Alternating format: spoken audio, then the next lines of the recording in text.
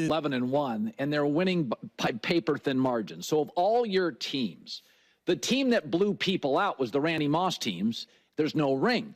Your 03-04 team, you were winning close games. And so this Chiefs team is the closest to your team.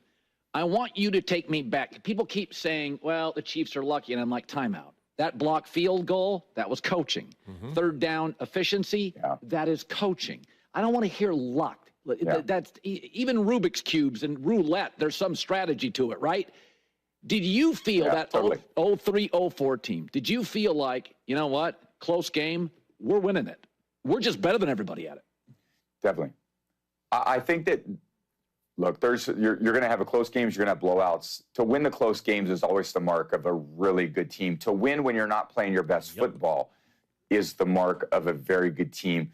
I just think the Chiefs are so dangerous because if it's a one-score game in the fourth quarter and Patrick has the ball, he's incredible. He comes, not that he comes alive because he comes alive all day long, but he's so dangerous because then he has 4 downs, late in the game where you got to stop him for 4 downs, not 3. Yeah. And that's a dangerous aspect for any defense. You have to kind of pull away from, and that they're hard, it's a hard team to pull away from because they do such a good job defensively.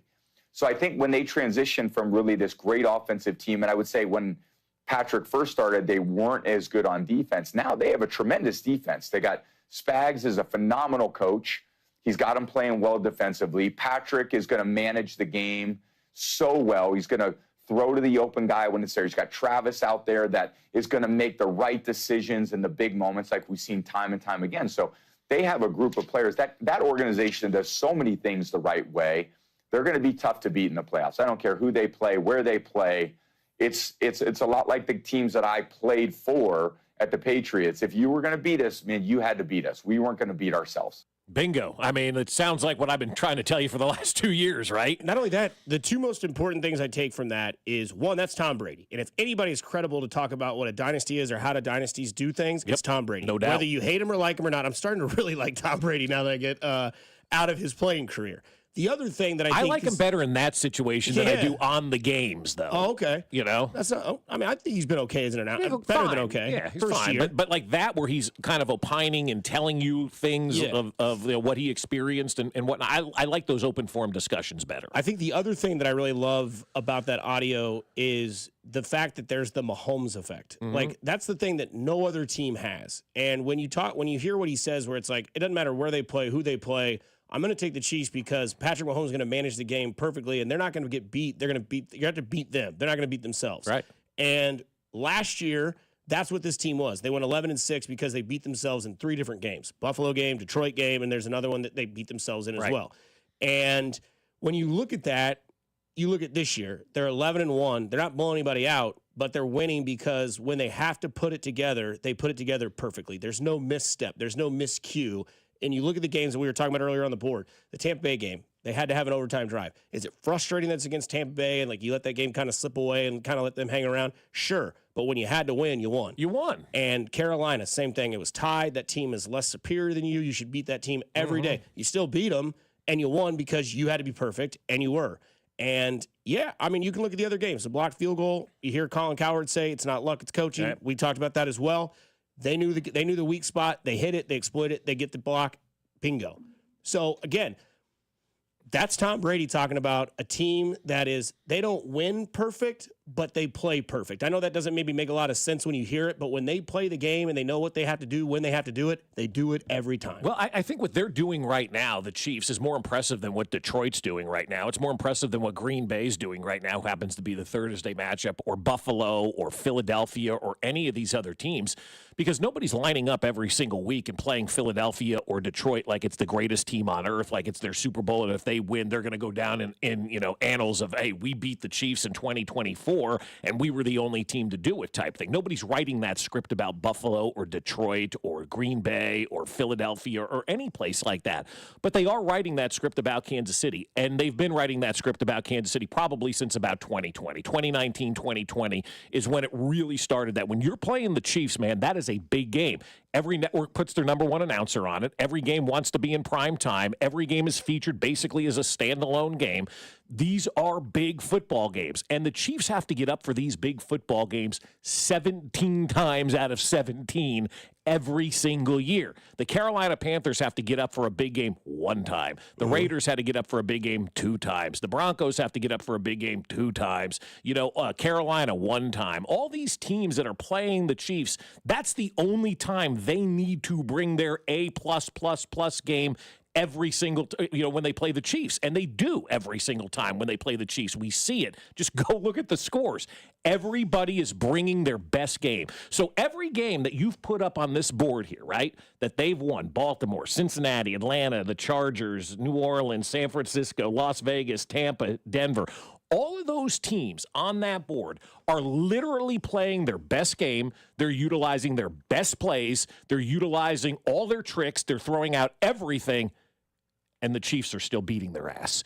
And that is the mark of a true championship football team. No matter what the opposition throws at you, you find a way to overcome that. You find a way to adjust in games or prepare on a Tuesday to block a field goal on a Sunday or whatever the case may be. You have figured it out. And that's what playoff football is all about. That's what happens in the postseason. Go back to last year. You heard Tom Brady talk about stepping it up in the playoffs and Travis and all that kind of stuff. The conversation about Travis last year, at least on the afternoon show, was that he was washed and he was never going to be any good again. And then the playoffs happened and Travis Kelce had, 400 yards in 3 games and a couple of touchdowns. And, oh, my God, Travis Kelce's back. Because he knows what the big moments are. He knows what matters most. He knows what's important. And that's January. And the Chiefs have already got their ticket punched to January. The rest of December, you're playing for seeding and you want to have that bye, and it's important from that standpoint. But they're already in the playoffs, and now that's where their focus is, on January. And what are we going to do in January? And they're not going to show you anything for the rest of December that they're going to need to use in January to win a couple of football games to get onto the Super Bowl. And they just know how to do it, and they're doing it by beating everybody's best effort every single week. It really is remarkable, and it's a joy to watch. The best part about it is the guy that's in control is at his best when the world starts to shake. Mm-hmm. And that's, to me, and I get it. There's probably a little bit of worrisome attitudes, and I totally get that. You're starting to get into the crunch of the season. We're in December. The football season starts to really matter now, at least for us in Kansas City. And when things start to get a little bit rocky, the guy that controls the game is as smooth as can be. I mean, he's 15-3 in the playoffs. 2 losses to 1 human, and that human you just heard talking on a talk show host, so you don't have to worry about him anymore. The other one is an anomaly because he played his worst half ever, and Joe Burrow gets the win. And obviously. You start to look up at Joe Burrow and that situation that's going on in Cincinnati. I mean, they beat us. They haven't beaten us in over 2 years now, because I think it was 2 years yesterday, the last time they beat us. But is Cincinnati a team that's trending upwards anymore? I don't think that they are. And so I think that Joe Burrow may be out of the equation for the next couple of years, especially if they make a coaching change at that situation. But, I mean, they do what they have to do when they need to do it, and that's what matters, man. You step up your game when it matters most. And the other thing about December football, everybody's December, especially when you're married, you got kids, you got in-laws and all this stuff. December becomes the busiest month of the year. Football players have that same stuff to deal with as well. What are we doing for Christmas? What are we doing for New Year's? What are we doing for this? And you have your wife and your family and your kids. Sometimes your attention sometimes gets directed elsewhere. And as you move down the stretch, it's important to maintain that focus. And maybe for some of these other teams, they're going to be focused on something else, like planning their trip to Cabo, because they know they're not going to the playoffs. Coming up on the other side, certain food that I just discovered the ingredients to, and dude, F that food. That's all I have to say about that. Our poll question that we do once a week on the other side, as well as, the Chargers have done everything but get it right with certain quarterbacks. Bob Fescoe, McMurray, Dusty Likens. You're listening to Fescoe and Dusty on 96.5 The Fan, your home for Kansas City sports. You're listening to Fescoe and Dusty on your home for Kansas City sports. 96.5 The Fan. I'll tell you what, we get football starting up tomorrow, but you got some hot NBA action tonight, and you can have some success with that on the FanDuel app. Make your NBA bet a swish with FanDuel, America's #1 sports book. FanDuel has all of your favorite bets, from who will win the game to how many points a player will score. Plus, check out newer bets like the number of dunks, assists, or three-pointers in the next 3 minutes.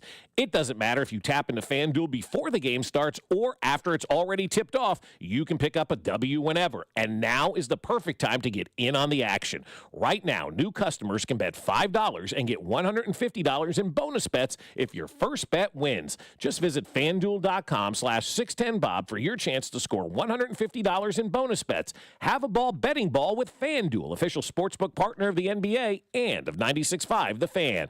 21 and present in Kansas. First online real money wager only. $5 first deposit required. Bonus issued as non-withdrawable bonus bets which expire 7 days after receipt. Restrictions apply. See terms at sportsbook.fanduel.com. FanDuel is offering online sports wagering in Kansas under an agreement with Kansas Star Casino, LLC. Gambling problem? Getting help is your best bet. Call 1-800-522-4700 or visit ksgamblinghelp.com. Hey, you already know that there's nothing like a custom design and crafted jewelry treasure from House of Diamonds. A one-of-a-kind creation built from scratch for a one-of-a-kind love. But sometimes you have a need for speed. This is Gene at House of Diamonds, and just in case custom jewelry isn't in the cards, we have a case. Actually, we have 19 cases filled with some of the most beautiful handcrafted jewelry you'll ever see. Earrings, rings, bracelets, pearls, pendants, and fine gemstones. A lot of it we created in our shop. All of it carries our name with the quality and craftsmanship you've come to expect from House of Diamonds. And any item can be tweaked and customized just for you. Think of it as Custom Express. Custom Express or custom from scratch. Get it at locally owned, family owned House of Diamonds. House of Diamonds on the southeast corner of College and Quivira. You hear that? That's the sound of another year counting down. Another year missing your revenue goal. Another year wondering why your marketing isn't more effective. Another year worried about next year. The clock is ticking, but you still have time. Time to contact the experts at Scale Marketing. Scale Marketing is a full-service marketing agency who is expert in lead generation and revenue growth. Our clients see an average of 20% growth in the first year alone, with sustained growth from there. From your traditional marketing to social media to paid search, we'll take a forensic approach, digging deep to find the root problems in your marketing strategy. Then we'll fix them fast. At Scale Marketing, we can't stop the clock, but we can change your company's future. Find out how you can make your marketing budget work harder and drive more revenue. Contact us at scalemarketing.com or call us at 833-SCALE-25. That's 833-SCALE-25. Okay, I have to tell you, I was just looking on eBay where I go for all kinds of things I love, and there it was. That hologram trading card.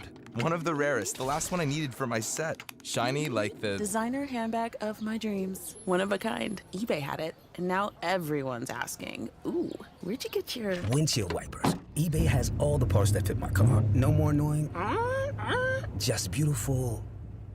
Whatever you love, find it on eBay. eBay, things people love. Why choose a Sleep Number smart bed? Can I make my side softer? Can I make my side firmer? Can we sleep cooler? Sleep Number does that. Cools up to 8 times faster and lets you choose your ideal comfort on either side. Your Sleep Number setting.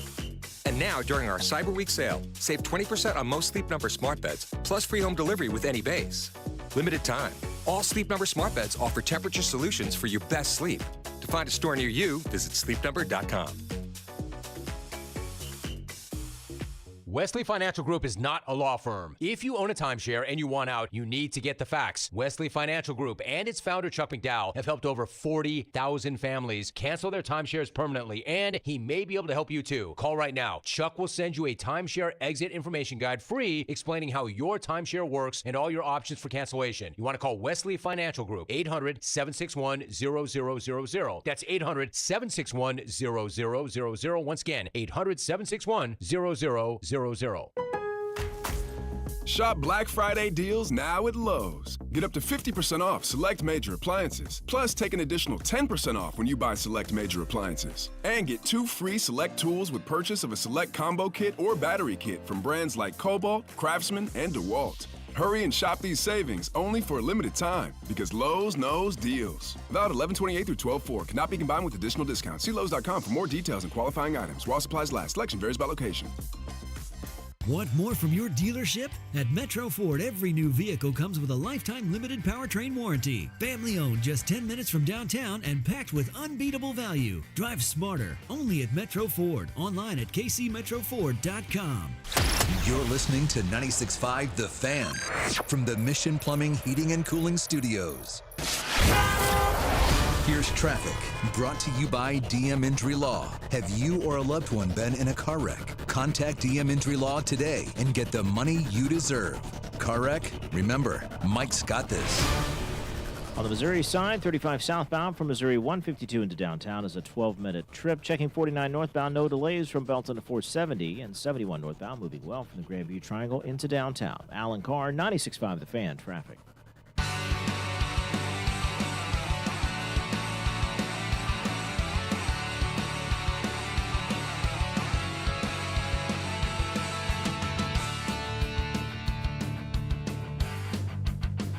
Ba-da-ba-ba-ba, I'm loving it. Well, hello, everybody. Happy Wednesday.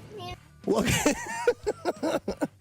I just love the very end Is of that Mac? Yeah. Ba-da-ba-ba-ba, I'm loving it. Well, hello, everybody. Happy Wednesday. Yeah, who doesn't love it? Ba-da-ba-ba-ba! It's Wednesday, so it means it's poll question day. The poll question today is quite easy to think about. Is it, though? Not really, actually. It is, would you rather have imitation crab or a plant-based burger? So for those of you that would like to know, not if anybody really wants to, after the shows are over, we go back into the little office and we start to discuss things. And I just threw out the term, what is imitation crab? And Bob, being the guy that he is, goes, well, it's an imitation of crab. Mm-hmm. And then we found out the ingredients of what is in imitation crab. Mac Morey, take the stage. Imitation crab is a highly processed food made by combining minced fish with starch, egg whites, sugar, salt, and additives to mimic the flavor, color, and texture of real crab meat. How about just buying real crab? It's on sale right now at Hy-Vee. Yeah, it is. Yeah. No, seriously. Here we go. Yeah. And then plant-based burger. And plant-based burger, made in a factory. Are you going imitation crab or are you going plant-based burger? I'm going imitation crab. Oh, that's just like the hot dog of the sea. It is, but I'm not really in on the plant-based burger that some guy on a conveyor belt in Sheboygan is making. Sheboygan's probably a bad term. They're not eating plant-based anything up there. But, in Denver, let's say, or, places like that, like I'm not into eating factory-produced burgers like that, So I'm going to go, not that imitation crab is better, but at least there's like real fish sort of in there, and then they spray paint it red. Like neither is appealing to me, but if I had to choose one or the other, I probably would choose the imitation crab over the plant-based burger just because I think there's less factory involved in the imitation crab than there is. Like I got an image of the plant-based burger, like this conveyor belt and like this pump just going and dropping a thing on there and then somebody pounding it, you know what I'm saying? Like that's kind of the way that I look at it right now. And I'm just like, I'm not into that kind of stuff. So, and I've had both. I mean, I've tried the Impossible Burger and whatnot, and I'm like, it's impossible to enjoy this. Imitation crab out to a massive lead already. Wow. 3-1? 59.1 to 40.9. Okay. Wow, all right, big lead already. It's a paste made out of finely shredded or pulverized fish. Yeah. I don't know, man. I keep reading these, and I feel like I'm going fake burger. I voted fake burger. I think I'm going burger. I'm not eating the hot dog of the sea. Read me the ingredients in that fake burger. Okay. There's going to be things in that fake burger. You're like, I don't even know what that is or how they even decided that should be in this burger. It's not like they're just taking a bunch of chickpeas and black beans and kind of mashing them up and it's all natural. I mean, there's obviously some sort of gum to hold it all together and some sort of acetaminophen or something really like gross. That. Like, you're going to start reading the ingredients of this and we're going to be like, not a chance, right? Yeah, Go for it. I had it, Bob, but now now the computer's computering. But this picture looks exactly like what you said, conveyor belt. Yeah, mushing something. Well, they're all the out. same size. They're all the same weight. They're just not for me. Let's see if I can get it on my phone because the computer's gonna suck. But I would eat a plant-based burger out of Denver, if you know what I mean. I need a plant-based burger if it was a real plant-based burger. Like somebody actually made the patties with the natural ingredients. But something that comes in a box? No. Oh. I just didn't know because I was like, what is imitation crab? And then just like the paste fish, red 40 molded into legs that look like crabs. And then a lot of people in their holidays make that dip where it's like cream cheese, red sauce, and like the imitation. I'm out, man. Yeah, you're out on that stuff. Now, like places like Europe, that would probably be illegal to sell imitation crab. But here in America, feed them. It's got imitation dye in it. Protein from soy, flavor from heme, which is the molecule that makes meat taste meaty.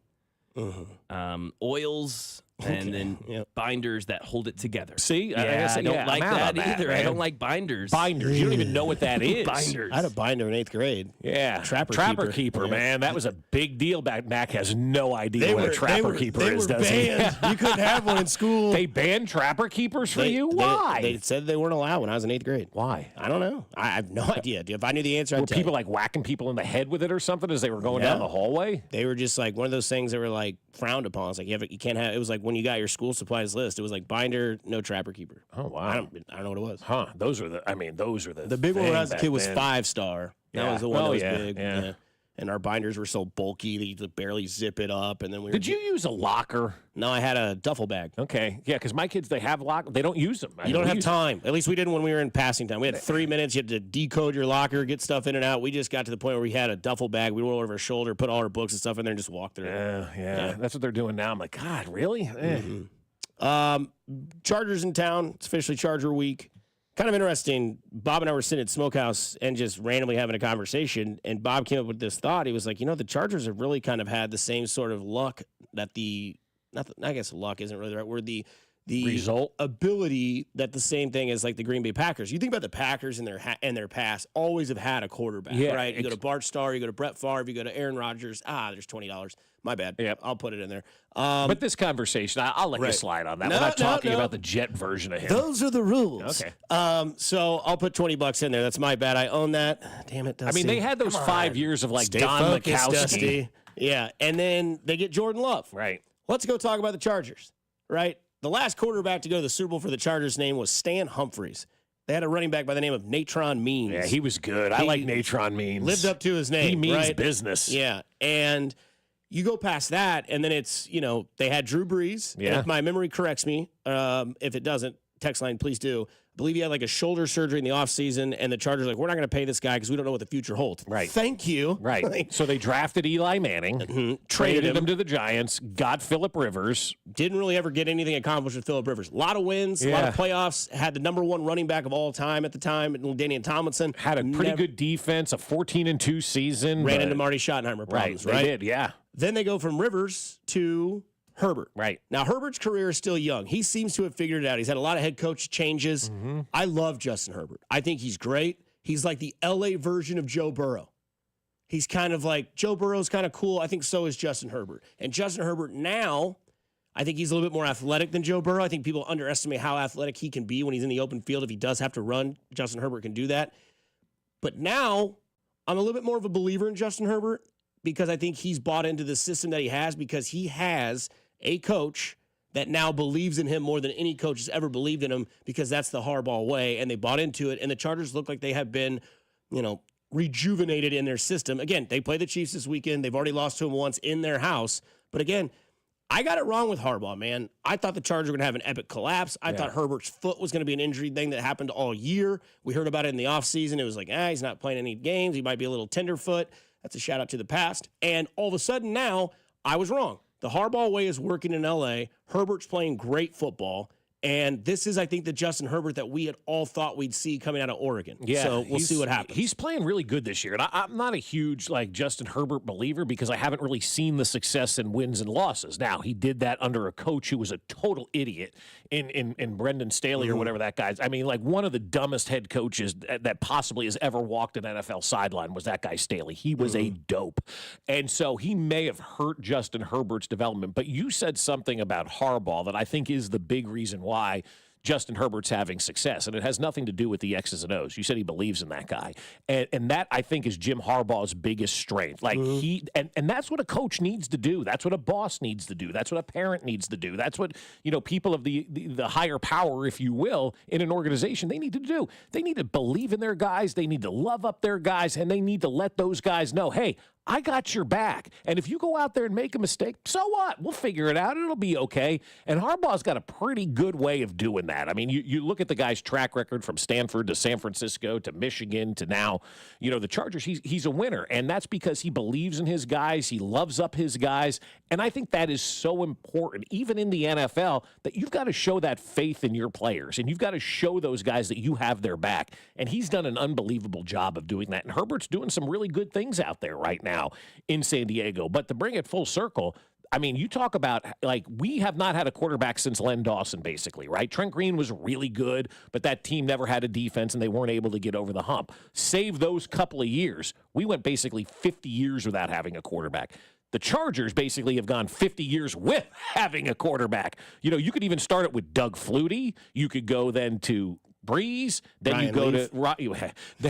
then you go to Rivers, and now with Justin Herbert, they've had a lineage of quarterbacks, but it's never amounted to anything. It's never amounted to a championship. They've not been to a Super Bowl. Dan Fouts is good. Yeah, I mean, if you really want to go back to, even further. I mean, you talk about an organization that has had quarterbacks after quarterback after quarterback, but they were never able to kick that door down and win a championship. And will they? I don't know if they ever will. I don't know the answer to that question. As long as Patrick Mahomes and Andy Reid are standing in their way, it's going to be tough for anybody to go out there and win a championship. But imagine having all of that success at that quarterback position. Really, Fouts is a Hall of Famer. Phillip Rivers, he doesn't have the Super Bowls. But That's the debate right now. Does he get in or not? Somebody asked me the other day, is he a Hall of Famer? I'm like, no, he doesn't have any Super Bowls, but he has Hall of Fame numbers that he's put up, and they have nothing really to show for it. There's no hardware whatsoever to show for it. Drew Brees was in San Diego at the time, 2002 to 2005, only had one losing record. His second year, they went 2-9. And they got rid of him with no problem. They're like, the all right, shoulder. See you later. They were Take worried care. that it wasn't going to happen. And then he goes to New Orleans and has the Hall of Fame career that Drew Brees has. Right. But, yeah, you think about that. If he sticks around and plays it out, I mean, played 16 games in 2002, 11 in 2003, 15 in 04, 16 in 05. Now, it wasn't the Drew Brees, obviously, that Drew Brees became in New Orleans because he was only 22 to 26, but he was what we call on the come. Yeah. And if Drew Brees is in this division for the length that he's in, 2001 to 2020 in his career, who knows what what do you guys think? Chargers do? More success if they would have kept Drew Brees instead of drafting Eli Manning? I mean, we talk about it's all based on situation, right? Yeah. Like, I don't know the help that Drew Brees was getting. Like, maybe he got way better in New Orleans because of coaching. Sean Payton. I mean, look at what's going on in Denver right now with Bo Nix. He's turned into the best rookie quarterback in the NFL, and there was a lot yesterday about the trust factor now that Sean Payton has in Bo Nix, and he's asking him to make plays and things that you would ask for like a third-year guy to do. And Bo Nix, being in his advanced age, obviously can handle all of that, but he's got the trust of Sean Payton, and that is a well-oiled machine right now, a head coach quarterback combination in Denver. That's a scary good combination right now. And what Sean Payton did with Drew Brees down in New Orleans, it's a good point, Mac. Does he take that next step in San Diego if he doesn't have Sean Payton? The answer to that question is probably no. Probably not. Who was the coach? Well, I think at that point in time in 2002, it wasn't Marty. It was, I don't even know anymore who the coach was, in that era of the Chargers football. But I will say Phillip Rivers probably had at least 4 head coaches when he was there in San Diego /LA. It was Marty. It was Marty? In 02. In 02? Mm-hmm. How many years was Marty there? 2? He was there in 02. They went 8-8. He was there in 03. They went 4-12. Uh-huh. And then let's see here. 04 was Marty. In 04, they went 12-4. Then he was fired after that year, I believe, because they got bounced in the first round. Yeah. No, he was there in 05. And they went 14-2, didn't they? And then he got bounced. And then 05, he was there again, went 9-7. And then was there again in 06. They went 14-2. Then I think that's the season that ended it. Okay. Yeah, then Norvell Turner took over That's right. in 2007. And now he's in Vegas. Because they choked in the playoffs, probably. And Yeah, then they well, got- No, I remember absolutely they went. they Four, did, I yeah. believe they went 14-2, and I believe they lost to the Jets. They did. And the Jets beat them. Yep. They're like, that's it. Yeah, That's a he was wild done. card team. Yeah. You're the number 1 seed. Yeah. Can't do this. But Because can you imagine- the same thing was happening in Kansas City with Marty, and it was like, Yeah. this guy, all he does is win the regular season. And then it's like, if you look at Marty Schottenheimer's playoff record, It's awful. He did the same thing in Cleveland. He blew 2 games in 2 years with the Browns, and he came here to Kansas City, blew a couple of games, blew games in San Diego, and so like if you were looking to turn around a program that was in the dire straits, Marty was fantastic, but he would get you to this point, but he was never able to get you over that hump. And I really think losing those 2 games to the Broncos in back-to-back years in the AFC Championship game scarred Marty for life about how to coach in the postseason. And once the postseason came along, he tensed up, he freaked out, he didn't know, what he should do because that PTSD of losing on a fumble and losing on a drive, all of that kind of stuff just kept coming back and coming back and coming back. And he just, he overthought it when he was here in Kansas City and clearly, out with the Chargers as well because they were 14-2 and Mark Sanchez beat them, I think, in that game. probably. I mean, that was like probably that Rex Ryan run where they Yeah. were going to AFC Championship games and lose to the Patriots. Yeah, those two years where they were doing that. early? I know it wasn't. I know 9 and 10 maybe. Yeah, I'm trying to that think. was That later. might have been that was Herm Edwards. 2012. What year are we talking? 08, Oh, 09. no, Herm was here in 08, 09. Because 08 was Bo's rookie year. No, so it probably was Mark Sanchez 08, 09. That's about the time frame Was that of butt when that fumble? was. Was that butt fumble era? Yeah. Was that it? I just thought y'all were speaking to the 06. That's my fault. Yeah. 06 was Because the Chargers, you guys were speaking, so my fault. Yeah, Right, yeah. yeah. Gotcha. So, I mean, when I just graduated high school. Again, but to put it in perspective of how lucky we are that we've had Patrick Mahomes and we've capitalized on this, right? I was in Target yesterday picking up, I can't say on the air, right? Because it's early and the kids aren't in school yet. So a guy says to me, he goes, God, we got to win the Super Bowl this year. And I kind of just walked away and I'm like, what do you mean we have to win this? Like, what happens if we don't? Like, and at that point, I'm like, sometimes people just don't realize how lucky we've been. You went through this list of quarterbacks with the Chargers or the list of quarterbacks with the Packers. I mean, you talk about generations of having these guys under center that are Hall of Fame type quarterbacks, and they have really nothing to show for it. We have done nothing but win championships here in Kansas City, and I do think at times we lose perspective of how lucky we've been. Is that luck, though? Yeah, I think there's some luck involved in that. Sure, yeah. I mean, Because luck, yeah. I don't know how much of it's luck or more so it's just the ability to be able to coach that with the talent around you. Because the biggest knock that we gave Alex Smith is that he couldn't win the big game. Yeah, sure. We gave it to Andy Reid, too. And Andy Reid, when he first got here, was like, well, his clock management skills are just piss poor. And now all of a sudden, Andy Reid has figured that out. That's not luck.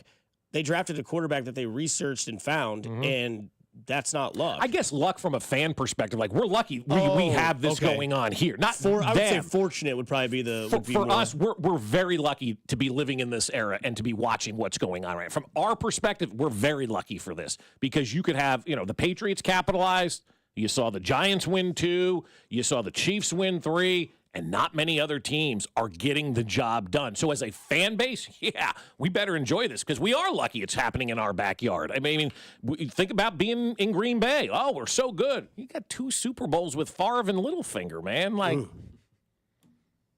Yep. So we are, as Lord fans, Baelish. we're very lucky. Lord Bayless got a documentary coming out.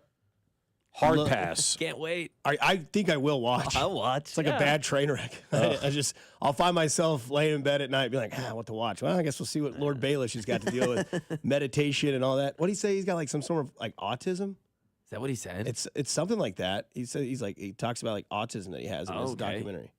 And that's what I saw. I bet they planned on this being some awesome documentary about the success and They what the said that's comeback why- story. At least from what I saw, is that it's like something about how his like form of autism, I think he says he has, is like the reason why there's like a divide between he and his family and stuff. Okay, all right. This guy's been in the league. I'm serious, Seriously, man. Like, you've been in the league for 20 years, and this is the first time anybody's hearing about that. And if he is autistic, and I do work on Building Hope for Autism Foundation and deal with autistic children and families all the time, If he truly is autistic, then he should have been celebrating that and letting people know that even with autism, look what I'm able to do and look what I'm able to. He could have been an amazing role model for kids and families that have autism and deal with that.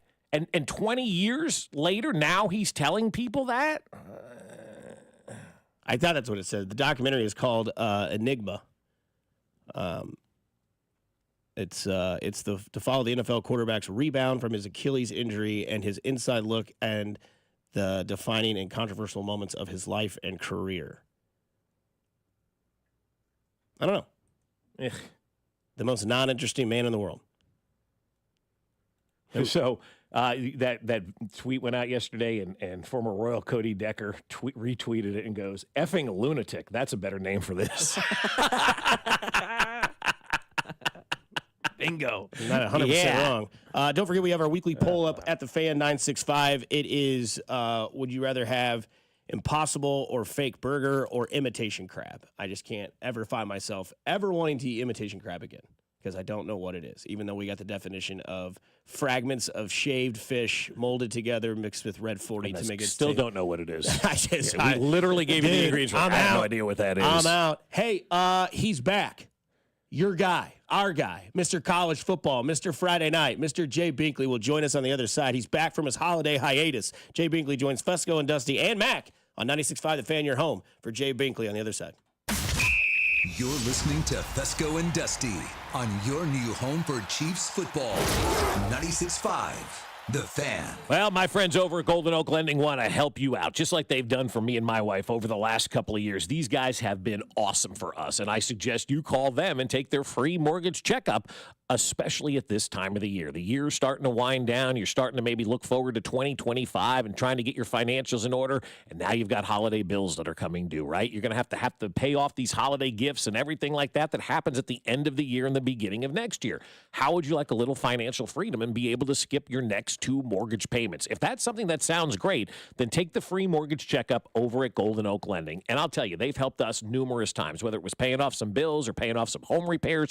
Golden Oak Lending has always been there for us. And that's why the free mortgage checkup is so important, because Golden Oak gets your name, they get your number, they get you in the system, right? And you go through that free mortgage checkup. You'll never have to fill out paperwork or a credit card. It's just a phone conversation, and they'll ask you about your financial goals, and you'll give it to them. And if they have something that'll work for you better than what you're currently in, they'll let you know, and they will get you in that mortgage. If it's something out there that's not so good right now, they'll let you know that as well, and they'll say, you know what, we'll be back in touch with you in a couple of months, maybe when the rates change. So call Golden Oak today and take that free mortgage checkup. 913-890-GOLD. That's 913-890-GOLD. And let Golden Oak Lending cure your blues. You're always better with a roof from JR. We've had more than our fair share of hail and wind this year.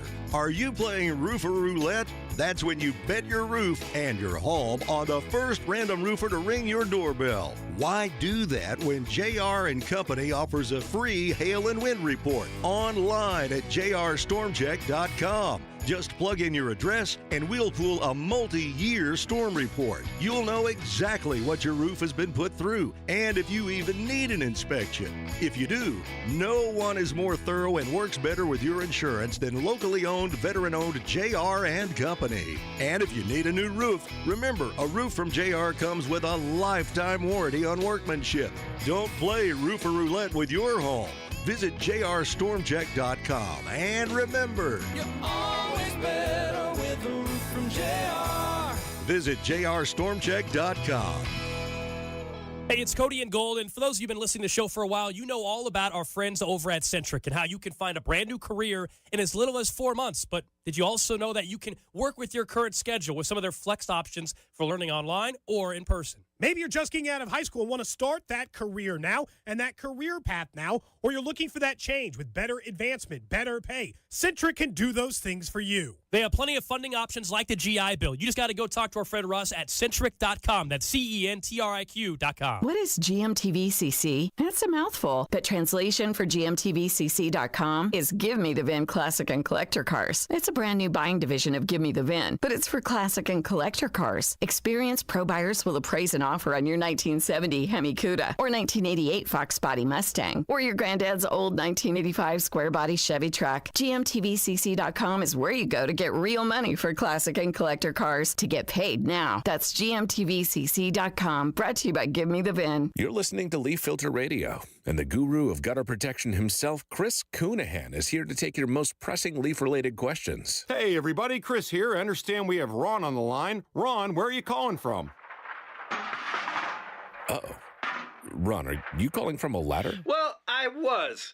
I wanted to ask Chris what I need to do to get my gutters ready to have leaf filter installed. Oh, Ron, you don't have to do anything. A Leaf Filter Trusted Pro will come out and clean out your gutters, realign and seal your gutters, and install Leaf Filter, America's #1 gutter protection system. So I didn't need to get on this ladder? Ron, Leaf Filter Trusted Pros are in your neighborhood and ready to help. Just visit leaffilter.com/gutter to schedule your free gutter inspection and get up to 30% off.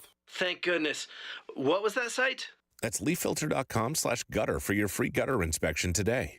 See representative for warranty details. Promotion is 20% off plus a 10% senior or military discount. One discount per household. When I wake up The best mornings in the morning light, start with Wrangler. I pull on my jeans and I feel alright. Jeans, jackets, and shirts that get your day started. Good mornings make for better days. Wrangler, for the ride of life. Lowe's knows that to win the job, pros need the best prices. That's why only at Lowe's, MVP's Pro Rewards members can get a volume discount on eligible orders as low as $1,500 at the Pro Desk.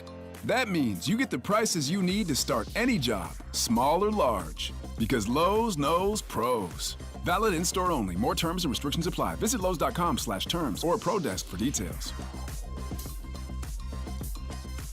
Need to hire? You need Indeed. Their end-to-end solution helps you attract, interview, and hire candidates all year round. Schedule and conduct virtual interviews right from your Indeed dashboard. Learn more by visiting Indeed.com/credit. Here's traffic, brought to you by DM Injury Law. Have you or a loved one been in a car wreck? Contact DM Injury Law today and get the money you deserve. Car wreck? Remember, Mike's got this. Brought to you by Jay's Southland Tow Service, Missouri side, I-70 westbound from 470 into downtown 15 minutes. Kansas side 35 northbound trip from Olathe into downtown about 20 minutes. Having unexpected car trouble or just had a car accident, call Jay's Southland Tow Service 816-779-4869 or southlandtow.com. Use the tow service trusted by most local police departments. They can do it all, so be in the know and call Jay's Southland Tow. Alan Carr, 96.5 The Fan, traffic. It's time for the College Football Report with Jay Binkley. I'm still not sure I'm not Dusty's dad, but regardless. On your home for K-State Athletics, 96.5 The Fan. Oh, that's the sweet sounds of a college band. What song is this? I'm going to guess it's just got to be Tennessee because Mac played it, right? Is this Rocky Top? No. You'd know Rocky Top. Yeah. The one from Dolly Parton, she sings it, right? This is probably the K-State theme song. What is it? Honest to God, what is this song? Power Cat. No idea. What'd you just put in College Fight Song, and this is what came up? This is what they produced. They had someone else make this. Speaking before I was of here. college football, he's back. Jay Binkley, how was your Thanksgiving time off? Binkley, glad to have you back. Refreshed, ready to go? Yeah, ready to go. Tons of football, man. What a slate of football this last week and a half, 2 weeks has been. It's been crazy. Let me ask you this, because you're kind of old school. You lose a game in your house and someone plants their flag. Are you fighting? Yeah, man. Got to, man. You can't let me do it, especially if you have AstroTurf and the dumbass is trying to plant a flag in AstroTurf. It's a great point. I did not even consider that. Like, that's fake grass, and this guy's trying to plant a flag in AstroTurf. Yeah. That was the one thing about plant. I mean, it's one thing with Arizona State when they put that pitchfork in the grass. It's another thing when people are trying to plant a flag in AstroTurf, because guess what? You can't do it. Well, one guy tried to throw a flag into the crowd. I think he actually did throw a flag into the crowd for like North Carolina or something like that. Yeah, we saw four incidents of the I think it may be I heard they were talking about ESPN like a copycat. People, I think it's what we were talking about. Teams copied because North Carolina State did the same thing. Florida in Florida State did the same thing. Then, of course, you had Arizona State and Arizona with the pitchfork. And Texas almost did it, but Steve Sarkisian got him off the field. Well, I mean, and good move by Sark to do that. I'll give him a lot of credit. I don't like to give anything from Texas a lot of credit, but that guy did the right thing before it got escalated and got out of hand. He was the adult in the room. The other games seemingly could not figure that out. But I do appreciate from the flip side is these rivalries still matter in college sports, man. Even with the NIL and the portal and, you don't know who's where and who's going where and who's coaching where. Like, it shows these rivalry games are still big deals for everybody. That's what makes that last weekend fun, that rivalry weekend. I think a big part of it, too, was all the visiting teams were winning at the home team in this. Right. Of course, this doesn't happen if it's your own field and you win a game, you're not planting the flag. So I think that the culmination of that happening. But it is funny because you wouldn't think people would have that deep, love of their university, because we see so many of these guys that on each team that have been at 2 and 3 schools before, spending time at the school that they're at. So it is nice to see that. I love rivalry week. I think it's great. Yeah, it's great. Nothing screams rivalry better than KU Baylor. I mean, when you talk about rivalry games, you just throw the book out the window for that one, huh? I can't believe it. I mean, KU, 3 straight wins against ranked teams, and they have everybody scratching their head saying, man, if this team could just put things together at the beginning of the season. But the funny thing is the perception. Like, if we look at Kansas State and you think about their football program being so far ahead of KU right now, Kansas State beats KU by 2 points this year. KU only won one less game in the Big 12 than K-State. K-State finishes in 8th, 5-4, and Kansas 4-5, which is funny. That one game between Kansas and Kansas State determined which one had a better record. That's how razor thin that margin was between those two schools. Luther Burden declared, I don't think that's a secret to anybody. You still think he's a top 10 draft pick in next year's draft? I do. We'll see what he does. I know his draft stock really started to fall because I don't think Missouri used him near as much as they should. And we saw guys like Tedero and McMillan and all these other receivers kind of grab that top spot. And, of course, Travis Hunter and guys like that. But I think once he gets to the combine, shows off his speed and his skill set, I think maybe I can't see him slipping past 15. Okay. 15 to 20 is where a lot of people may think. I don't see him going past 15. You think K-State should feel disappointed? I do. Okay. I do think they should be disappointed. Again, it's like, just look at the standings, finishing 8th in a year with so much parity in the Big 12. And the fact that they end their conference record 5-4, Kansas ends their conference record 4-5. That is not a huge difference in conference record between them. But, yeah, I really thought K-State was going to be challenging for a Big 12 title this year, if not winning, at least getting to the title game or being on the cusp of being there. So, yeah, I think it's a rather disappointing season for Kansas State. Of the 3 locals, then, that being said, who had the more disappointing season? I mean, it's easy to say Kansas, but Kansas State, with the talent and where they were going into the season, really didn't take advantage of the opportunity to win the Big 12 this year. No, they didn't. I would say Kansas State, just for that. I mean, obviously Kansas had the worst season because that was a team. Again, it's hard to say because Kansas had those expectations. There was people thinking, okay, this could be a college football playoff team, and this is a team that could challenge. But Kansas State had the perception, the preseason hype as far as being a team that can compete. But Kansas is the one team not going to a bowl game, so at least Kansas State's doing that. All right, playoff rankings, the second to last, the penultimate, I guess they call it, playoff rankings before the championship games come out last night. And if you're a fringe college football fan, which I think a lot of people are, you look for the big names, and then all of a sudden you see SMU and Boise State have byes. Like, what the heck happened to college football when you have Boise State and SMU being in the top 4? Well, with SMU going to the new conference, ACC, and doing so well that they're doing this year, but the SMU game is going to be interesting because that Clemson-SMU conference championship game this weekend, because if Clemson upsets SMU, then all of a sudden you think, okay, Clemson would have to be in the playoffs at that point. Then does that put Alabama out? Is it between SMU and Alabama to get in? That'll be interesting. Boise State is interesting because there's Barry Odom in UNLV. Barry Odom is one game away from the playoffs. Think about that. Yeah. If UNLV beats Boise State in the Mountain West Championship game this weekend, they're in the playoffs. Nobody thought that UNLV would ever make the playoffs this year. Remember their quarterback quit and said he was going to transfer at the beginning of the year? This team is on the doorstep of making the playoffs. It's exciting. I think some of these matchups are crazy. I mean, think about just Alabama playing at Notre Dame in round one. I mean, just cool. Some crazy scenarios. But you're going to have to figure out a way to do the seeding different and do the top 4 seeds rather than being a conference champion, in my opinion. Because obviously, if a Boise State wins and has a bye, that should never happen. Binkley, it's time to give Mac your insight on this. Who's got your Heisman vote? Heisman vote is Travis Hunter easily at this point. Not Genty? It's not even close. I mean, he's so far ahead in the odds right now. It's ridiculous. But Travis Hunter's doing something we just haven't seen, and that's he could make an argument at being the best receiver in the country. He can make an argument at being one of the best defensive backs in the country. And listen to this: he had 4 games where he's had a touchdown and an interception, which is insane. It's wild to watch him play, and I think you're right about that. I don't think it's even close for the Heisman vote, man. You're playing both sides of the ball. You're dominating on both sides of the football. Case closed. Let's move on. Any good quarterbacks tickle your fancy over the last month where you're like, okay, that guy emerged, and maybe he's somebody we're taking a first-round, pick on? Because I think we looked yesterday, 1996 was the last year we didn't have a first-round quarterback. Is anybody really worthy of going in the first round? Or a couple of years ago when Kenny Pickett was the only guy that went and was drafted in the 20s.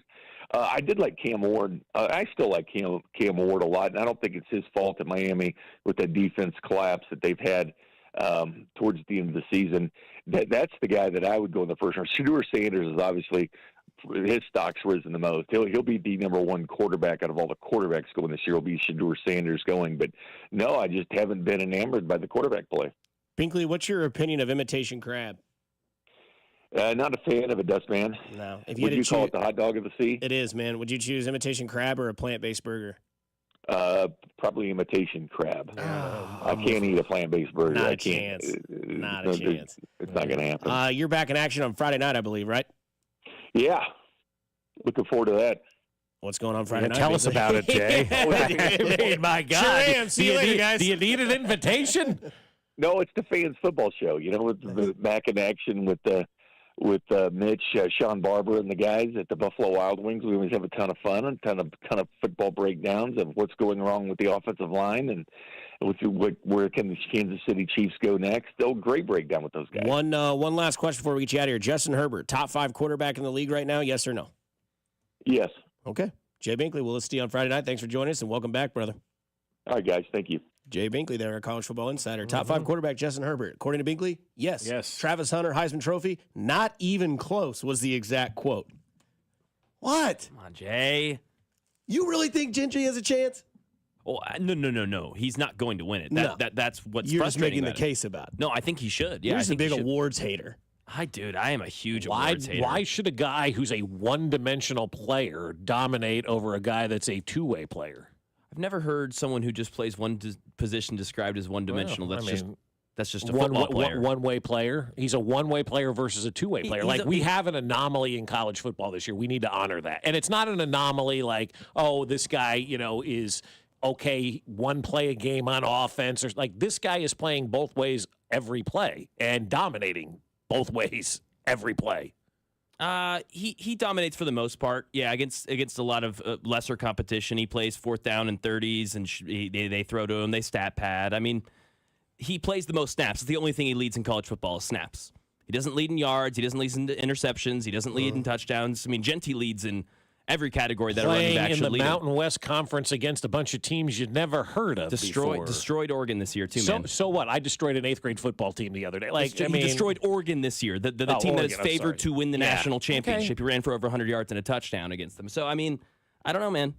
I think it should be way closer than it is. No, I don't. I think we have an anomaly. We have something unique, somebody that's really impressive, and to me, Travis Hunter, I mean, it should be a runaway. According to Vegas odds, it already is. I know. It's not even a discussion, they should just take which I think is crazy. Yeah. Either way, number 2 overall pick in the draft this year. Going to Jacksonville. Or maybe he's going to the Raiders. Who knows how the draft class is going to work out. Coming up on the other side, we get to the 7 o'clock hour and what we could predict to see maybe not in the script, or maybe it is. It's also on the Instagram page. We'll talk about what the left tackle brings to the Kansas City Chiefs. New addition to that offense here on Fescoe and Dusty. You're listening to 96.5 The Fan, your home for Kansas City Sports. You're listening to Fescoe and Dusty on your new home for Royals baseball. 96.5, The Fan. Fellas, it's Dusty Likens again to remind you it is the holiday season. We can get lost in the motions. We can get lost in the times. Don't let that happen to you. And let me tell you about some things that my friends at Heartland Men's Health can do. It is the holiday season, a time of love, a time for joy. But if you suffer from erectile dysfunction, this season can be tough on you, but not just you, your loved one as well. If you and your partner are experiencing struggles because of ED, change it up this year. Give the best gift you can give to the one you love by treating your ED and restoring your relationship. Heartland Men's Health treatments work when the pills or herbals fail. Their treatments with success rates well over 90%. Some treatments can even have you last an hour or more. Heartland Men's Health is successfully treating men in the Kansas City area. So schedule a visit. Get with Heartland Men's Health today. Your initial visit is only $99 and includes a medical consult with licensed medical provider, a T and PSA test, and if the test dose doesn't work in the office, your visit is free. So call them at 844-447-6600 or go visit them. They have 3 locations that can serve you: Overland Park, Kansas; Independence, Missouri, between Blue Springs and Lee Summit; and their new office in North Kansas City. HeartlandMen'sHealth.com. When it comes to beef, nothing tops world-class highly marbled Wagyu. Booth Creek Wagyu's Overland Park Meat Market is ready to elevate your beef. Their farm-to-fork commitment brings this intensely rich and flavorful beef from the tall grass prairies north of Manhattan, Kansas, directly to your table. Stop into the store to see what our customers are calling the jewelry store of beef and taste the difference. Our in-store experts are sampling freshly seared Wagyu 7 days a week. Located in the shops at Deer Creek Woods at 135th and Metcalf. Winchester at Lake City Army Ammunition Plant in Independence is the largest manufacturer of small caliber ammunition for the U.S. military. They're hiring technicians starting at $26.72 an hour with a $1,000 hiring bonus. Excellent day one benefits include medical, dental, educational support, paid time off, and company retirement contributions up to 8%. Join Winchester and serve the U.S. warfighter. It's more than a job. It's a mission. Apply at winchester.com/careers. Hey, holiday heroes. It's a special time of year at Shane Company. As a family business for 4 generations, we know firsthand that fine jewelry is the gift that says it all. From the engagement ring that says, "You're the one," to the diamond tennis bracelet that says, "Thank you for being you." We have the widest selection of fine jewelry gifts, in stock and ready to take home. Come pick out a pair of hand-matched diamond stud earrings or a necklace with a colorful gemstone. Check out our new Bloom collection, one of owner Tom Shane's favorites this year, featuring stunning sapphires, emeralds, or rubies. At Shane Company, every gift and every price range is crafted to our high-quality standards. We have jewelers working in every store to bring your gifts to life, making sure rings fit just right, setting center stones and engagement rings by hand, and engraving your pieces to make your gifts even more special. Your gifts will always be protected with our unmatched free lifetime warranty. Visit shaneco.com and come see us in store. Shane Company, your friend and jeweler. Shop Dell Technologies Cyber Monday event for their lowest prices of the year. The future is on sale today with limited time deals on select PCs like the XPS 16 that accelerate AI with Intel Core Ultra processors. Cyber Monday is their biggest sale of the year and the best time to upgrade, but it's only here for a limited time. Shop now at Dell.com/deals. That's Dell.com/deals. Arvest Bank believes in the power of serving others. That's why we're committed to supporting those who serve our communities. We believe that all communities deserve a financial partner who cares. Arvest. We believe. Arvest Bank, believing in the power of serving others.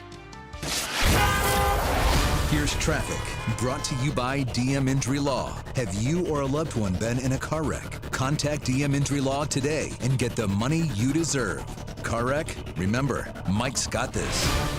Brought to you by Renner Garage Door, your home's garage door source. On the Kansas side, 35 northbound heavy from around 635 up past 18th Street Expressway with an accident blocking the left lane. When the snow and ice hits, make sure your garage door is ready, whether it's a smart LiftMaster opener, service repair, or a brand new door. Renner Garage Door has you covered. Locally owned and serving all of KC since 1956. RENNER, forward and back. RennerDoor.com. Alan Carr, 96.5 The Fan. Traffic. We got a new function on the Odyssey app. Did you guys know that this is a thing? I can send you messages from the Odyssey app. kind of crazy. KFNZ FM and AM HD1 and HD2, Kansas City, in Odyssey Sports Station.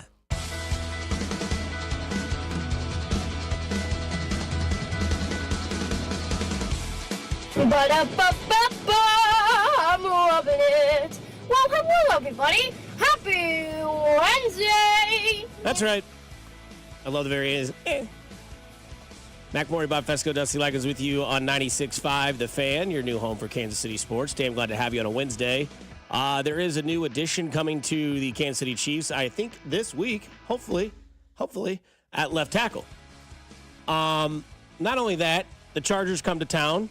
You can essentially lock up the AFC West, I would believe, depending on what Denver does the rest of the year and what the Chiefs do. Obviously, that's kind of debunks that statement because they'll play the Broncos in week 18 of the season in Denver. Yeah, but you're creating like a 4-game lead with 4 games to go or something like that, right? You just don't have the automatic clinch because you have the best division in the AFC. Mm-hmm. Bias, but also I believe it. Now you got the North will make an argument for you, but you know what? Cincinnati hasn't held up their end of the bargain. You got Pittsburgh and Baltimore. I guess the West is the best division in the AFC. 3 of the 4 making the playoffs. I mean, you look at the future of the West. If Bo Nix is going to be him for Denver, Justin Herbert has a new life form being born in L.A., and then you have Patrick Mahomes is the kingdom of kings in the Kansas City Chiefs. Sorry, Vegas, but you got some things to figure out as well. But again, Mahomes hasn't lost to the Chargers since 2018. I believe, or is it 2021? I don't know. At home or in general? He hasn't lost to the Chargers here since 2018. Last time he lost to the Chargers was in 2021. He's got an 81, we'll call it 82% win percentage against those Los Angeles Chargers, 9-2. Last loss, again, was in 2021. He averages 23 of 36, 278, 2 touchdowns to less than 1 interception a game for a 102 rating. That's pretty good. We talked about his numbers in the last 5 games yesterday, 11 touchdowns, 2 interceptions, and 1,300 yards passing. He's doing all that with 4 offensive linemen. He'll get DJ Humphries this Sunday, we believe, Sunday Night Football, to play at left tackle. I believe, guys, if that happens, we will see a repeat of what happened last time they played the Chargers, a deep connection to one Xavier Worthy. We can all sit back and be like, finally, he has time to throw. This guy has time to run his route. They're on the same page. Here we go. How come we always want to look at what this team does on offense and blame the play calling or the wide receivers? Like, nobody ever wanted to blame the offensive line, right? And that's why the struggles, if you will, have been there from an offensive standpoint, because if you don't have your front line of protection doing the job, you're not going to have an opportunity to do anything, whether it's a quick pass, whether it's a long pass, whether it's an intermediate pass, whether it's a run.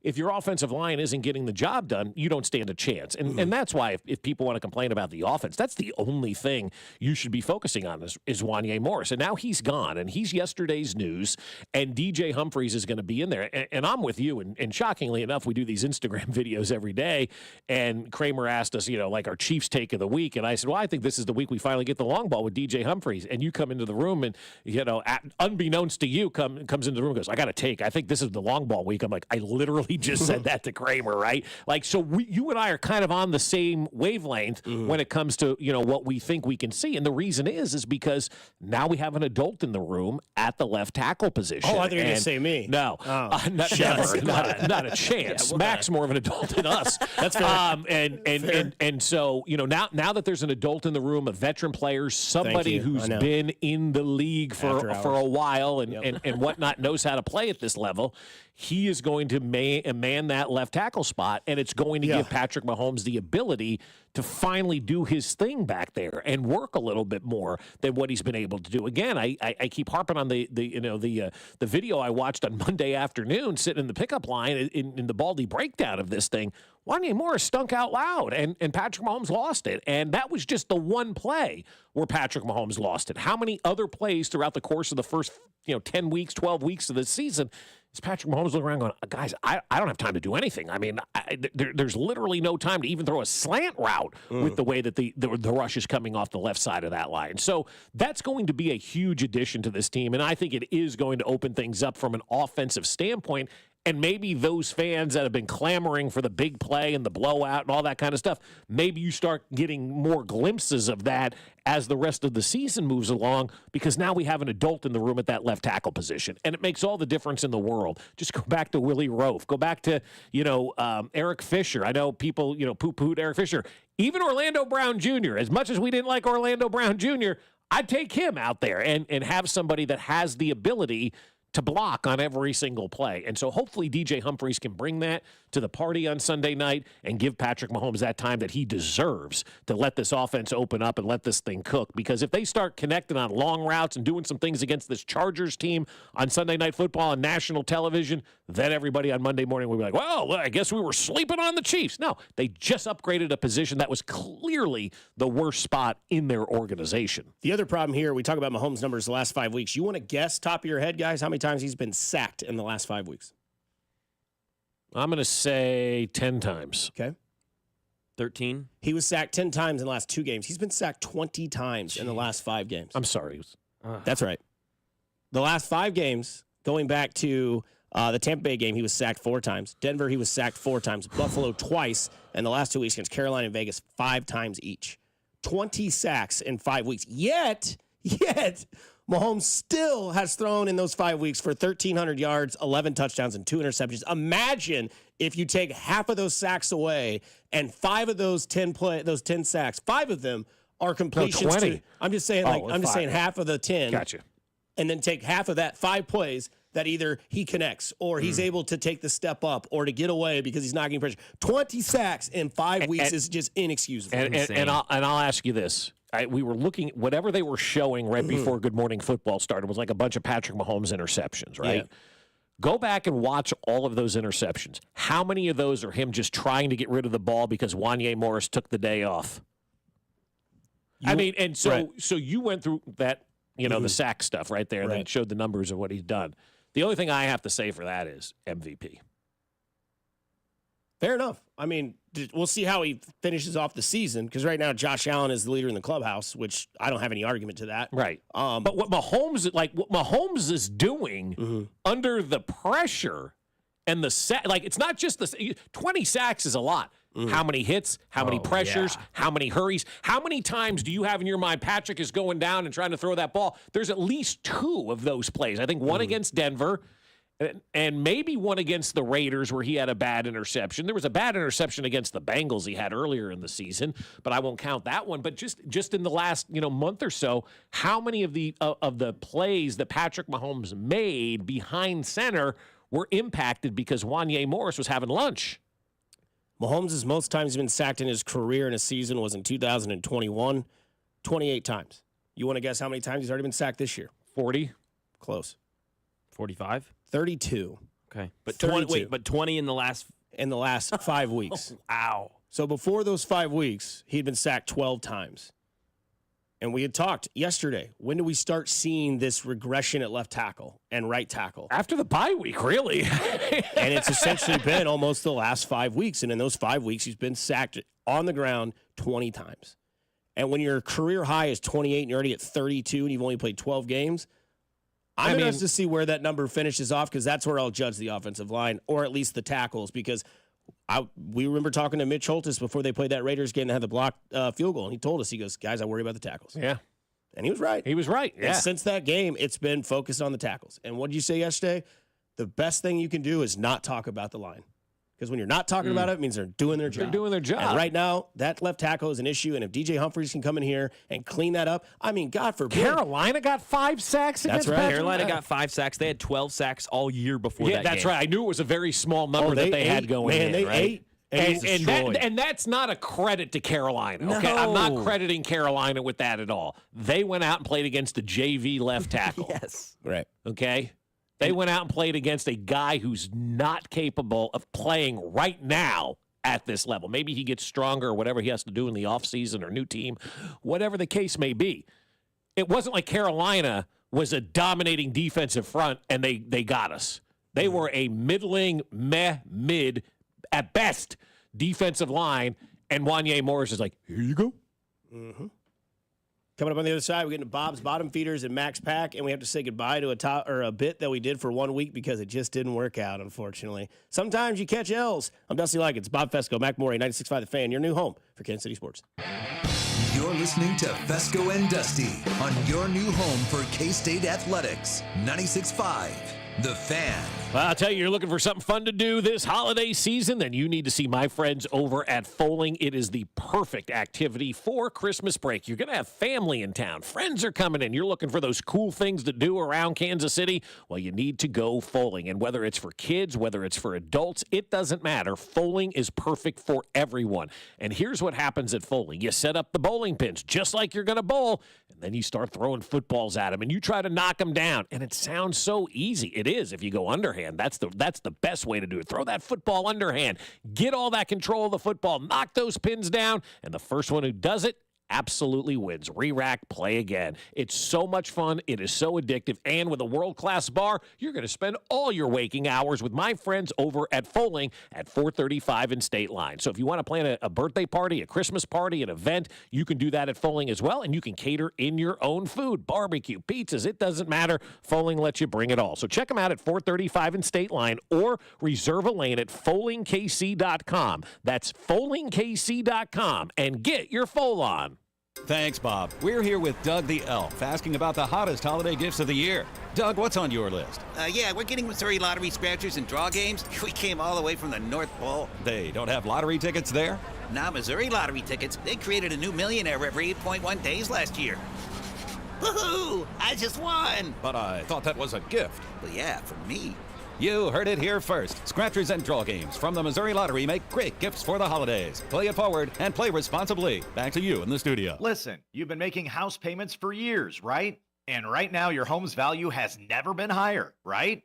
That means you're likely sitting on a small fortune in equity. And good for you. That's cash you could use to help secure your retirement, solve all your financial burdens, enable you to travel everything you want. The catch is, you're not ready to move. No problem. You don't have to with TrueHold.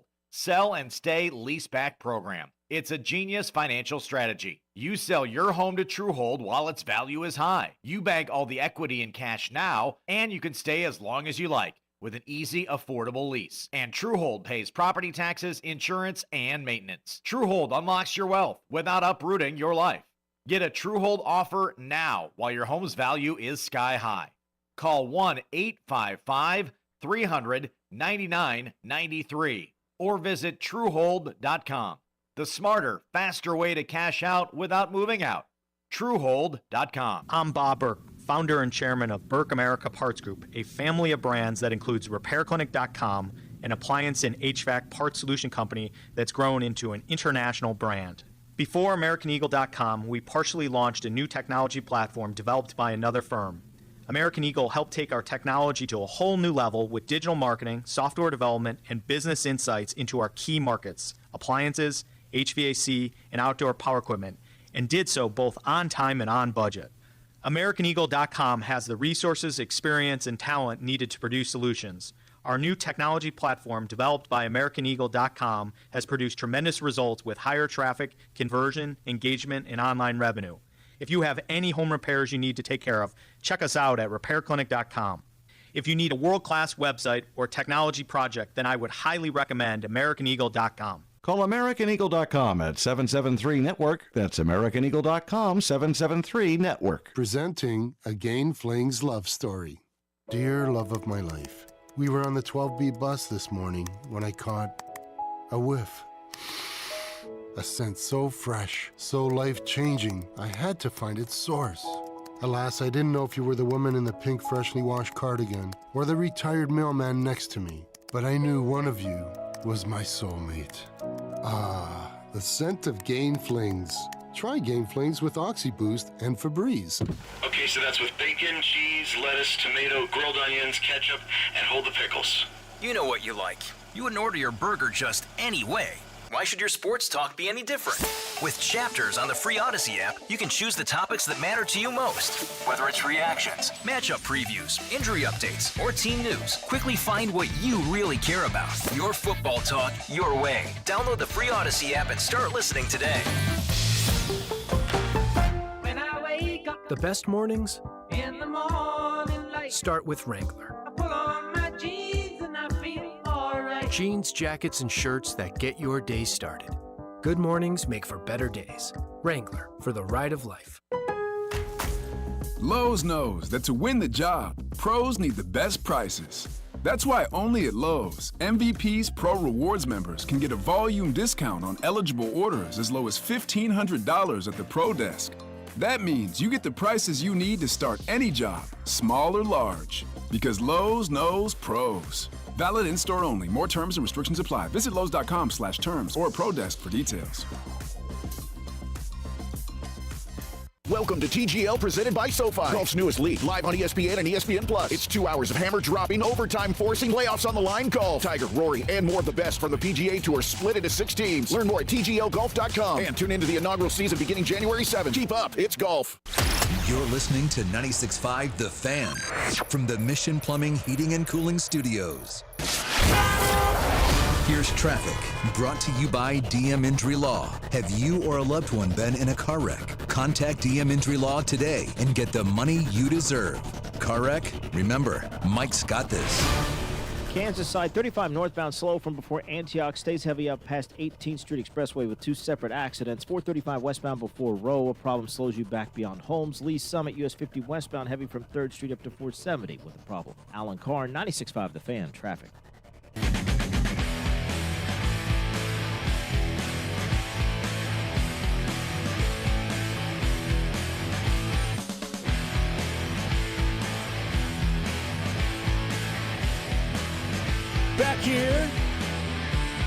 Back here on Fescoe and Dusty. Praise be to the text line from the 913. Please keep the library skit. That's not going away. No, our friend Emily loves the library skit. Oh, really? Oh, God, yes. Thinks Okay. it's great. Love Look that. at the big smile Dusty has. I just like hearing fan support. Oh, really? I like fan support. Emily's good people. No, that's awesome. I love that skit. I do too. I think it's We're great. getting rid of that I love one. it now. What one are we getting rid of? Likens Licks is gone. Well, that was only for a temporary week when Mac was moonlighting from 10 to 2, you know. I thought it had some legs. Apparently not. Mitch Holtis liked it. He's got a lot of clout in the likes city. it. Dustin. Yeah. Stay focused, Dusty. But it is a Wednesday. Dustin, do I have time for a hot dog? Oh, my God. Yeah. Dustin, Dustin, are you there, Dustin? Rocker starts in 30 minutes. Dustin, do I have time to eat a hot dog? Yes, Mark, you have plenty of time to have a hot dog. I'll be right back. Play a spot next for me, will you?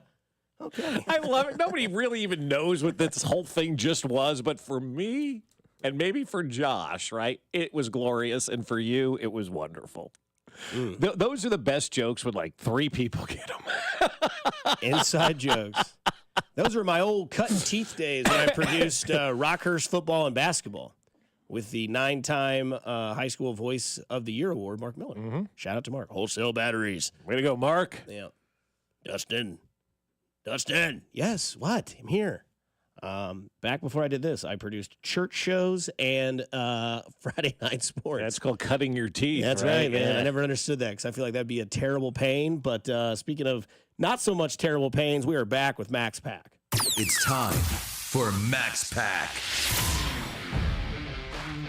Mac, do I have time for a hot dog? No, but there's ribs and pulled pork that have been out for 24 hours downstairs. So I go downstairs this morning. It's there because I smell you like growing boy. I smell the barbecue, and I go down there and I look at it's a tray, like a half a tray of ribs Go get and you some. like a quarter of a tray of pulled pork, and I'm like, well, I guess they of had rolls, lunch too. yesterday here for the sales staff. Good for them, right? And Dusty says to me this morning, he goes, yeah, you see that email? I go, no, I don't check the company email. What did it say? And he said that was left over from Acoustic Christmas on Monday. Shout out Cody and Zeke. So that carried its way through Monday night and then ended up here, and it's still sitting down there. You know somebody's eating that. Yeah, get you some. Are the kids going to be hungry after school? They may, yeah. Plant-based burger, imitation crab, or a 48-hour barbecue? Anyways, yeah. On to Max Pack. Who's going to eat that? I could think of a few. I definitely can, yeah. Mac? We know who's eating that. Okay. Let me tell you something here. Yep. Ribs are good. Jay, they've been sitting out for 48 Yeah, hours. it's called dry age, Bob. Something you don't know about. That's what we do up in Pitt State. Okay, I'm going to start at number 1. Well, who was this time? Was it you, Mac, that my wife was telling that she spent every day of her life with Jay Binkley? Yeah. And Mac was like, excuse me? I was like, what? Was he the same? She said, yep. Yep. She I was said like, he sat on the okay. couch, watched football, Yeah, drank beer. Drank beer, did this. I was like, okay. Everybody's making out with their loved one. He's over there going, let me tell you something. It's like making out in football. It's called the read option. It's not popular yet, but it's going to come. You'll see. Watch this Virginia Tech kid, Michael Vick. All right. Anyways, I digress. I know. Keep it up. This is good. So good. I'm starting with number 1. It's staying the same, though. It's going to stay the Kansas City Chiefs, but this team does need to Shocker. step up. Team does need to step up. No, the team doesn't need to step up. DJ Humphries is the guy we're all watching this weekend. That's fair. You're right. It has been a ripple effect that has affected the whole team that I think will be solved hopefully this weekend, especially after this weekend once he gets his legs back up for him. But the Bills are right there. It's the only team I would consider doing that with, and I'll get to why later. But I know that this Chiefs team can win close games. The defense has to get better. They've been outplayed by Bo Nix, Bryce Young, and Aiden O'Connell in the last month. The defense needs to step up. The Bills, they can win in any fashion. Close games, they've dominated by running, whether that's with Cook or Davis or Josh Allen.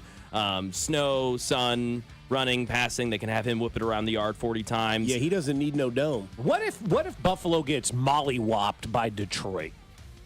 In the Super... Oh, like next week? In the Super... They're not going to the Super Bowl. Yeah, I was going to say, what? Yeah, and then next week, on the 15th. That'd be huge. They'd go down in my rankings, that's for sure. What would that do to the perception of the beloved Bills? They'd find some way to make it not matter. It's against Detroit. Yeah, exactly. NFC. Yeah. See what they've done against the AFC. Yeah, exactly. They'd be fine. But that win on Monday night for the Bills felt like an institutional win. It felt like from the top down they've kind of figured this out. So they're at number 2. 3, it is the Lions, but it is close. It is close with the Lions right now. I feel like they're dynamic. They can do a lot of things really, really well, but I feel like the things that they did great are now good. And the things that they did good are now maybe below average. And some of that may be the Aiden Hutchinson hole showing itself Their on defense isn't as good right now, but I will tell you this, and you're not the only one. I'm not the Dusty. Like, it feels like this is the haterade week for the Lions. And I kind of started it out this week saying, I think Philadelphia is the better NFC team. We talked about it on Monday, right? And then on Monday afternoon, everybody's talking about Philadelphia maybe being the next team. Maybe it's recency bias. They played on the weekend. The Lions played on Thursday. So you had more games. People forgot that they played. Whatever the case. But they're winning close games, too. And that's what this is about. You win those close games, man, you're a better football team than everybody else. The analogy I heard this week, which is pretty good about the Lions, is that they better have a good mechanic right now because their car is leaking oil. Yes. Ooh. Which, that's not a thing of their record of their team, but they have had a significant amount of injuries on the defensive side lately. And it's getting to that time where, what's the narrative we always say? It's not how good you are, it's how healthy you are. Yeah. But they're also still winning games, and that's big, man. Because that's coaching. They have to. I'd be hypocritical to not have them at 3, winning these close games, even though they haven't looked good. I mean, that game against the Bears, that was bad, and the Bears lost that game way more than Detroit won it. But coaching. Coaching. Yeah. My God. Yeah. Philadelphia at 4, and they are close to 3. This team is hot. They are damn hot, and they're getting hotter. They can run the ball. They can throw it around the yard. Almost said something I wasn't supposed to. They got Sirianni's back. He said, we don't get a day off tomorrow. We're going right back to practice, and they were all jumping for joy. So I saw are they bye this week? Do they have a bye week or not? Or is it just, who has buys this week? It's like 6 teams. Yeah, Baltimore. 6 teams. Philly already had theirs. Baltimore, right? Houston. I think Philly already had theirs. I think it's Baltimore, Houston, Denver. Those are 3 at least teams I know that have buys. So this Philly's 9-2, right? Or 10-2. 10-2. 10-2. They're 10-2 right now, right? Okay. I saw a tweet this morning from a media outlet in Philadelphia. Did we overreact to the Eagles' 2-2 start? And that music just hit at the perfect time. I mean, like, you couldn't have timed that better. Yeah, you can't make that up. They're 10-2, and they've won 8 in a row. And you're wondering if too much was made out of the. Did we overreact to the? Nah, you guys were fine with that. It was great. Your bye weeks this week are Baltimore, Denver, Houston, Indianapolis, New England, Washington, and Speeding. And number 5 on the long-awaited list of Max Pack. Had the Chargers 2 weeks ago. I can't do that again. That team just doesn't have the talent. They have everything else, but they just don't have the talent, and that's a big part of it. Give me Baltimore because they do have the talent. No Pittsburgh.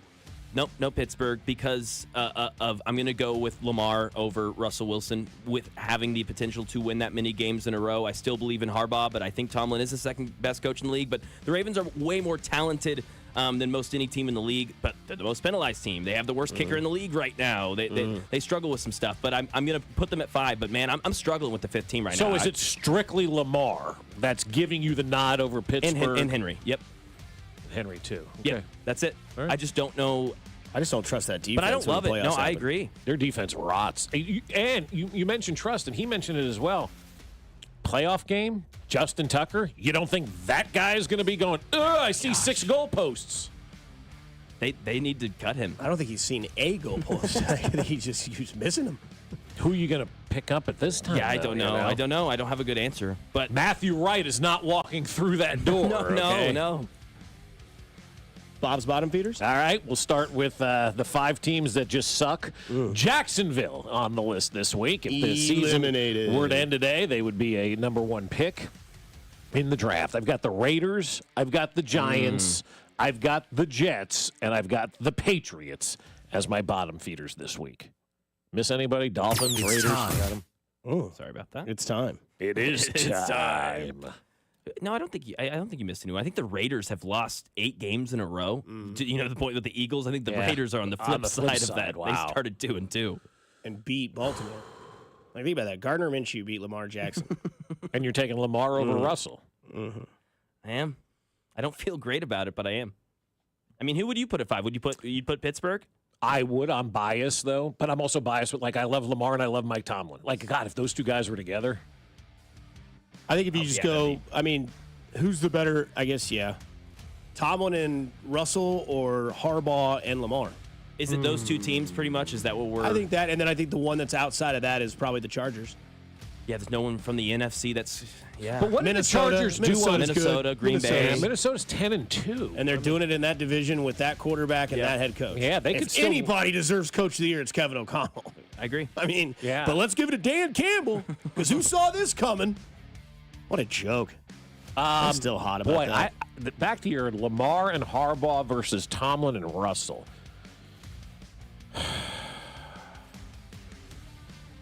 Can I go Tomlin and Jackson? And Harbaugh and Russell? Because I'm kind of with you. I'm like, the Russell Wilson thing, we're still fresh in our minds how bad he was. Yes. But by God, Mike Tomlin has turned this guy around. Can he do it in the playoffs for 3 games in a row, though, 2 of which on the road? Can Lamar, though?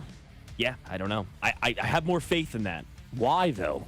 Russell has been to 2 Super Bowls and won 1 and probably should have won 2 if Pete Carroll doesn't make a stupid play call. Oh, yeah, they should have won that game. Yeah, just because that was 10 years ago, and I just think Lamar's never been, though. No, but he's not peaked yet. Really? I don't think so. You don't think Lamar Jackson's peaked yet? Oh, I mean, this is his best season yet this year, statistically. 2 MVPs? I know. I mean, yeah. I know, it's crazy I to thought say. last year was his peak. But statistically, this year, he's even, you know what I mean? Yeah. So, but from a winning standpoint, he's not peaked at all. No, he's not even. But maybe, I hope not. But maybe he has. Maybe, I guess I hope he has. Baltimore fans better hope not. Yeah. He's peaked in high school, dude. Yeah. Or people have just seen more and more videotape on Lamar Jackson. Or he has a really bad defense this year. He does have a bad defense. There's no question. But that's the thing. I mean, as years go by, people become smarter and smarter and smarter on who these folks are and what they're able to do and what they're not able to do, and they start exploiting them. No doubt. Controversial subject that happened yesterday was the release and the suspension of the young man in Houston. A lot of people kind of divided on this topic. Yeah, which I'm surprised about. Right. And this was D'Amico Ryans on the hit that Aziz had on Trevor Lawrence. Anything from the league office regarding a possible suspension from Aziz, and do you have anything to add on that? No, with the entire Aziz, situation, we stand behind Aziz and everything, that came from that. Of course, he unfortunately hit on the quarterback, but it's also it's twofold, right? I mean, a lot of the quarterbacks in this day and age, they try to take advantage of the rule where they slide late and they try to get an extra yard. And you're a defender, a lot of onus is on the defender, right? Whether it's on the sideline or where it's on the quarterback, you don't know what a guy's thinking. You don't know if a guy's staying up and he's continuing to run. You don't know. And then you get a late slide and you hit the guy. Unfortunate that Trevor got hurt. We hope Trevor is okay, but It's also, if we're sliding, we have to get down. If we're getting out of bounds, we get out of bounds. And that rule is there to protect the quarterbacks. And we want our quarterbacks to be safe in the league. So we just have to be safe. If we're sliding, make sure we're keeping our heads down. So, and the entire thing is, Aziz hits the guy, but their sideline overreacts, and it turns into a melee. It wasn't our guys. It's their team overreacted, pushed our guy, dragging our guy to the sideline. So that's uncalled for on that side. We have to be better on the sidelines as well with both teams. So I look at it from this point, right? The guy got hit. It was dirty. It was ugly. Forearm shoved to the head, shoved to the ground. Luckily, Trevor Lawrence was able to stand up and sit down in a car, not have to be like strapped down to a table. The other thing here is that any time it happens in high school, it happens in college, it happens in Division II, it happens in Division VII, happens in the pros. When the quarterback gets hit and it's ugly, you find out who your real dog is, who goes after the guy that did it, and that was what Evan Ingram did. Absolutely. Right? He went after the guy, he got his ease, he threw him down, was like, hey, man, that's my quarterback. Because here's the thing. The flip side of that argument is that if Evan Ingram doesn't do that, you look at him like, dude, what are you doing? You don't care? Because I've seen a lot of people on the text line about Wanya Morris. He got benched on the sideline, and he was just over there smiling and laughing. People are like, shouldn't he be pissed off? Shouldn't he be angry? It's up to you to decide on that sort of notion of who that person really is. The other thing about this, too, is that the argument that came from this was one of two things. One, the NFL has no idea what to do with the suspension. That's been true since day one. That's any suspension for anything in this league. The other thing is that they were saying, should this guy have been suspended for 3 games? He is obviously, Aziz is going to, he's going to challenge this suspension. Right. But this from my good friend Ron Hughley, who does radio in Houston, formerly here, says this is one hell of a way to go about this. And he's talking about the GM, which we'll talk about here in a little bit, from Nick Casero. But he says this is one hell of a way to go about it. I'm sure he's a good dude, but Aziz was just wrong here. And he was wrong last week, fined for a late hit. He was also wrong in week 2, fined and should have been ejected for throwing a punch. That's a guy who covers the Houston Texans. Right? So I think more so this suspension is A, because it was a late hit, a very dirty late hit, and 2, this is like strike 3, dude. Like we've given you chances. There's evidence here. Now I'm going to have to put you in timeout, right? Right. You have kids. They do something wrong. If they don't do it again, perfect. You learn from your mistake. If you continue to do the same mistake, we have to have some sort of disciplinary action. Right. He's getting suspended for 3 games. He's going to challenge it. They'll probably hold it up. He'll probably be suspended for 3 games. But the other side of the argument is, do we need to get rid of the quarterback slide? Because then, like Max said yesterday, and you were saying as well, all of a sudden all these people are like, well, when the Chiefs do this and he gets with it, let's leave the Chiefs out of this. Quarterback slid. The defenders came in. Literally downward angle, forearm, head, ground, hurt, concussion, boom.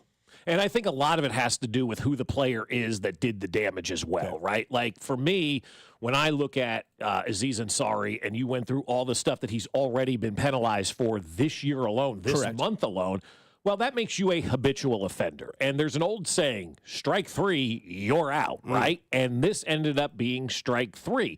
Now, I listened to D'Amico. You guys know how I feel about him. I love D'Amico Ryans. Huge fan of him. Was a huge fan the day they hired him. Love him. Love that guy. Like, I think he's a master motivator. He's a guy that I would love to play for, a guy I'd love my kids to play for.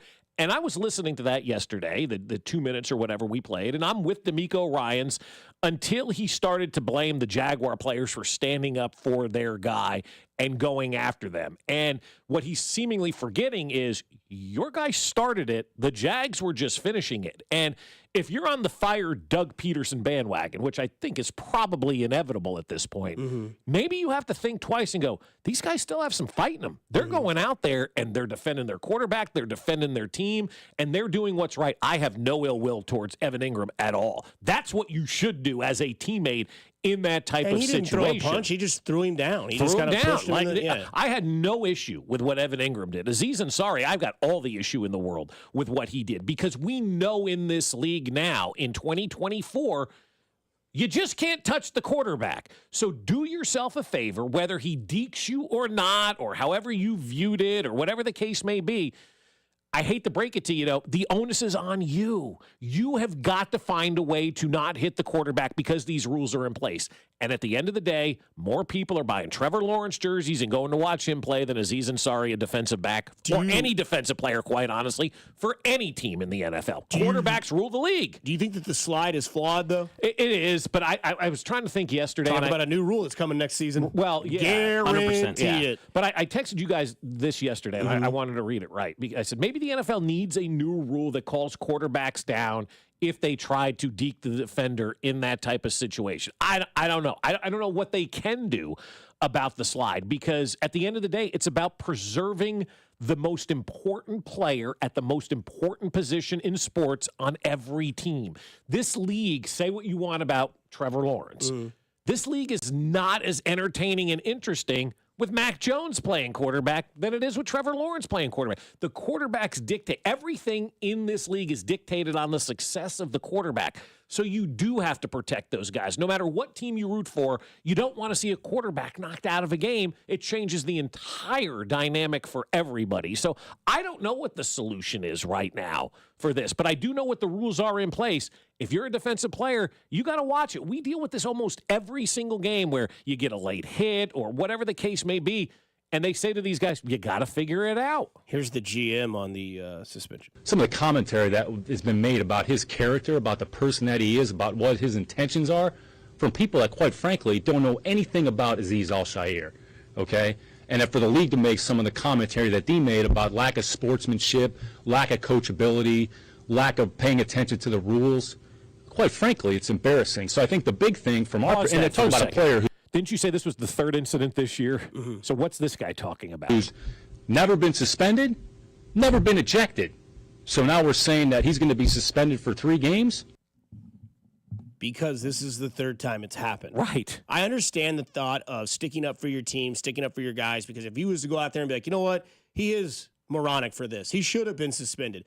But look, man, after he did the hit on Trevor Lawrence, like, he was ready to fight everybody, where he should have just been like, and I get it, they were trying to fight him. It's in the moment where, they're, me want to fight, me play football type of guys, right? Like, that's where that's at. They're just, they're men that are angry and pissed off. But at that moment, there was no cause of concern. And I saw the hit. I think it's dirty. I know it's dirty. And I saw Trevor Lawrence's arms go stiff. And as soon as you see that, you know it's severity of it. And I get it. Evan Ingram did this. And maybe there's some Jacksonville guys that should be like, hey, back up. This guy's laying motionless on the ground. Let's not maybe fight here. But Aziz wasn't trying to, like, stop him. He kept it going and going and going. He's the instigator in all this. But you can go ahead and put your bottom dollar on the slide. Will definitely but what could they do? And I'm asking out loud because it doesn't merit a touch. Once he shows slide, he's down. Once you make a motion for a slide, you are down right there. You do not have to touch them or hit them. That is the rule. But you have to tap them, right? No, not the quarterback. Once you give yourself up, you are down. Yep.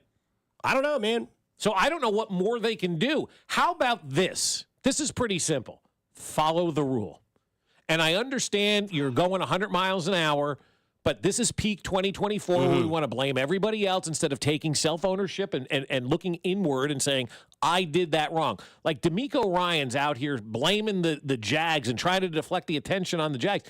The Jags don't start a fight with your guy if he doesn't club your quarterback, if he doesn't club the quarterback. That's why that started. It's not the rule. It's not the Jags' fault. Your guy delivered a dirty blow in 2024 terms to the quarterback, and their team stood up for their guy. If I'm Doug Peterson, I'm like, well, these guys are fighting, man. I love it. Love it. They stood up for their guy. Just get rid of it. Just put them in flags. Yeah, no, I'm sure we're getting it's that. on there. It's on there. Is it on the text line? Of course it is, right? I think they're being facetious, but yeah. But I mean, there's no real answer other than follow the rule. Yeah, eliminate the fake slide, but I don't know how you tell if someone's fake sliding. Maybe they're slowing down, I think you start the fake, though. That counts as giving yourself up. Like, Mahomes doesn't fake anything. He just runs along the sideline. He did fake a slide this year. Was it this year or either this year or last year? But he does like a little drop, and they just pull back, and then he got like 10 more yards. So again, yeah, and that's on the refs to call him down if they. Well, that's what we were saying earlier. That's why the internet went nuts. Like, well, Mahomes fake slides. We don't know what to do. It's like, oh, it's always the Chiefs' fault. Well, you know what? Mahomes is kind of driving this league right now. So keep driving. Let's go. So don't touch any quarterback. Again, easier said than done. I get it. You're in the moment, but habitual now. Third time this year that this guy has done this. Language. Bob was pissed off yesterday. I was? I think so. Didn't you have a terrible shopping experience? Well, I mean, it's that time of year, right? Oh, boy. 'Tis the season. That's how we'll tease that here on 96.5 The Fan, your home for Kansas City Sports. Fescoe and Dusty. I can feel it all the way down in my plums. On Kansas City's FM sports station, 96.5 The Fan. Well, when the Sharp Home Team does their job, all you have to do is pack. The Sharp Homes team, led by Dawn Sharp, is known for their courtesy, professionalism, and unwavering commitment to their clients. Whether you're a first-time home buyer or a seasoned homeowner, Team Sharp's agents are patient, attentive, and dedicated to guiding you through the complexities of the home search process. They cut through the often overwhelming steps and streamline every detail, ensuring clients find the peaceful home they're searching for. Like one client, a soldier and veteran, said, "I can't help but salute their efforts with a heartfelt hoorah for a job well done by an alpha team in real estate." And Dawn and her team are the best. They'll bring you the most buyers. On average, they're selling a home every 72 hours. The Sharp Homes team can also give you options. Do you want to skip the showings and open houses and go straight to sold? Well, contact them to discuss their instant offer program. In fact, contact the only agent I would trust if I needed to sell my home. It's Dawn Sharp with the Sharp Homes team, brokered by Epic Realty. You can Google them, Sharp Homes team, and then see from over 200 five-star Google and Zillow reviews. And you can also see why in the last 12 months, Dawn and her team have sold over 120 homes. You can also visit them at homesforsaleInKC.com. That's homesforsaleInKC.com, and start packing. The difference between real custom jewelry at House of Diamonds and so-called custom jewelry elsewhere is like the difference between painting on a blank canvas versus paint by numbers. This is Gene at House of Diamonds. In our store, you don't pick from a collection of designs. Choose from a list of options. Send it off to who knows where for 6 weeks to be tweaked and call it custom.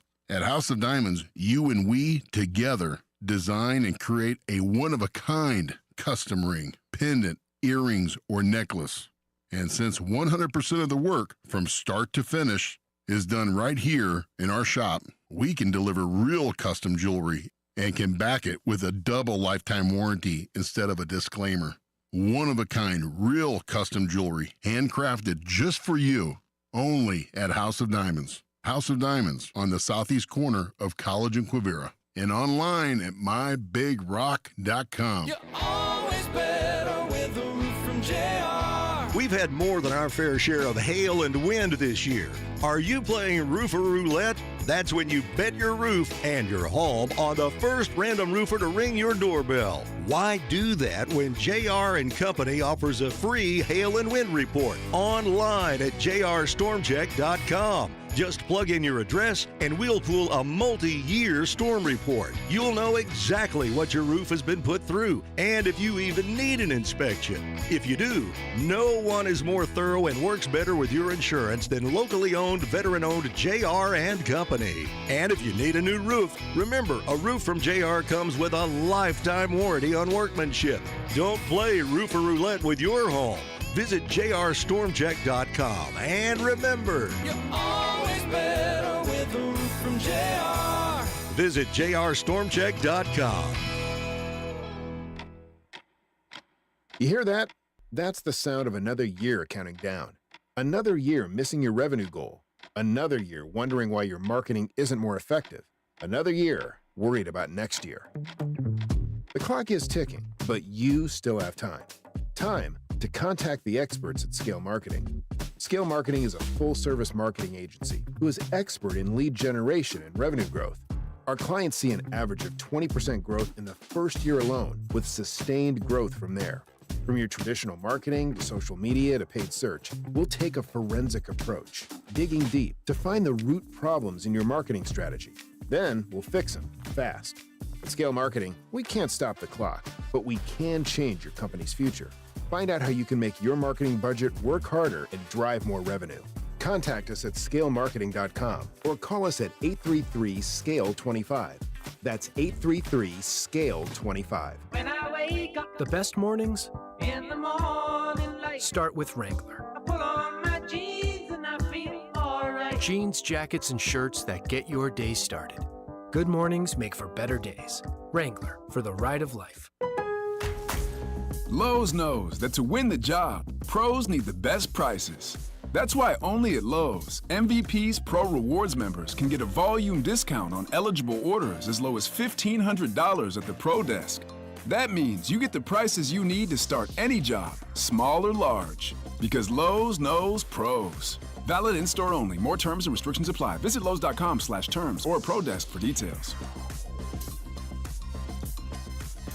Need to hire? You need Indeed. Their end-to-end solution helps you attract, interview, and hire candidates all year round. Schedule and conduct virtual interviews right from your Indeed dashboard. Learn more by visiting Indeed.com/credit.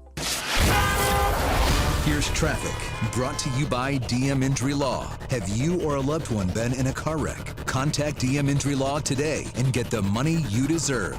Car wreck? Remember, Mike's got this. Kansas side, 35 northbound, heavy from Shawnee Mission Parkway up past 18th Street Expressway with 2 separate accidents. 435 westbound, heavy coming out of the Grandview Triangle, stays very slow across the state line towards Rowe with an accident blocking the left lane. Alan Carr, 96.5 The Fan, traffic. Long distance callers make long distance calls, and the silence makes me lonely. I'm lost in the supermarket. I can no longer shop happily. I came in here for the special offer. Back here on Fescoe and Dusty on 96.5 The Fan. Fescoe and Dusty, Mac. Little shout out to our buddy Joel, who's listening to us while driving down south. He says, great episode. As always, you guys are top-notch sports radio hosts. Well, shout out Joel. Way to go, Joel. All right. Who's this? This is The Clash. That's right. The Clash. Lost in the supermarket. Sounds like something Binkley would do. I don't know why I wanted to say it was The Cure, but you get into The Cure yet? You haven't tried them yet? Yeah. Friday, I'm in love, baby. You like Angels and Airwaves? Love Angels and Airwaves. You'll love The Cure. Okay. That's his number one influence. Okay. You know the Sweet. I'm getting into Blink nerdisms here, but you know the song on the Untitled album that's called All of This? Mm-hmm. The one that said Tom does like the chorus?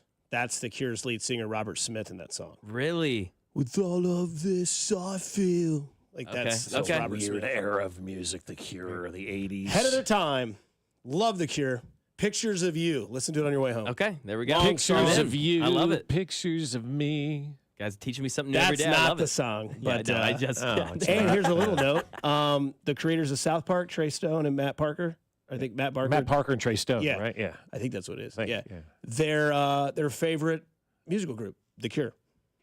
Damn. Okay. I got to get in on this. Robert Smith, man. They refuse to go on tour because Ticketmaster is broke.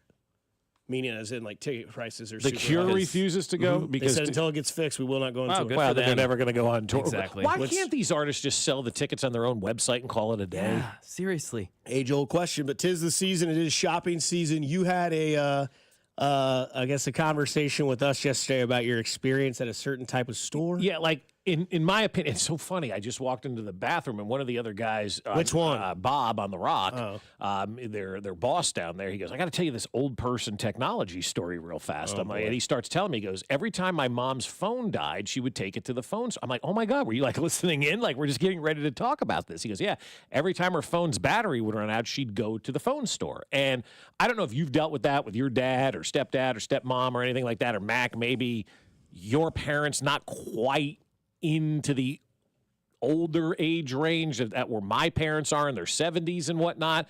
But I know a lot of my friends, we have these conversations. Are your parents always at the phone store? And I'm like, yeah, they're always there. Anytime something goes wrong, they can't figure out how to answer the phone, turn the volume down, whatever it is, phone's busted, we got to go to the store. No, you don't have to go to the phone store, okay? It's not busted. We can, figure this thing out. And so I had to go to the phone store yesterday to pick up something for my wife. And I'm standing there, and there's enough people in there right now, and it's nothing against one particular location. It's the phone store in general, whatever carrier you have. It doesn't matter. I think it's par for the course. Is that not the worst shopping experience that one person can have, is the phone store? Like, you just can't walk in there and do something simple. Everything is a task. Everything is time-consuming. Everything is get on a wait list. Like, I literally just need to pick up something that was ordered online for my wife.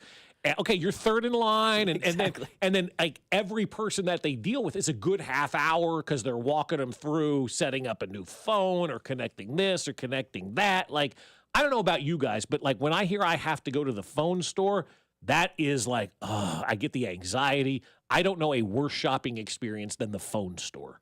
I used to have anxiety with it because my stepdad worked for Sprint, and then he was like the domain guy for the bill. So anytime I had to go to a corporate store. He had to be present. So like, so the one on the Sprint campus? No, it was the Okay. one on 39th Street is where I always had to go across from the Independence Center. Oh, okay. Yeah, because then there were corporate, and then back in the Sprint But days, you don't God know forbid, which if you had a ones. corporate account, you couldn't go to the regular store. And the regular store, well, this is a corporate account, so you got to go to a corporate. Brutal. And then, I remember one time my phone wouldn't charge. Like, I don't know what was happening. It wasn't going to charge.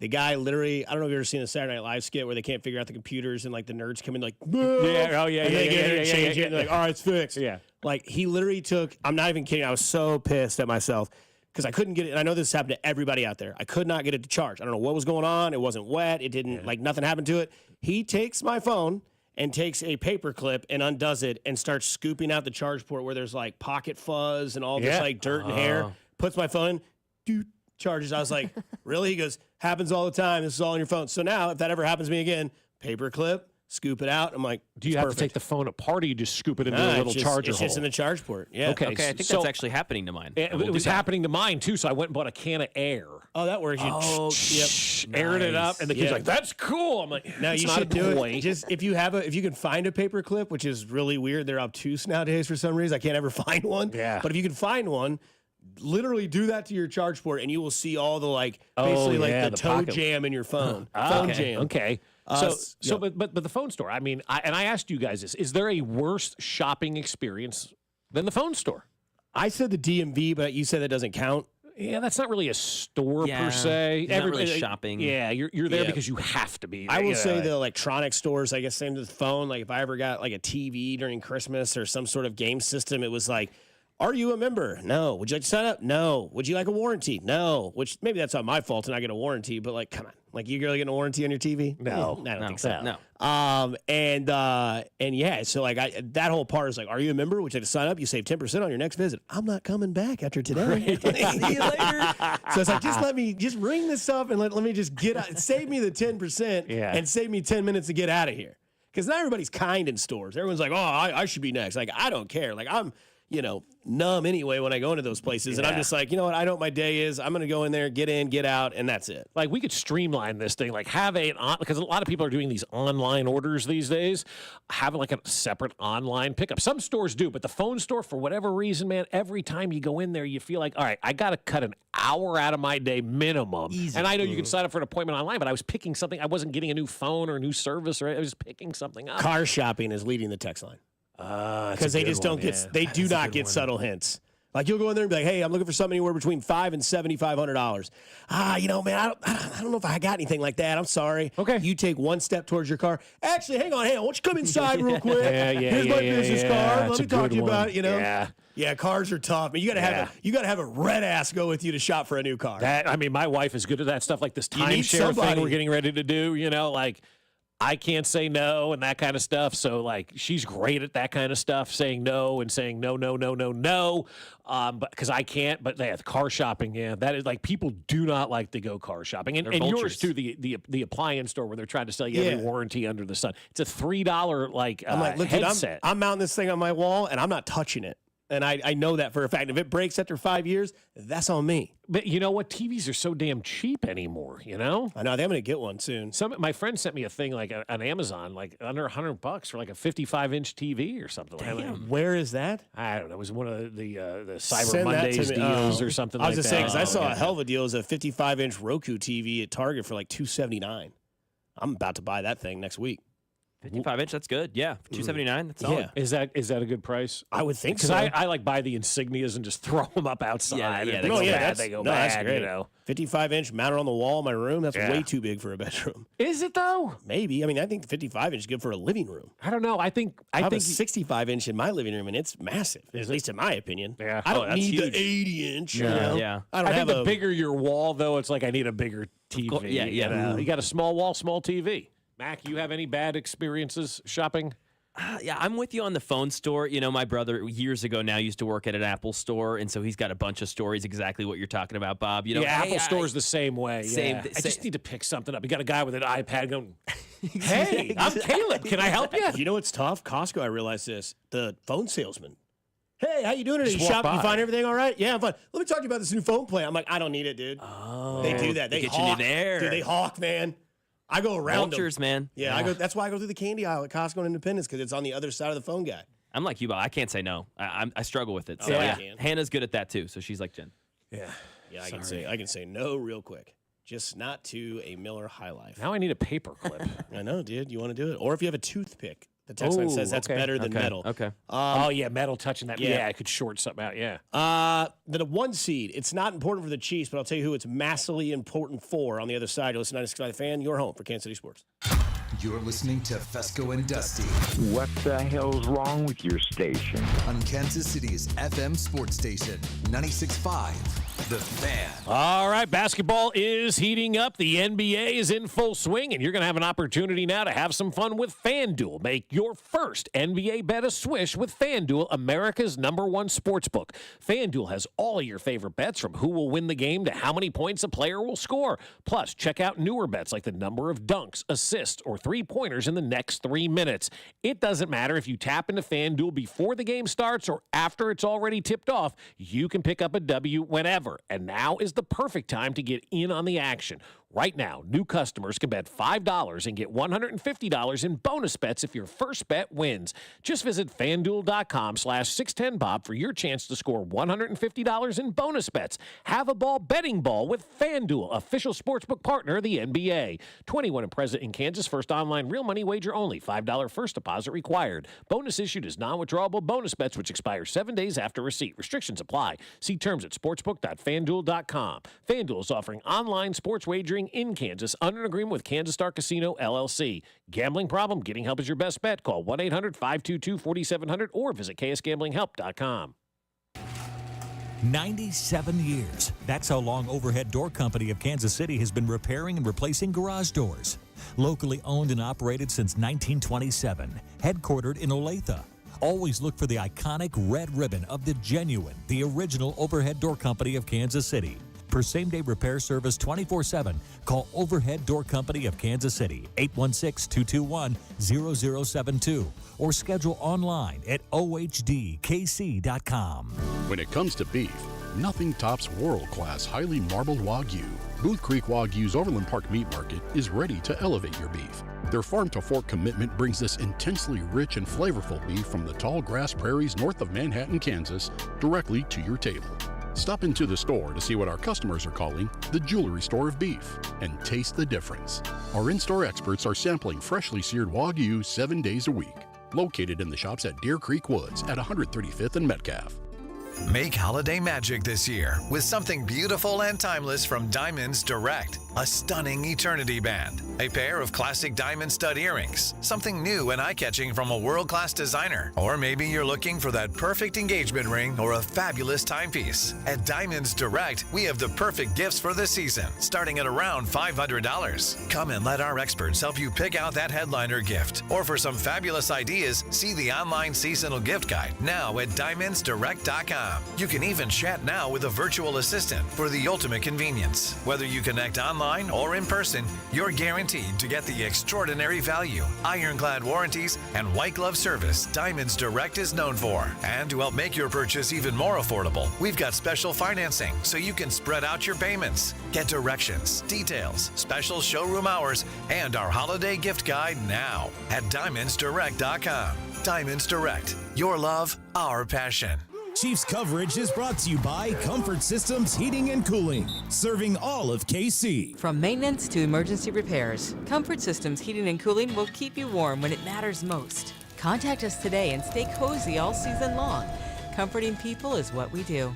Comfort Systems is right for you. MyComfortSystems.com. Here's traffic, brought to you by DM Injury Law. Have you or a loved one been in a car wreck? Contact DM Injury Law today and get the money you deserve. Car wreck? Remember, Mike's got this. Brought to you by Renner Garage Door, your home's garage door source on the Missouri side, Northland 435 northbound, very heavy from Parvin, just crawls all the way up towards I-35 with an accident blocking 2 left lanes. Southbound lanes affected as well from before 35 and onto southbound 35, which is building delays to around Pleasant Valley. When the snow and ice hits, make sure your garage door is ready, whether it's a smart LiftMaster opener, service repair, or brand new garage door. Renner Garage Door has you covered, locally owned and serving all of KC since 1956. RENNER, forward and back. RennerDoor.com. Alan Carr, 96.5 The Fan, traffic. You're listening to the all-new 96.5 The Fan, your new home for Chiefs football. KFNZ FM and AM, HD1 and HD2 Kansas City, an Odyssey sports station.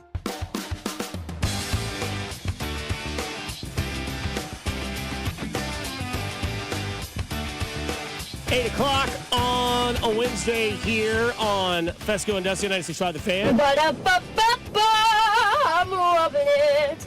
Well, hello, everybody. Happy Wednesday.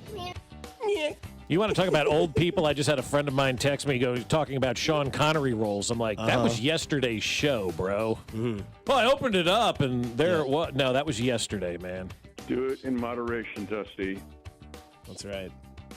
I've got more life advice from Mitch Holtis in the last 6 weeks than I've gotten in the last 6 years. It's the simple things, right? That's right. I am a gluttonous goblin. Yep. That's my mascot on Thanksgiving. Back here on Fescoe and Dusty, home field advantage.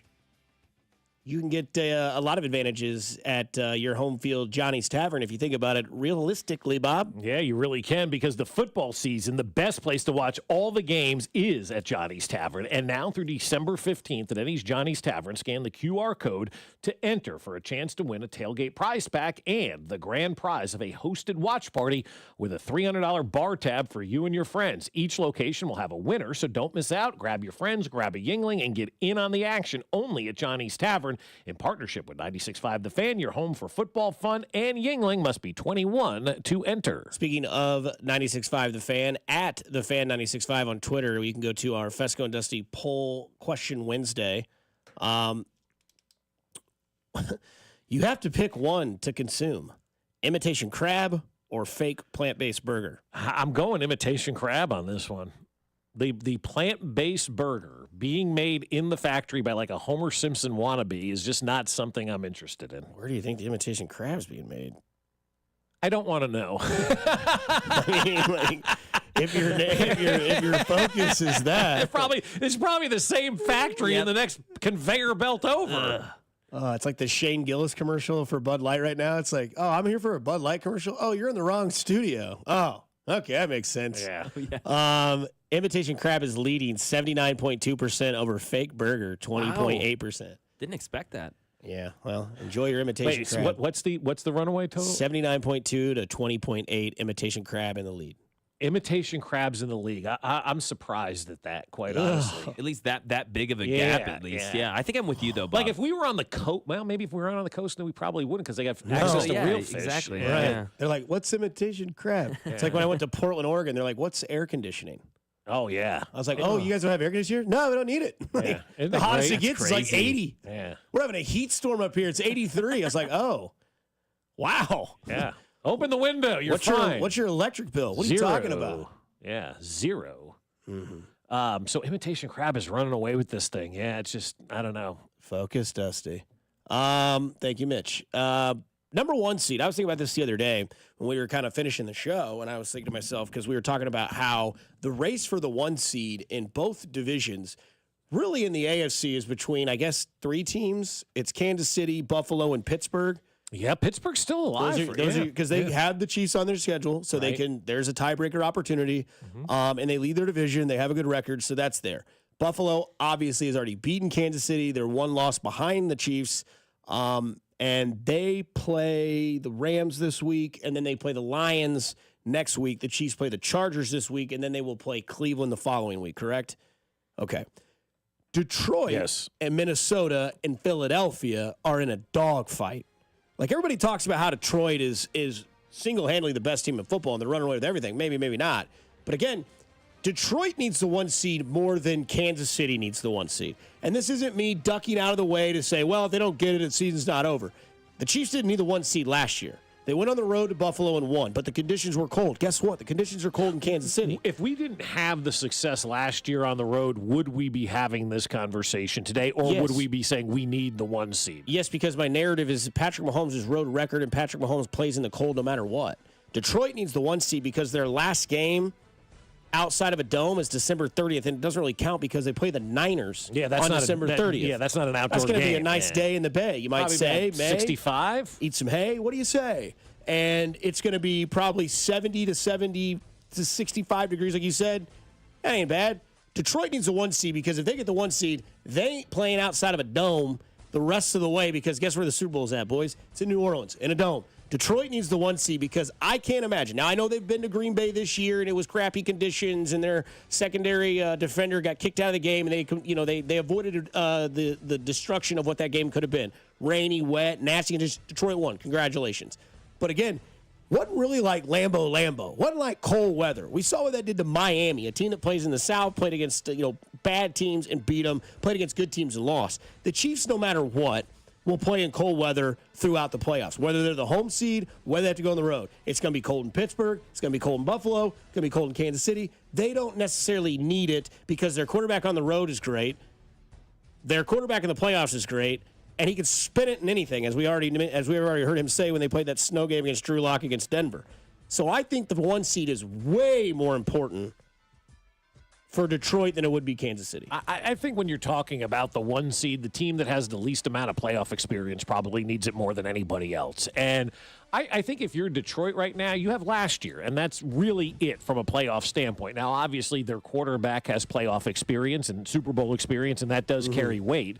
But I think when you're a younger team, it is better to have those games at home. And for the Chiefs right now, they've proven that they can go anywhere on the road and win. But I'll be honest with you, I want those games here. I like the Arrowhead Invitational. I think the number 1 seed is vitally important for the Chiefs. And I will disagree with you. I think it's more important for the Chiefs than it is for anybody else for one reason and one reason only, because of the bye. Yes, that's where I'm at. Had the bye week been this week for the Kansas City Chiefs, I may have been on your side in this one. So you're saying the Chiefs are getting the 1 seed. They don't want it for home field advantage. They want it for the bye. They want it for the bye. Yeah, I totally agree. They want it for the bye. And there's 2 reasons why you want it for the bye. Number 1, you want to get guys healthy, right? You want to make sure everybody's healthy, everybody's ready to go. Look what having that week off against the Chargers last year, whoever they played the last game of the season when nobody played, right? San Diego, right?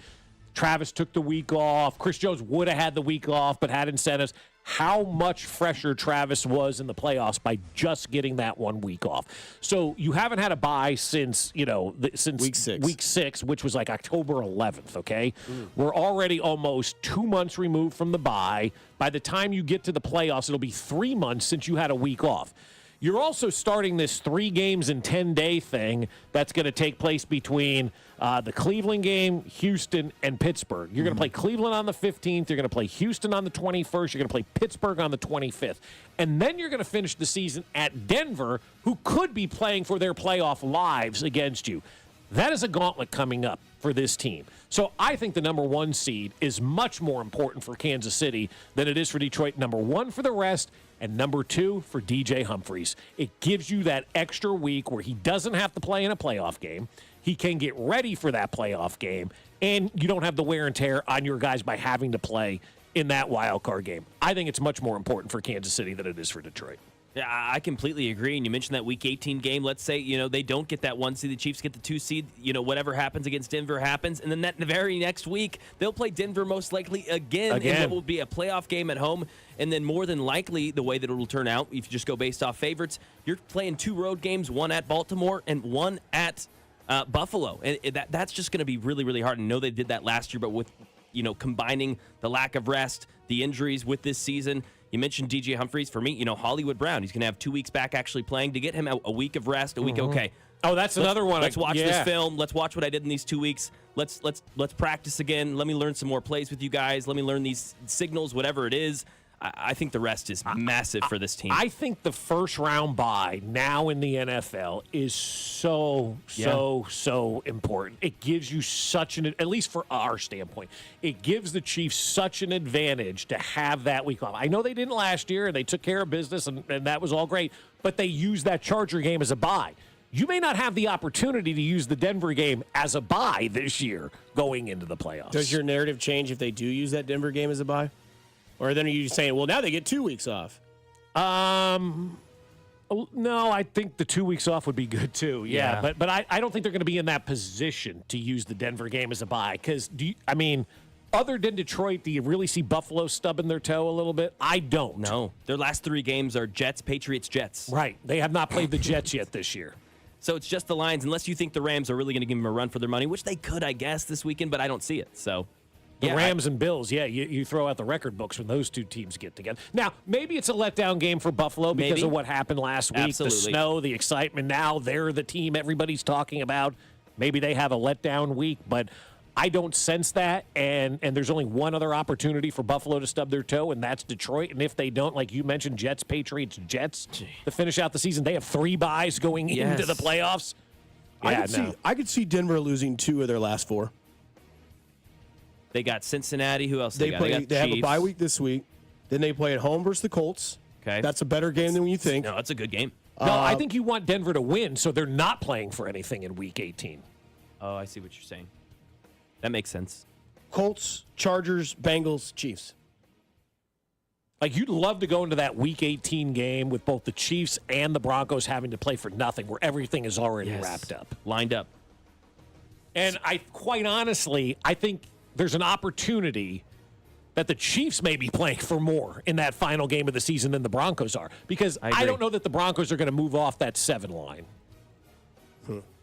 They got a game and a half, maybe 2 games on the Colts. If they beat the Colts if they beat the Colts in their next game, it's over. They've locked up the 7 seed. And legitimately we'll know our playoff teams. We really already do. Yeah.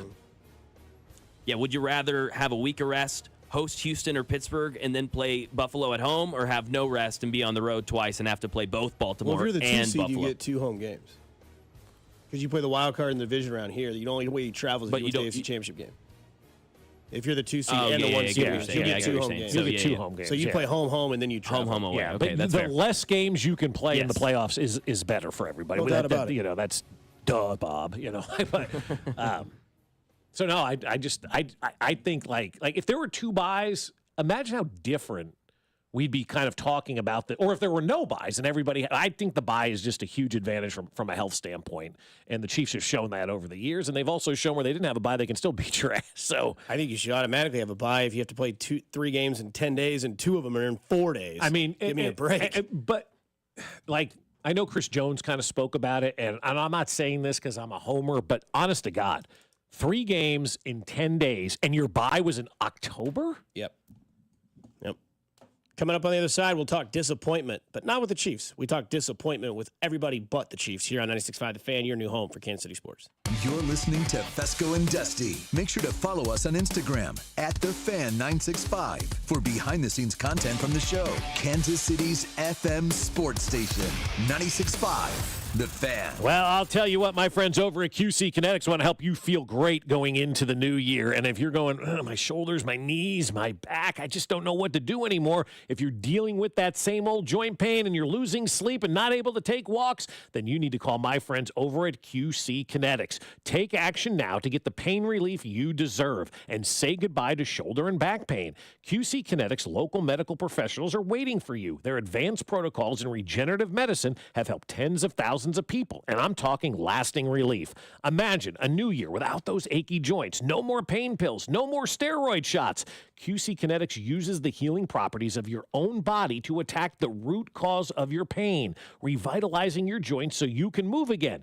This is the future of medicine. And if you've been told surgery is your best or only option, You deserve a second opinion. Find out if all natural regenerative medicine is right for you. Call QC Kinetics now, and they even have appointments on Saturday. The consultation's free, and you can use HSA and FSA dollars. Live your best life in 2025 and get started now.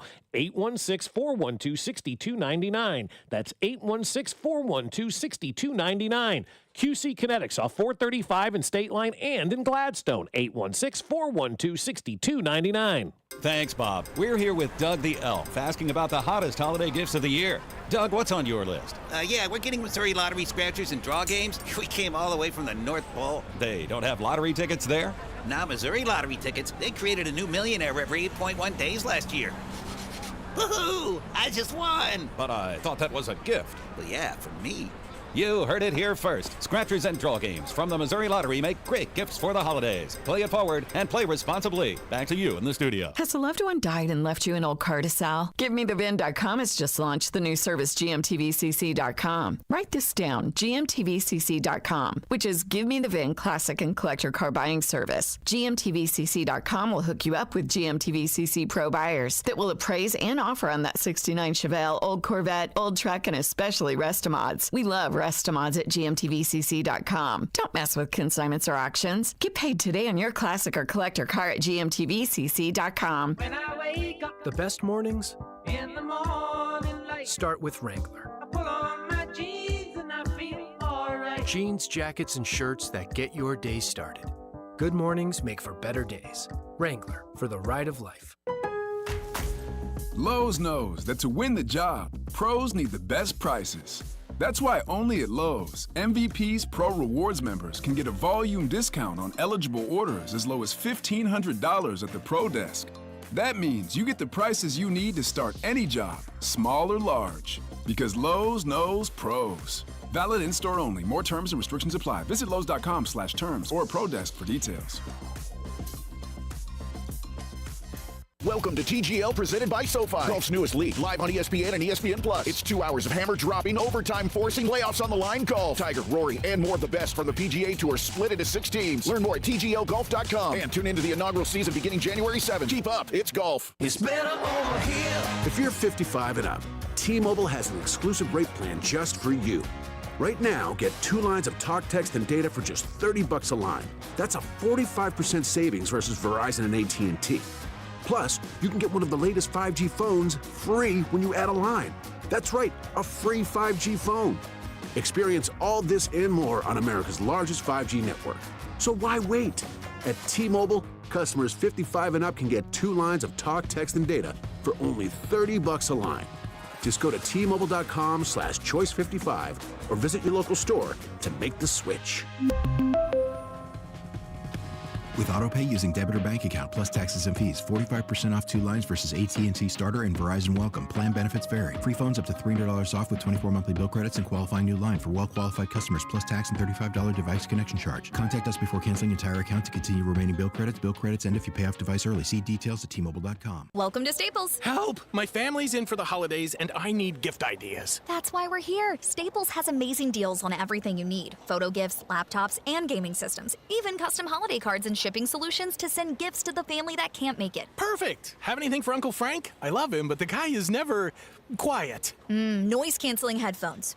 For you. You get it. Unwrap huge holiday savings at Staples. And right now at Staples, save up to $350 on select computers. Ends 12/28, in-store only. Hey everyone, it's Ted from Consumer Cellular, the guy in the orange sweater, and this is your wake-up call. If you're paying too much for wireless service, you don't have to keep having that nightmare. Consumer Cellular has the same fast, reliable coverage as the leading carriers for less. And for a limited time, new customers receive their second month free when they sign up and use promo code SECONDFREE by January 26th. So why keep spending more than you have to? Seriously, wake up and call 1-888-FREEDOM or visit consumercellular.com. Taxes, fees, and other third-party charges will apply. See website for additional details. You're listening to 96.5 The Fan from the Mission Plumbing, Heating, and Cooling Studios. Here's traffic, brought to you by DM Injury Law. Have you or a loved one been in a car wreck? Contact DM Injury Law today and get the money you deserve. Car wreck? Remember, Mike's got this. Northland 435 northbound heavy from 210 up towards I-35 with an accident blocking 2 left lanes. Southbound also affected with delays back onto 35. Kansas side 70 eastbound heavy from 635 out towards 18th Street Expressway with an accident in the left lane. Alan Carr, 96.5 The Fan, traffic.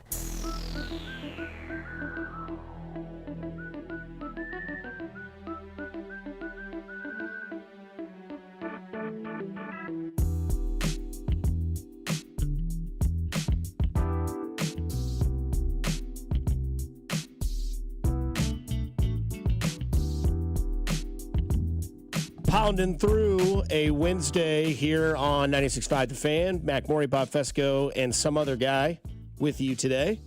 A little stat for you here. Who wants to throw some money down on this bet? All right. Justin Herbert hasn't thrown an interception in 10 consecutive weeks. Oh, he's going to get one this weekend, I'll tell you. I go to DraftKings, and I go to the prop bet that you can have of over a half of an interception for Justin Herbert in the game. Let's go it's here. Negative money this week. I bet it's plus money that he doesn't throw one, would be my guess. Because normally I do that with Jameis Winston, and it always cashes. But they don't have, of course, they don't have all the prop bets you yet. bet that Jameis is going to throw an interception? Mhm. Oh, yeah, that's a given. Mm-hmm. You bet over 1.5, over half interception and over 1.5 touchdowns. He's always good for 2 touchdowns and interception. It seems, at least. But then again, what do I know? I lose every bet I place. Because he's a coach killer. You know, he's one of those guys that you're like, gosh, look how good he is. And then they say, oh, my God, look how bad he is at the same time. And that's not the kind of guy you want as your quarterback, you know, in a consistent basis for 18 games, because he's probably going to throw you away more games than he is going to win you games at this point in time. And we saw it on Sunday night. Like, Denver wins that game because Jameis throws 2 pick sixes. Well, he essentially got 2 coaches fired on the last play last year. He took the fake knee and scored a touchdown. Right. And Atlanta got rid of their coach, now the offensive coordinator in Pittsburgh. Mm-hmm. And then essentially the New Orleans Saints tried to tell everybody they didn't like their coach, and then they decided to fire him halfway through the season this year. Right, exactly. And do you remember the guy who's the coach in New Orleans now? The clogger? Yeah. Do you remember what his name is? Darren Rizzi? Oh, BBL Rizzi. Yeah. There you go. BBL Rizzi. Okay. Yeah. We talked about disappointment. The Chargers kind of a disappointing franchise. No doubt. Yes. Because if you look at what they've had at quarterback and what they've done with it, diddly poo. Yep. To take a Jim Mora line. And the thing about that is you look at it and you're like, okay, well, what have they had? Drew Brees, Phillip Rivers, and now Justin Herbert. We are still way too early to judge what Justin Herbert can do because he finally has his year. Again, we just said he's gone 10 weeks without an interception thrown. He's got a quarterback or a coach that believes in him. That's huge. He's got a coach that knows how to win on every league he's ever been in and get the best out of every single position player he's had at quarterback. You look at everywhere he goes, right? You look at San Francisco. Alex Smith's career came back to life when he got Jim Harbaugh. And then he turned Colin Kaepernick into whatever Colin Kaepernick became. He became the starter and went to the Super Bowl with him. A guy who people still think, 8 years since he's played could still play.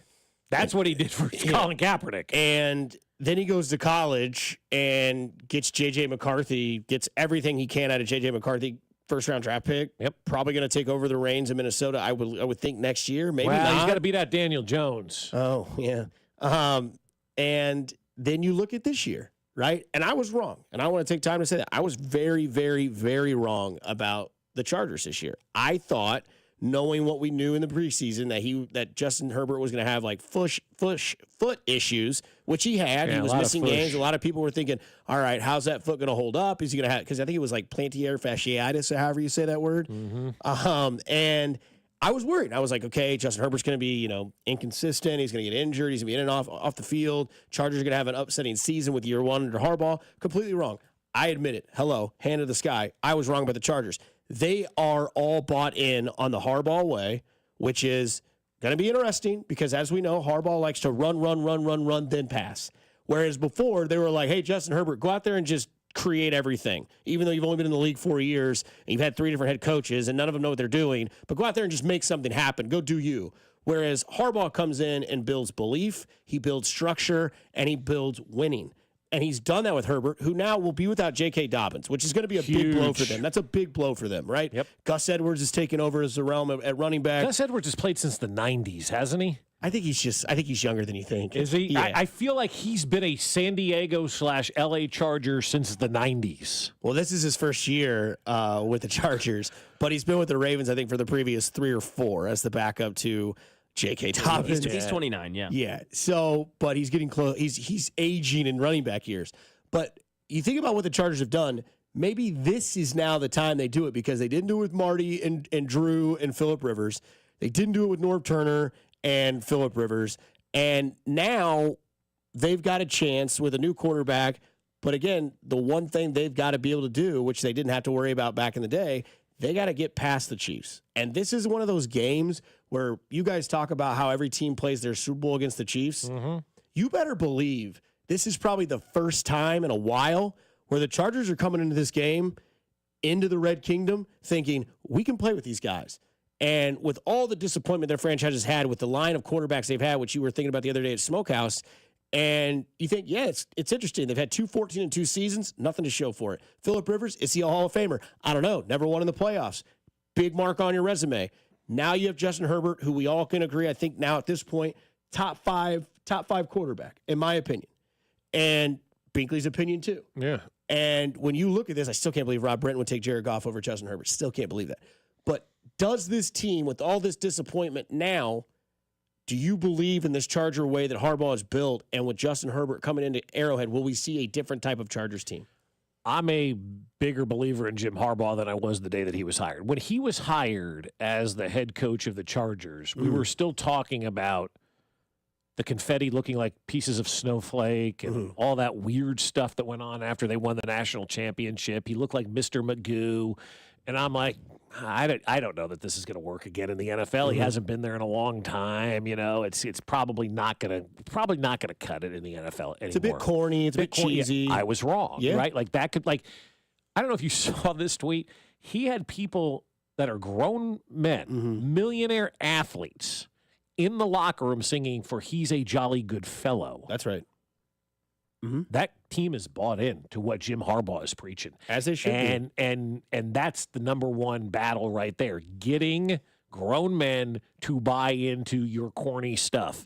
And Jim Harbaugh figured that out. And you keep mentioning over and over again, he showed belief in Justin Herbert, and I think that is so important because third head coach in 5 years or whatever it's been. Vance Joseph, not Vance Joseph. It was now I'm drawing a blank, and I like that. Brandon guy too. Staley. Yeah, was guy the one they before just him. got rid of. Jim Harbaugh, and I'm drawing a blank right now. Anthony Anthony Lynn. And I don't think they should have fired Anthony Lynn. No, I think he was a good head coach, but what do I know, right? So he's on his third head coach in 5 years. I'm like, God, this is just not good for a quarterback. But that head coach, Jim Harbaugh, came in and loved this kid up and celebrated him and made him a believer in himself and all that. Like, he pushed all the right buttons. So I was completely wrong on Jim Harbaugh. But I'm not wrong on the San Diego / LA franchise that you've had, and even Mac mentioned, he goes, they even had Dan Fouts and did nothing, right? Like Kellen Winslow. Find me Tomlinson, a franchise's quarterback Mount Rushmore that's better than the Chargers. Fouts, Breeze, Rivers, and now we've got Justin Herbert. Green Bay would challenge that, I think. Green Bay would have Bart Starr, Littlefinger, and Favre. That's 3. San Diego has legitimately had 2 Hall of Famers, a borderline Hall of Famer, and a guy who's now just entering the prime of his career. Like, it's unbelievable how little they've accomplished as a franchise with how much star power they've had at the most important position over time. And maybe Harbaugh was the missing piece that now brings this all together because they really have lacked from a head coaching standpoint. I mean, who was their best head coach before Harbaugh got there? Norvell.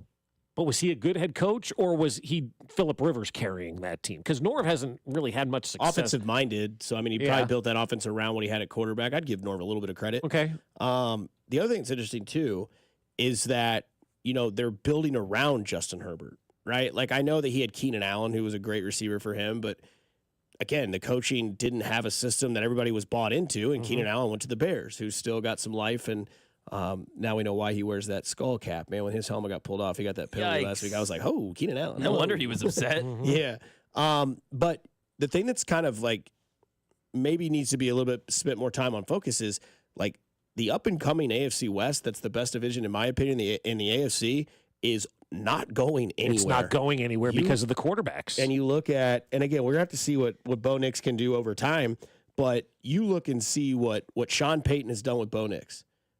Last year, everybody was like, Sean Payton might have lost it, might have had to step out of the league too long, and now he's trying to get back in time. He's turned that offense and that team around. He has that team believing in themselves.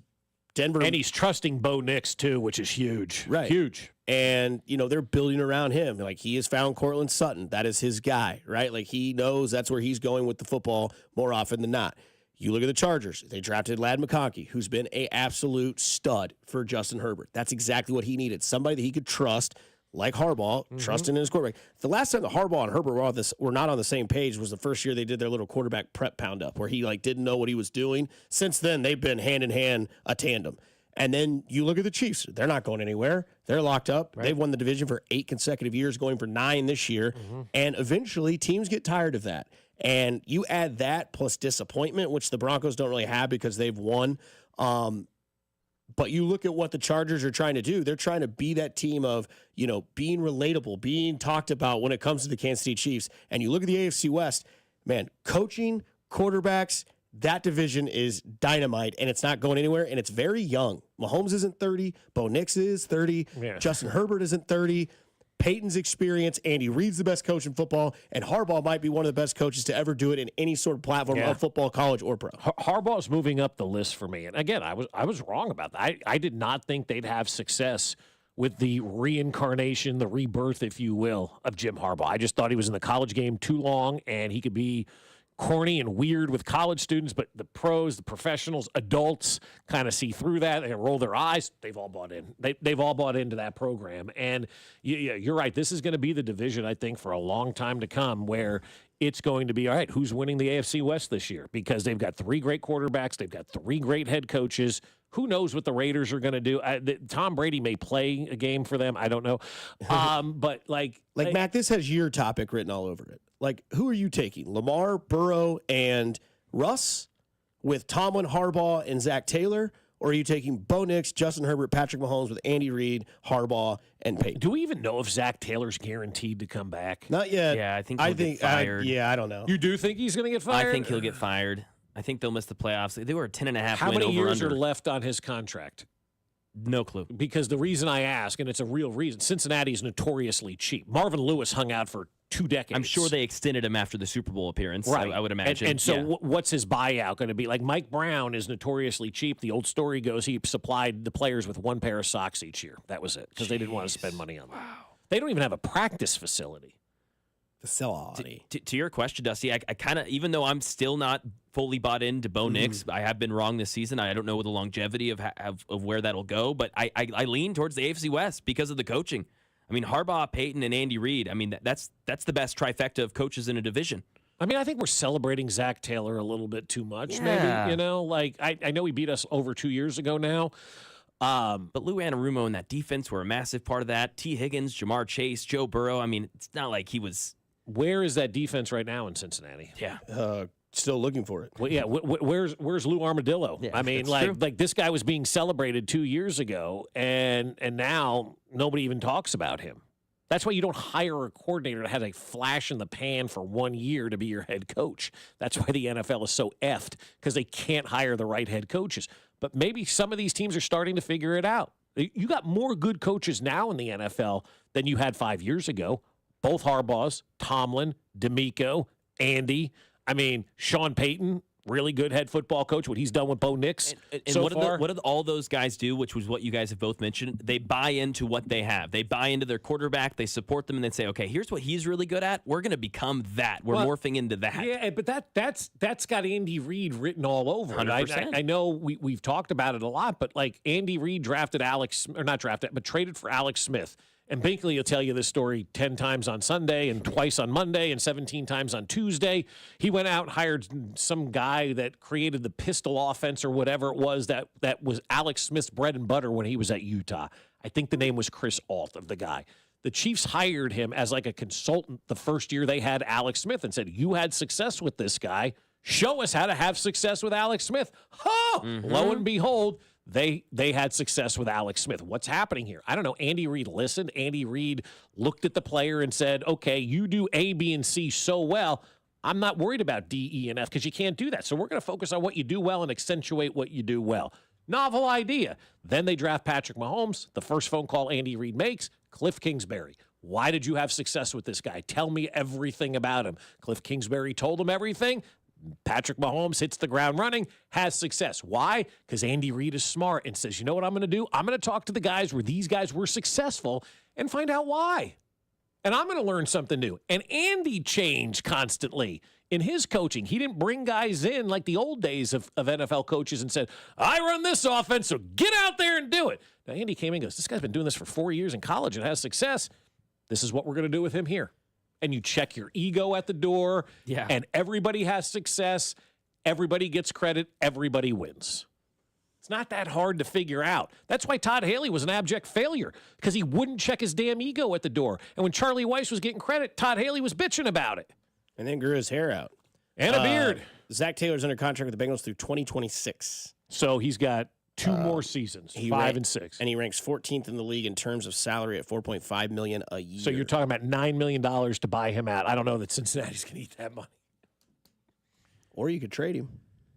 That's an interesting one. Like, if somebody suggested it the other day, and I've been saying all along, like the Bears job. People keep talking about this Bears job. Yeah, they think they should go trade for Shanahan. It's a brilliant move. It's a brilliant move because Chiefs did it.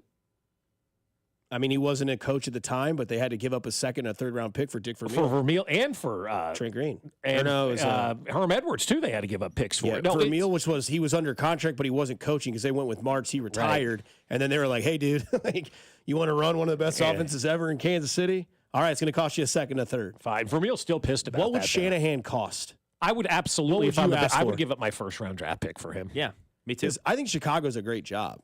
I disagree unless they're changing owners because the ownership is so bad. But also, if you win in Chicago, man, that's a major city. Yeah, it is, and they haven't had anything. I mean, since look how big Kansas City is, and I mean it's mid-market, and they're everywhere. Imagine being the guy that could turn around in Chicago who hasn't had a 4,000-yard passer in franchise history. You have a special talent at quarterback who's got talent written supported all right around him.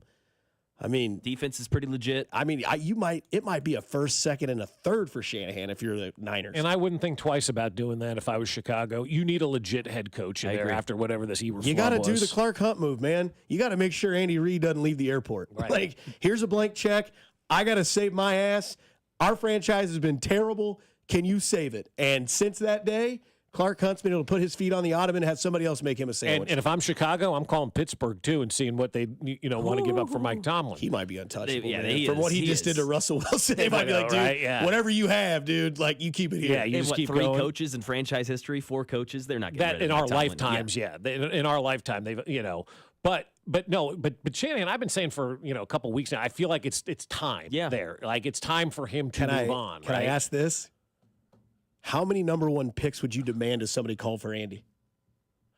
Yeah, we had this conversation about Mahomes one time, right? Spinning. And it was like, would you give up 7? Would you take 10 first-round picks for Patrick Mahomes? No. Because I don't know if that team, if you give that team Patrick Mahomes, that first-round pick's not going to be 32nd, 32nd, right, 32nd. Exactly. Yeah. And so, but this was before, like it was after year 1 or 2, and I remember Josh going, I take 10 first-round picks for Mahomes right now. The year later, no chance, right? No. Like you're not trading Patrick Mahomes for anything. Let's say Chicago calls Clark Hunt. Says, hey, how you doing? Yeah. We used to be friends. Remember that? Right. So TV Ted is calling down here and trying to get Andy? What would it take? Nothing. It's untouchable. Mm-hmm. Yeah. Nice. Thanks for calling, Ted. We appreciate it. We'll see you on TV behind a coach, but no, we're not trading Andy Reid. No, Andy Reid and Patrick Mahomes are probably the 2 most untouchable entities in all of sports. Give me 7 first-round picks and Rome Odunze.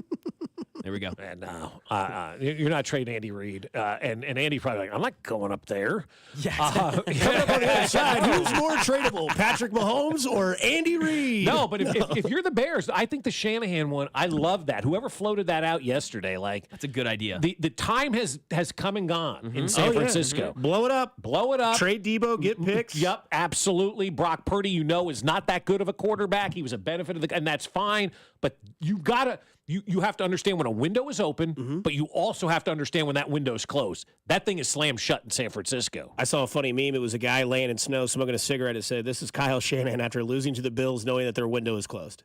I was like, "Yeah, well. Yeah. Their window has shut, and they need to move on. And Kyle Shanahan should be looking to move on as well. Because this year you could blame injury and whatnot. What happens if they don't win again next year?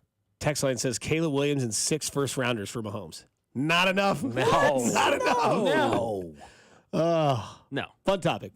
We'll get to our disappointment, and we'll get to our disappointment in players and teams a little bit later on in the 9 o'clock hour. But coming up next, Matt Nagy's got a fast food order that's quite impressive. I want to know what your dream fast food order is, text line. Wake up, text line, 913-586-7965. What is your dream fast food order? Mac and I are going to hit the garage and tell you what ours is on the other side on 96.5 The Fan, your home for Kansas City sports. Fescoe and Dusty. Subscribe and watch the show on YouTube by going to our channel at The Fan 965, Kansas City's FM sports station, 96.5 The Fan. I'll tell you what, my friends over at Foaling want you to come out and enjoy the holiday time with your friends, with your family, whether it's a party, whether it's a date, whether it's guys' night out, girls' night out, whatever you want to do, Foaling is there for you. And Foaling is football plus bowling plus bar, and that's Foaling Warehouse, Kansas City. They're starting year 2 at 435 in State Line, and they are killing it. These guys are awesome. The 2 dudes that run Foaling are unbelievable guys, and you want to go down there and have your birthday party there. You want to go out there and have your holiday party there. Maybe you have a charity event. You want to do some fundraising there. Or maybe you just want to have a date night or a guy's night out. You can do that at Foaling as well. Set up those bowling pins, throw the football at the pins, knock those pins down, and boom, you got yourself a game called Foaling. Re-rack them and play again and again and again. You'll absolutely love it. One of the cool things about Foaling is when you hit the middle pin down by itself,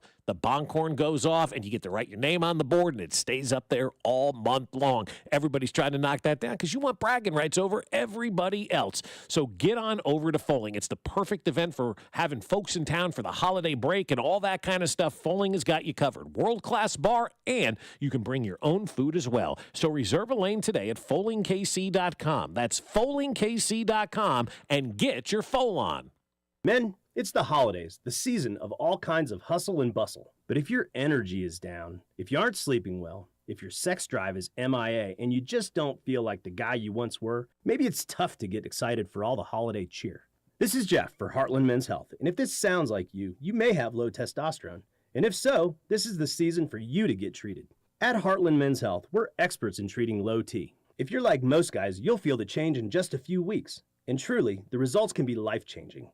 You'll have improved mental clarity, your energy will kick up, your workouts will be better, your sleep patterns will improve, and your sex drive will likely heat up as well. So call us and don't go through another season with low T. Your initial visit is only $99 and includes blood work, a medical consult, and if you start on testosterone the day of your appointment, your visit is free. Call 844-447-6600 or go to heartlandmenshealth.com. That's heartlandmenshealth.com. Heartland Men's Health, a Promenic restorative health practice. Planning to propose this holiday? Shane Company is ready to help you find your dream engagement ring. We handpick the most beautiful diamonds and colorful gemstones in all shapes and sizes. So when you walk in the door, you can trust your rock is in stock.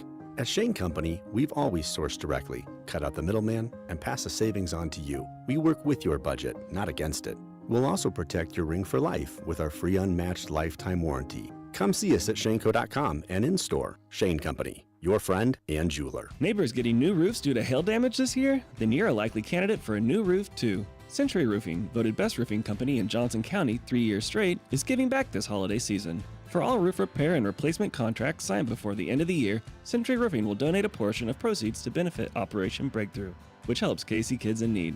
Visit CenturyRoofingKC.com for an inspection today. That's CenturyRoofingKC.com. Century Roofing, trust the pillars of strength. This is the story of the one who, as a maintenance specialist for a historic high-rise, knows that vintage charm historically needs constant attention. Which is why when it's time to upgrade turn-of-the-century mechanicals, they turn to Grainger. With easy access to 1 million+ products and the scale to deliver when and where you need them. The right tools and supplies are never far away. So the one can keep that vintage building running like new. Call, click Grainger.com, or just stop by.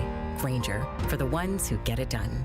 Welcome to Staples. Help! My family's in for the holidays and I need gift ideas. That's why we're here. Staples has amazing deals on everything you need. Photo gifts, laptops, and gaming systems. Even custom holiday cards and shipping solutions to send gifts to the family that can't make it. Perfect! Have anything for Uncle Frank? I love him, but the guy is never quiet. Noise-canceling headphones.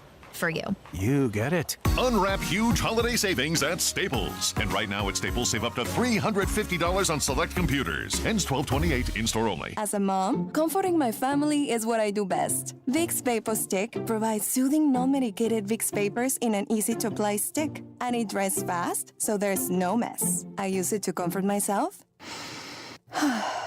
and my family. Thanks, Mom. Vicks Vapo Stick. Soothing comfort for the whole family. And when you need more comfort for yourself, try Vicks Vapo Shower Max for steamy Vicks Vapors. Use as directed. Vapo Stick for use ages 4 and up. Vapo Shower Max use for adults only. When I wake up, the best mornings in the morning light, start with Wrangler. I pull on my jeans and I feel alright. Jeans, jackets, and shirts that get your day started. Good mornings make for better days.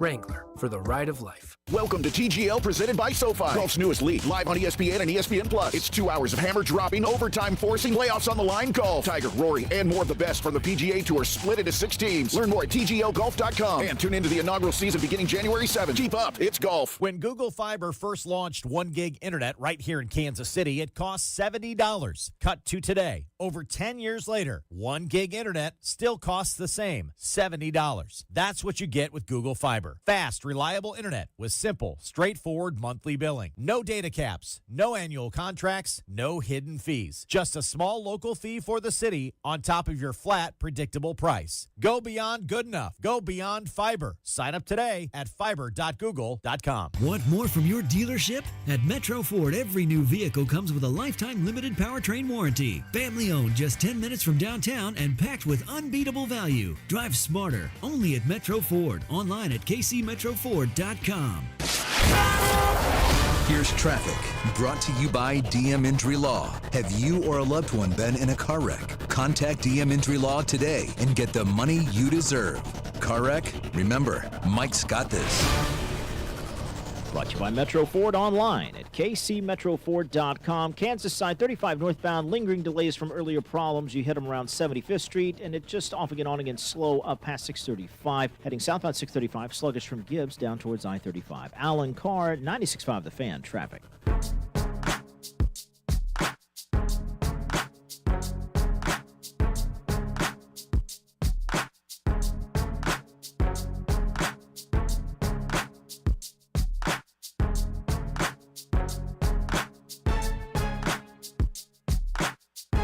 Here on Fescoe and Dusty with Mac Morey as well, executive producer, holding everything down and everything up.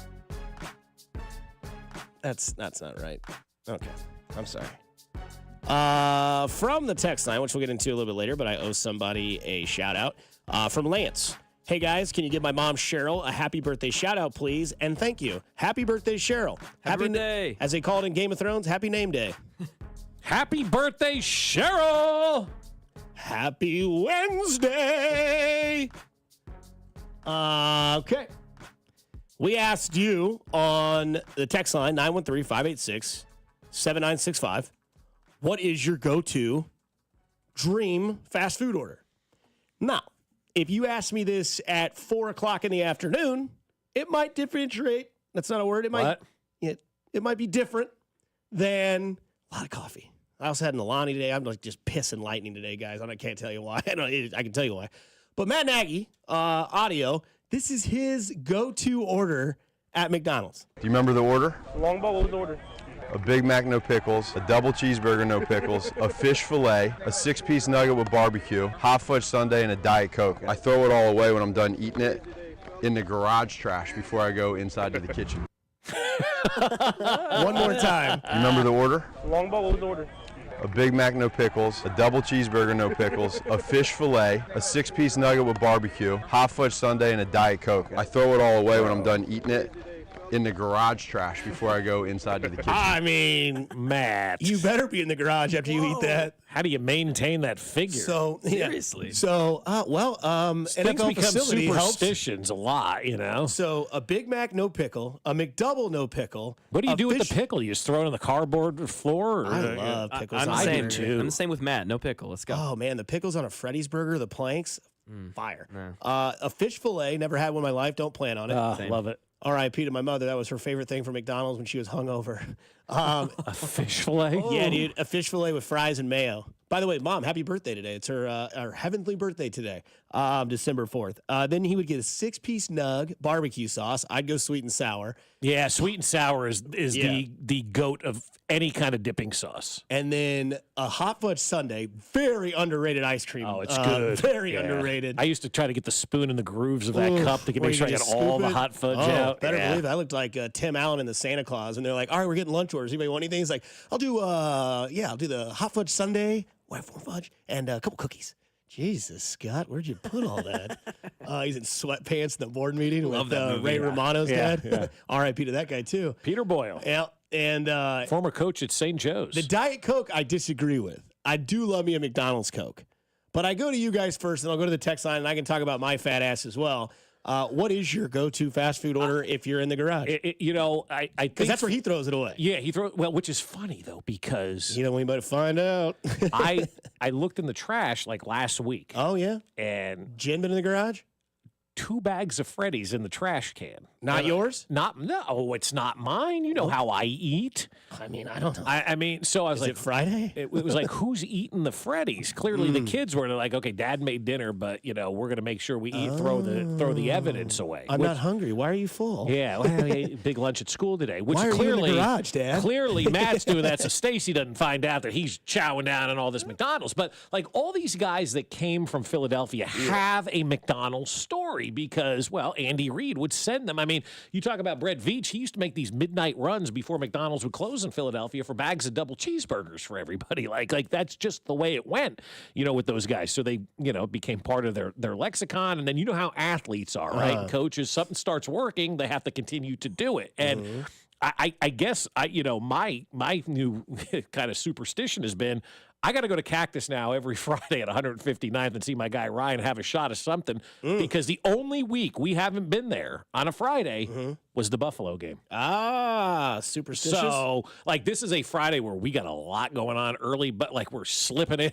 Having a shot and slipping out because we don't want to be the reasons why something, could potentially go wrong. So fast food meal for me, if I could have it, it would be a double from In-N-Out with an extra large order of fries and, bunch Is that of the ketchups. animal style place? No, yeah. Okay. But I'm not an animal style guy, but just give me a double from In-N-Out. Give me an order of fries.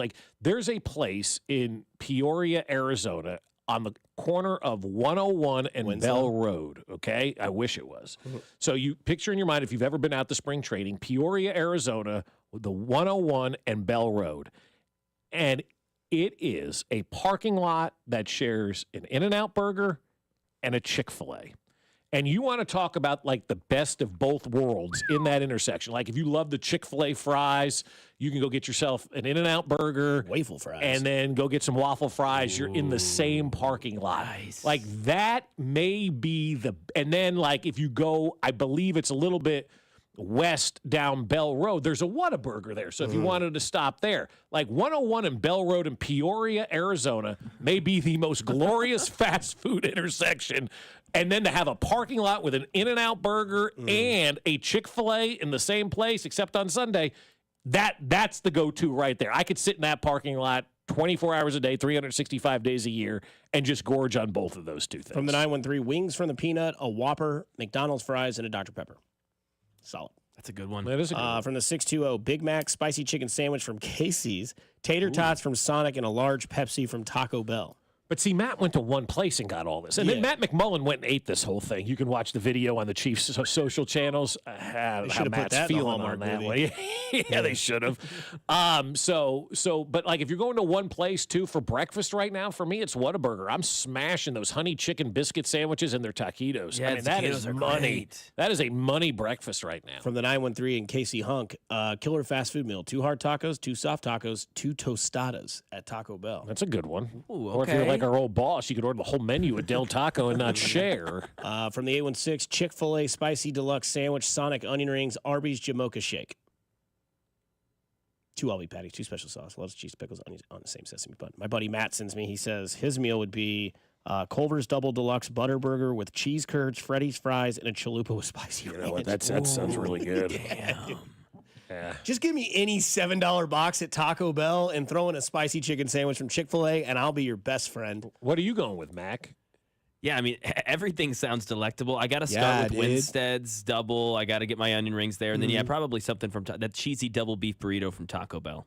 I think I would probably go, if I had to get into my garage mindset, I would probably go a double cheese and onion ring from Highboy, a Crunch Wrap Supreme, mozzarella sticks from Arby's, and a Baja Blast from Taco Bell. Are you hiding the evidence like he did in the trash can? I did have a buddy in high school. I swear, this is a true story. I had a buddy in high school that would go get Taco Bell, and so he wouldn't be shamed by anybody. He would order a cheesy roll-up for the ride.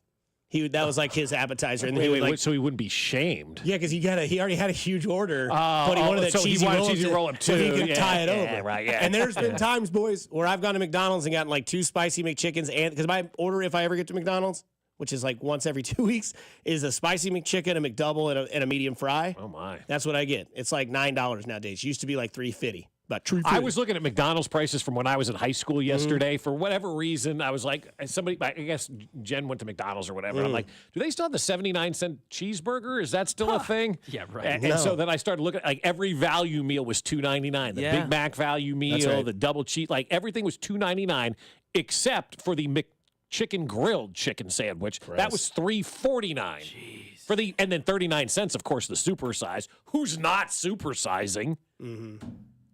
R.I.P. to the dollar menu. Or you just go to Wendy's and get the biggie bag. From the text line, Fescoe and Dusty, brought to you by Ozempic. Yeah, I mean, I wouldn't be able to eat that today.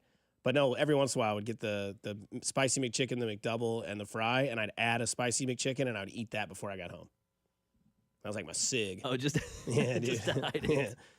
Yeah. Yep. And then I'd have mayonnaise all over my face. Somebody park up next to me at a red light and look over and be like, oh, does he have rabies? I'll tell you what another good no, burger I'm just is. hungry. The double cheeseburger from Burger King is money. I haven't been to Burger King in so long. I took my wife there for her birthday last year. She was my queen, so I took her to Burger King. Poncho's chimichanga, paste of sour cream, and pico all over the rice, too. Salsa dumped on top. There you go. Where's that from? Poncho's. Oh, I thought you said Jimmy John's. No. I haven't got that Jimmy John's pickle sandwich yet. That looks refreshing. I've heard it's really pickle. good. Gotta have pickle, but I'll eat that in the summertime. Coming up on the other side, Tom Brady said something that we all agree with. That's right. Tom Brady said something we all agree about with your Kansas City Chiefs. You listen to it next on 96.5 The Fan, your home for Kansas City Sports. You're listening to Fescoe and Dusty. I just want to say how awesome it is to have Bob Fescoe and Legend Likens on every morning to start my day. I freaking love you guys. On your home for Kansas City sports, 96.5 The Fan. I'll tell you what, my friends over at QC Kinetics want you to start 2025 feeling great, not losing sleep anymore. You're able to take walks. You want to do what you love, but you're not able to do some of that because of your knees or your hips. Well, take action now and get that pain relief you deserve. Call QC Kinetics and say goodbye to shoulder and back pain. QC Kinetics local medical professionals are waiting for you. Their advanced protocols in regenerative medicine have helped tens of thousands of people, and we're talking about lasting relief. Imagine a new year without those achy joints, no more pain pills, no more steroid shots. QC Kinetics uses the healing properties of your own body to attack the root cause of your pain, revitalizing your joints so you can move again. And this is the future of medicine. So if you've been told surgery is your only option, you deserve a second opinion. Find out if all natural regenerative medicine is right for you. Call QC Kinetics. They're accepting appointments on Saturdays as well, and the consultation is free. Plus, you can use HSA and FSA dollars. So live your best life in 2025 and get started now. 816-412-6299. That's 816-412-6299. QC Kinetics off 435 in State Line and in Gladstone. 816-412-6299.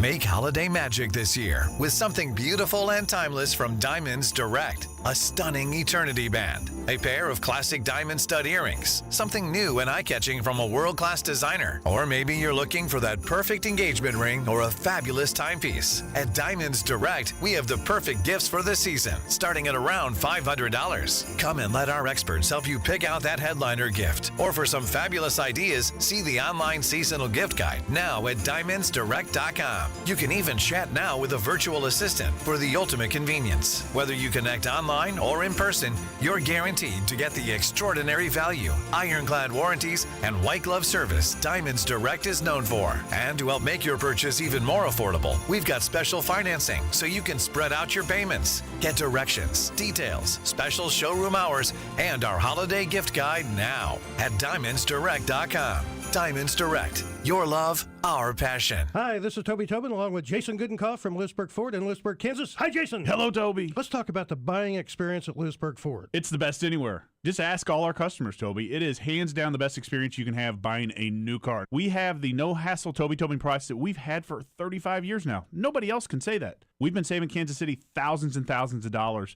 for a lot of years. I have been buying Ford cars and trucks from Lewisburg Ford for over 30 years. And I know personally this is the best place to buy a Ford car or truck. Great prices, but there's a whole lot more than that. It doesn't just stop at price, Toby. Yeah. There's other factors to this equation, and it's trade-in allowance, financing, and the experience of how knowledgeable the people are that you're dealing with. And we surpass everybody in all those areas. We always have. We always will. That's why calling us is important. Do you have that new pickup? Absolutely. And it's dynamite. Okay. Lewisburg Ford is your best place to buy a Ford car or truck. What's your toll-free number? 816-444-2300. Lewisburg Ford or lewisburgford.com. This is a special report from the Missouri Lottery. There's still time to get holiday scratchers and draw games for everyone on your shopping list, even if you are the one at the top of said list. Don't worry, we won't tell. The Missouri Lottery. Play responsibly. Get in zone, AutoZone. Welcome to AutoZone. What are you working on today? I think my battery's dead. With free battery testing and charging, we can help you get back on the road. Get in zone, AutoZone. So what if I need a new one? We have the right Duralast battery for you, only at AutoZone. Get in zone, AutoZone. And what about my old battery? We can recycle it right here at America's #1 battery destination. Get in zone, AutoZone. Restrictions apply. Brought to you by Gomers. 5 locations in the KC Metro or online at gomers.com. Happy holidays from Gomers. Gomers has all the fine wines, spirits, and craft beers you need for the game days and holiday celebrations. Voted KC's #1 liquor store year after year, our mission is excellent price, selection, and service. 5 convenient locations throughout the KC Metro or shop online at gomers.com. Here's traffic, brought to you by DM Injury Law. Have you or a loved one been in a car wreck? Contact DM Injury Law today and get the money you deserve. Car wreck? Remember, Mike's got this. Kansas side 35 northbound slows around 75th Street, stays off again on again slow up past Lamar with earlier problems. Heading into downtown, 29 southbound just a bit sluggish from Levee across the Bond Bridge into the downtown loop. Alan Carr, 96.5 The Fan, traffic. You can listen to the play-by-play of the Chiefs and Chargers game with Mitch, Danon, and Kling right here on your new home for Chiefs football. 96.5 The Fan, KFNC FM and AM, HD1 and HD2, Kansas City, in Odyssey Sports Station.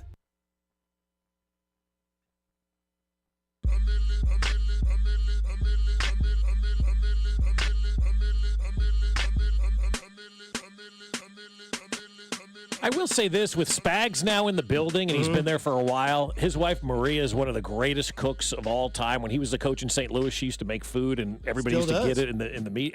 Unbelievable. Spaghetti and meatballs. Oh, like, why are you going out, man? Just have, Maria cater.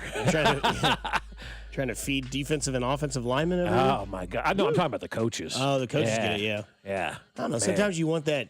Sometimes you want that garbage cheeseburger every once in a while. It's kind of like, I don't smoke, right? Yeah. But like every once in a while, you're like, man, F today. I got a couple minutes to kill. I'm going to go through the drive-thru real Right, quick. yeah. Like, Yeah. I know we shouldn't, but it's like it's like getting a roller from Quick Trip. You're in there, you're like, I need to get gas. I got 5 minutes to kill. I'm going to go get a taquito or something. Right, You know, it's one of those things. Yeah.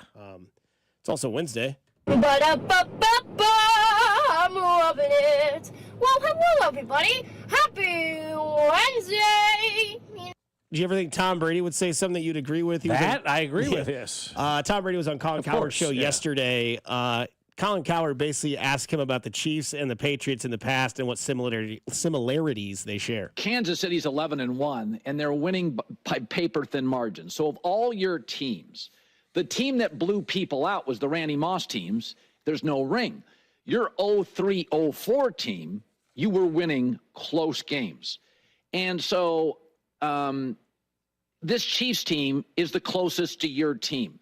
I want you to take me back. People keep saying, well, the Chiefs are lucky, and I'm like, timeout. That block field goal, that was coaching.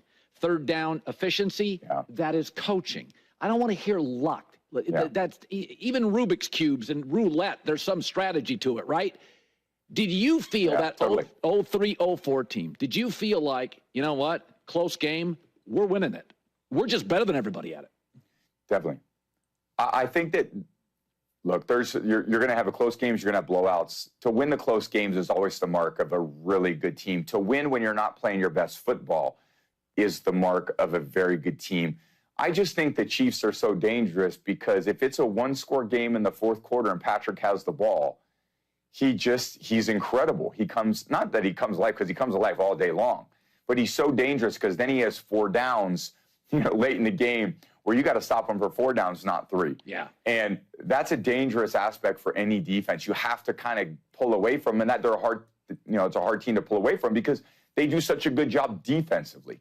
So I think when they transition from really this great offensive team, and I would say when Patrick first started, they weren't as good on defense. Now they have a tremendous defense. They got Spags is a phenomenal coach.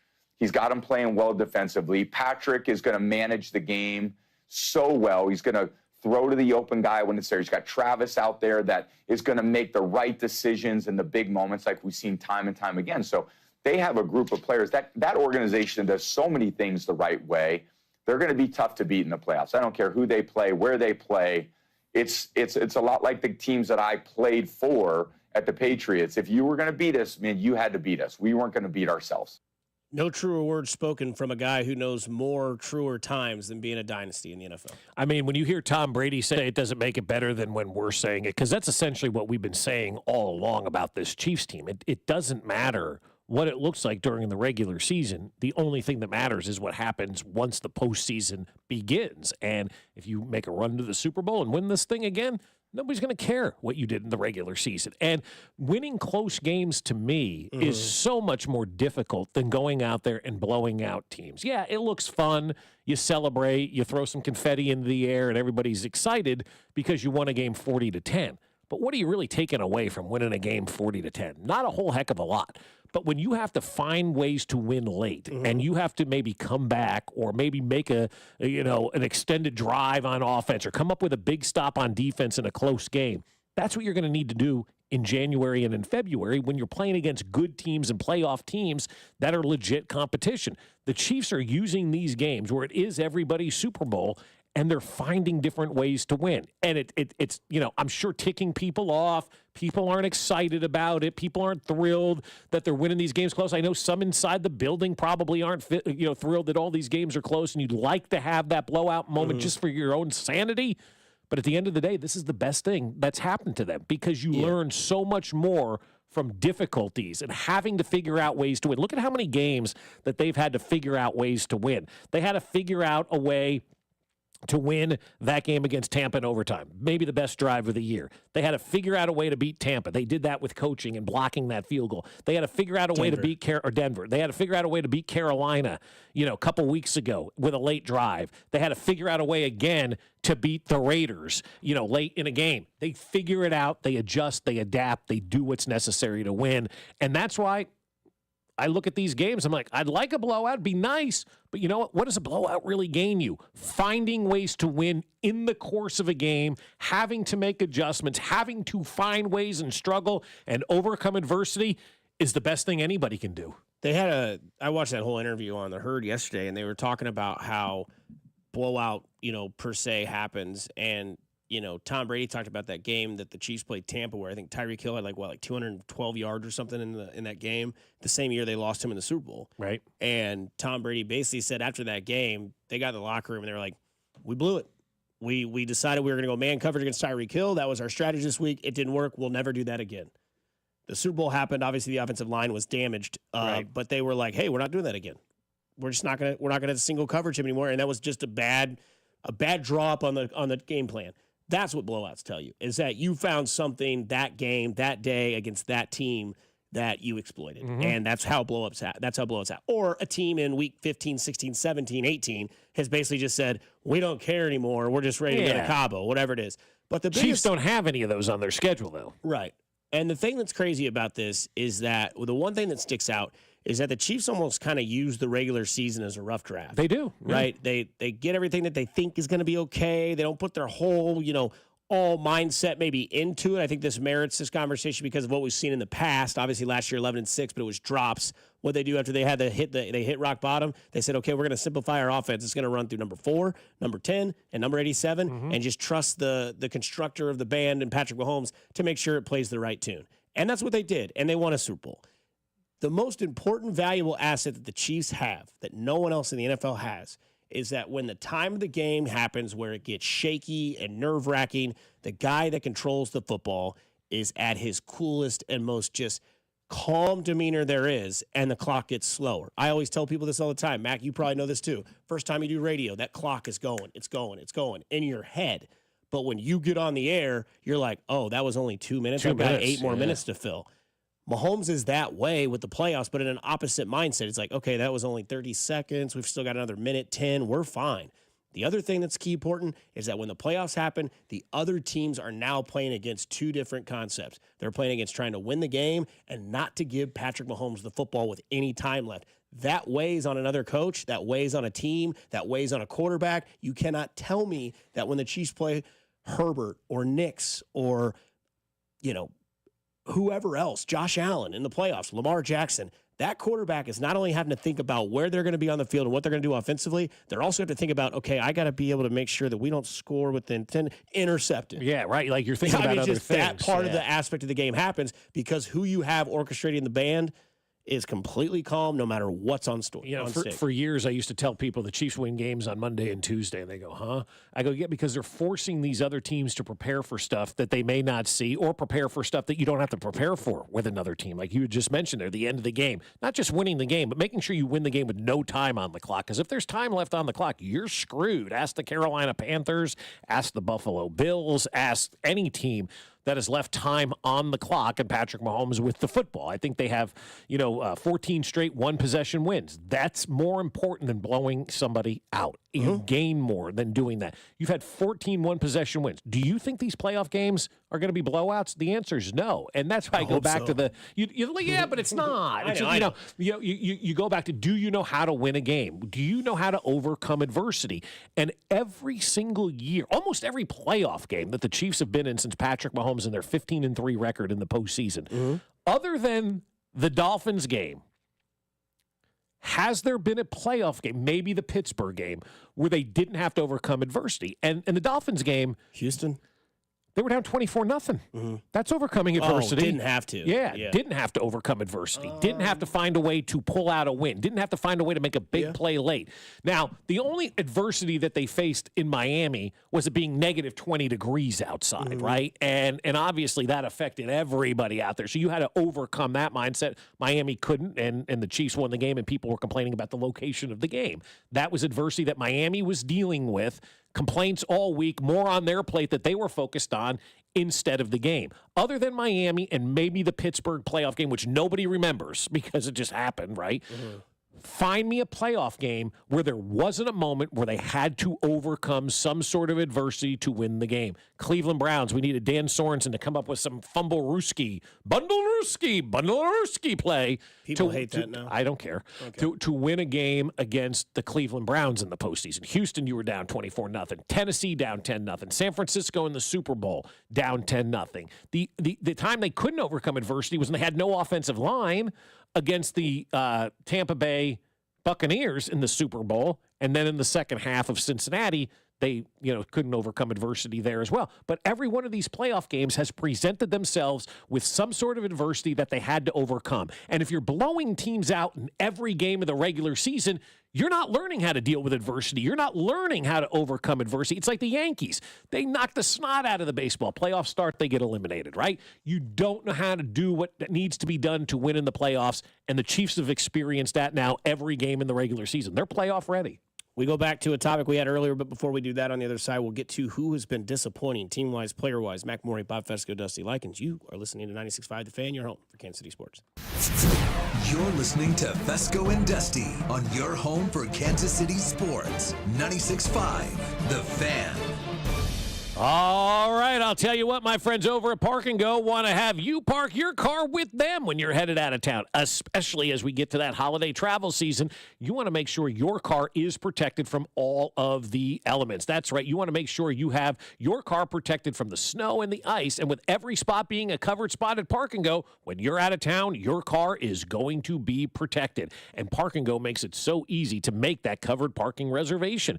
Just go to bookparkandgo.com after you make your flight reservation and prepay. That way you save a ton of money. Then when you get there on the day of your flight, give them your reservation number. They'll direct you to the covered parking spot that's been reserved for you. When you get to that spot, the van will meet you and take you right to the airport terminal right away. You don't have to run around the lot hoping somebody shows up. That van is there immediately. When you get back, Park and Go shines above everybody else because they will get you right back to the trunk of your car in no time at all. Just grab your bags, walk outside, and jump on the bus, and it's right back to your car. So do what we did and join their frequent parker program and earn points towards free parking. Reserve your spot today at bookparkandgo.com. The best deals in parking. Bookparkandgo.com. Park and Go, family owned and operated. Winchester at Lake City Army Ammunition Plant in Independence is the largest manufacturer of small caliber ammunition for the U.S. military. They're hiring technicians starting at $26.72 an hour with a $1,000 hiring bonus. Excellent day one benefits include medical, dental, educational support, paid time off, and company retirement contributions up to 8%. Join Winchester and serve the U.S. warfighter. It's more than a job. It's a mission.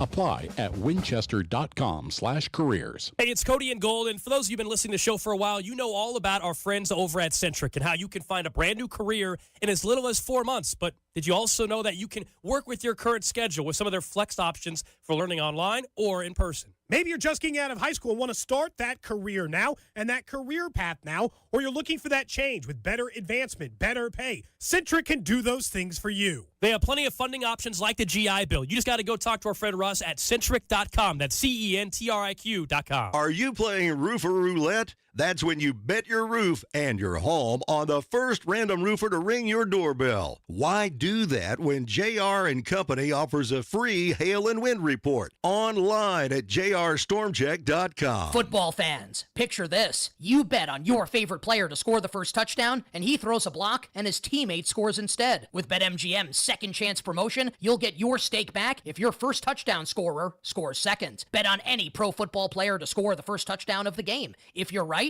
you win. If your player scores second, you get your stake back in cash. BetMGM and GameSense remind you to gamble responsibly. See BetMGM.com for terms. 21 years of age and older. This U.S. promotional offer not available in Mississippi, Nevada, Ontario, or Puerto Rico. Gambling problem? Call 1-800-GAMBLER. Available in the U.S. For New York, call 877-8-HOPE-NY or text HOPE-NY 467-369. For Arizona, call 1-800-NEXT-STEP. For Massachusetts, 1-800-327-5050. For Iowa, 1-800-BETS-OFF. For Puerto Rico, 1-800-981-0023. Subject to eligibility requirements in partnership with Kansas Crossing Casino and Hotel. Our daughter Jessie loves playing detective. A clue.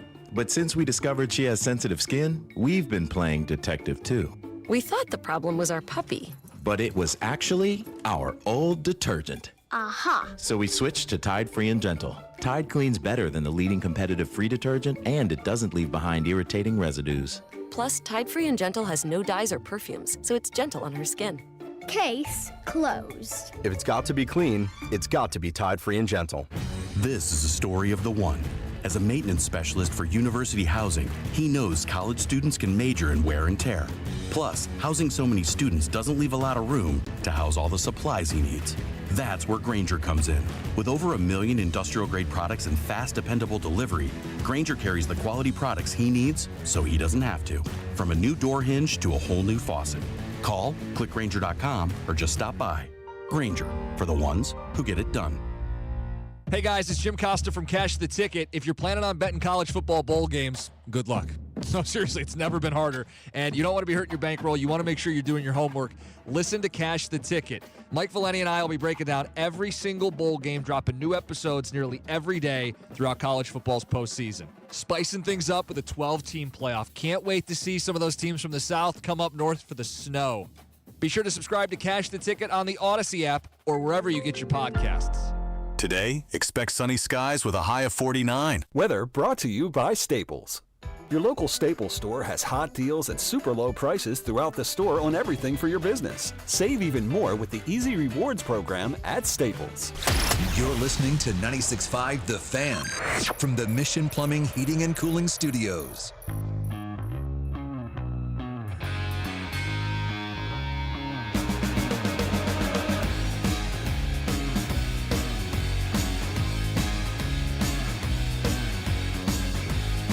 All right.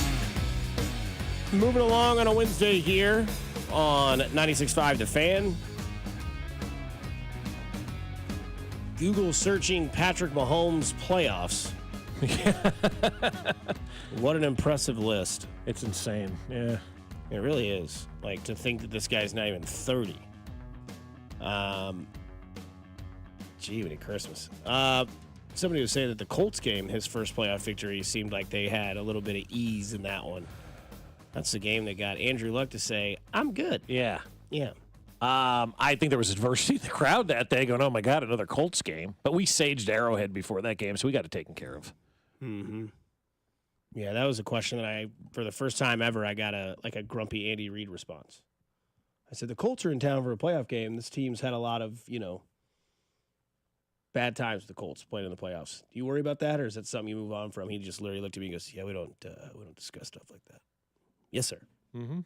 And then the latest time I've ever talked to Andy Reid, I asked him about what was different between the Super Bowl against the Eagles as opposed to the Super Bowl against the Niners when they won the one against the Eagles. He goes, yeah, it's really cool. You get to enjoy it. And the cool thing is, the confetti was little Super Bowl trophies. Why does he talk like Binkley? I don't know.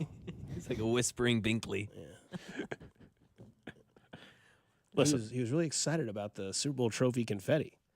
Who has to sit there and cut all those out? I mean, come on, man. It's not a press. Is that like an intern job or something? Yeah, exactly. Nah, I'm an intern in the NFL. What are you doing? Well, all year I sit and cut confetti in the shape of a Super Bowl trophy.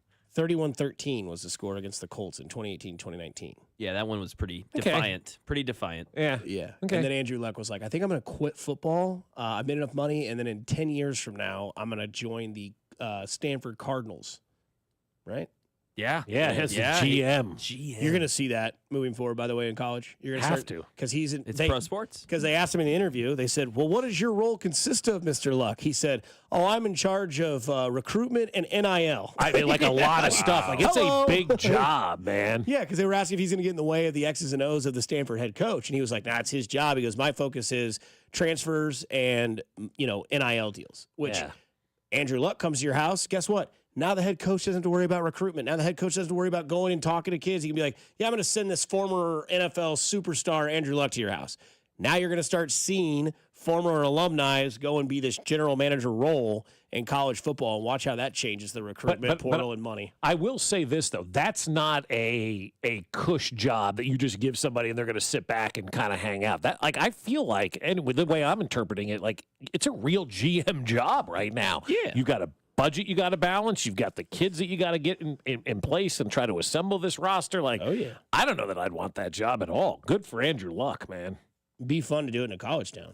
Like, if you were like a, fun guy that liked to kind of see how you can go out and gravitate to kids that are thinking about going different places. Cause we're now in the heavy, transfer stuff. Like, we're seeing kids be like, yeah, I'm not going to go there next year. I'm going to do this. Hey, this quarterback's flipping from this school because you look at the guy that just flipped from, what was it, LSU to Michigan? Mm-hmm.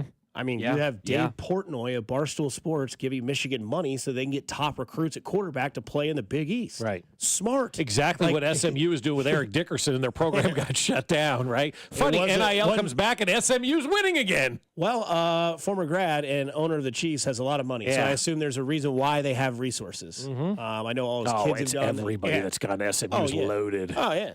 Dickerson was the one. A&M gave him a car, and then he took the car and then still went to SMU after they I gave him a believe bunch so, of stuff. yeah. That's a good 30 for 30, by the way. Yeah, that is. I mean, but that shut down the program, man. Like it crippled them as a unit for decades. They could never recover from that. And now they're recovering because they're doing it all over again. Craig James was the other guy who was involved. Coach?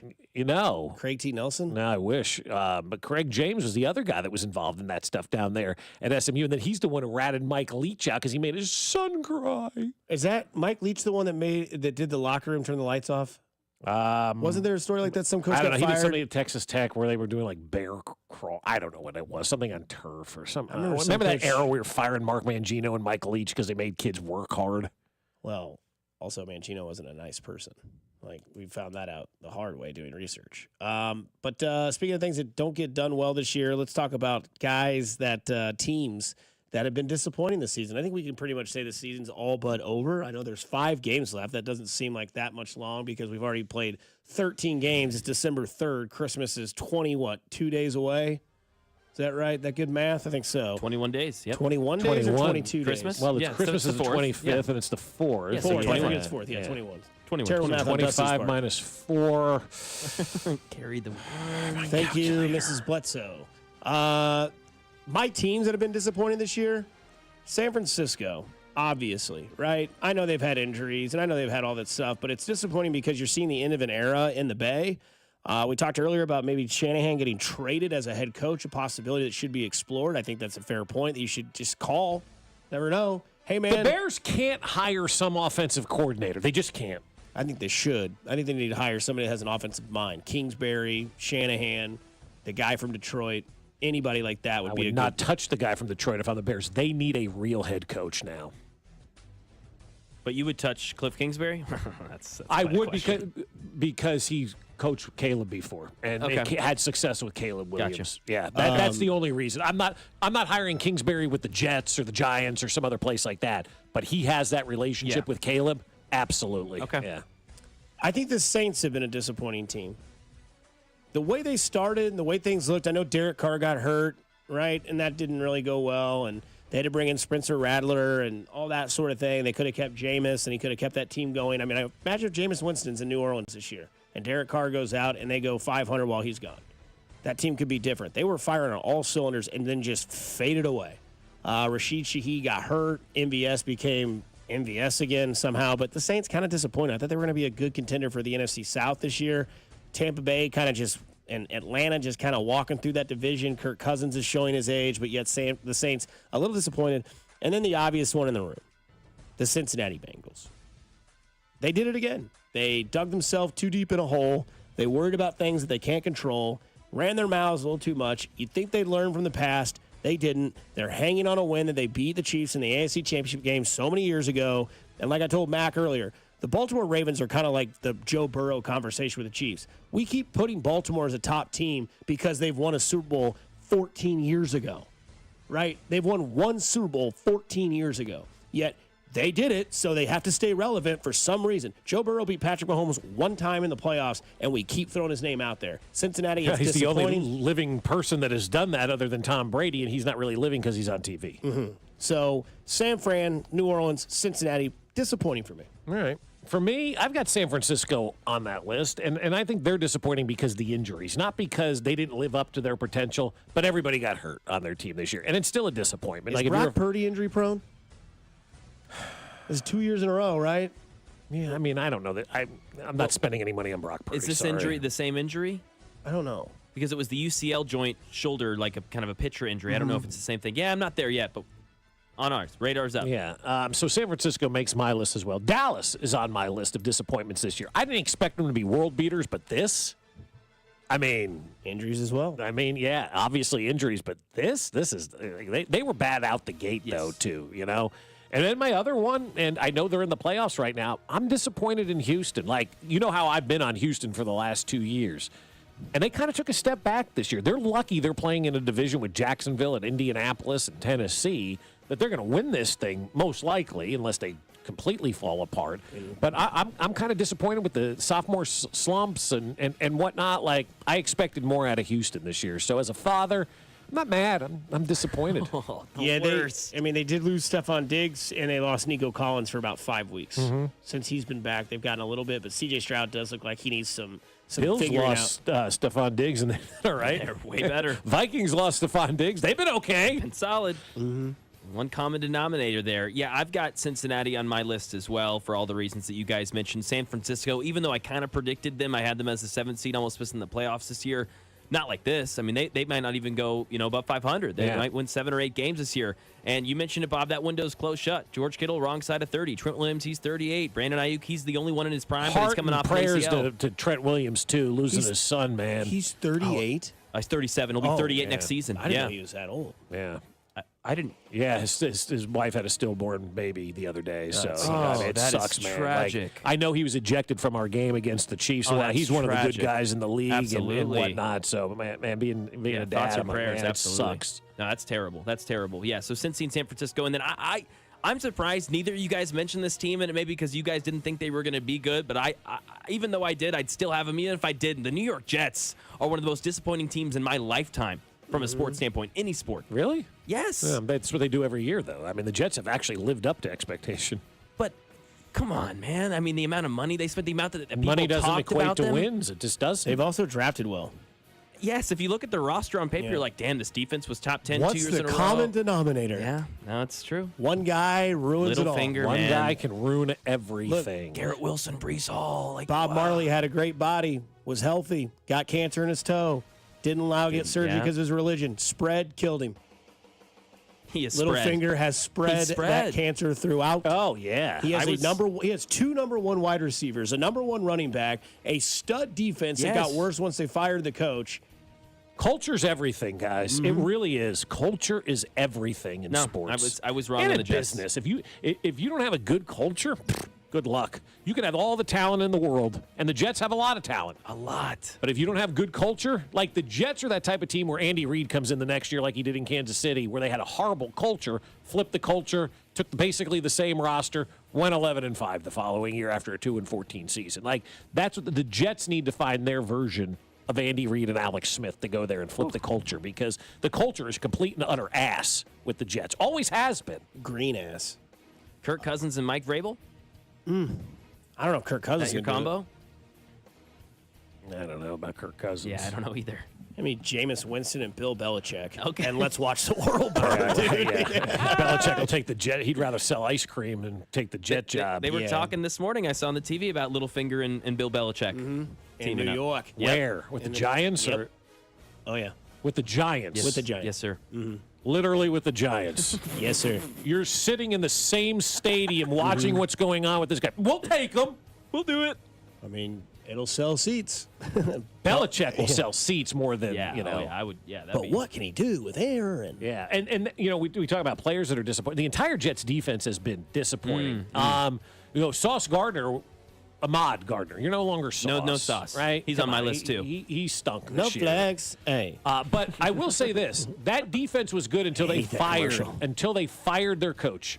And when they fired Robert Saleh, that defense took a nosedive. They quit on the season. Weird how that works. Okay, so you just mentioned players. I'll get to my players. All receivers, coincidentally.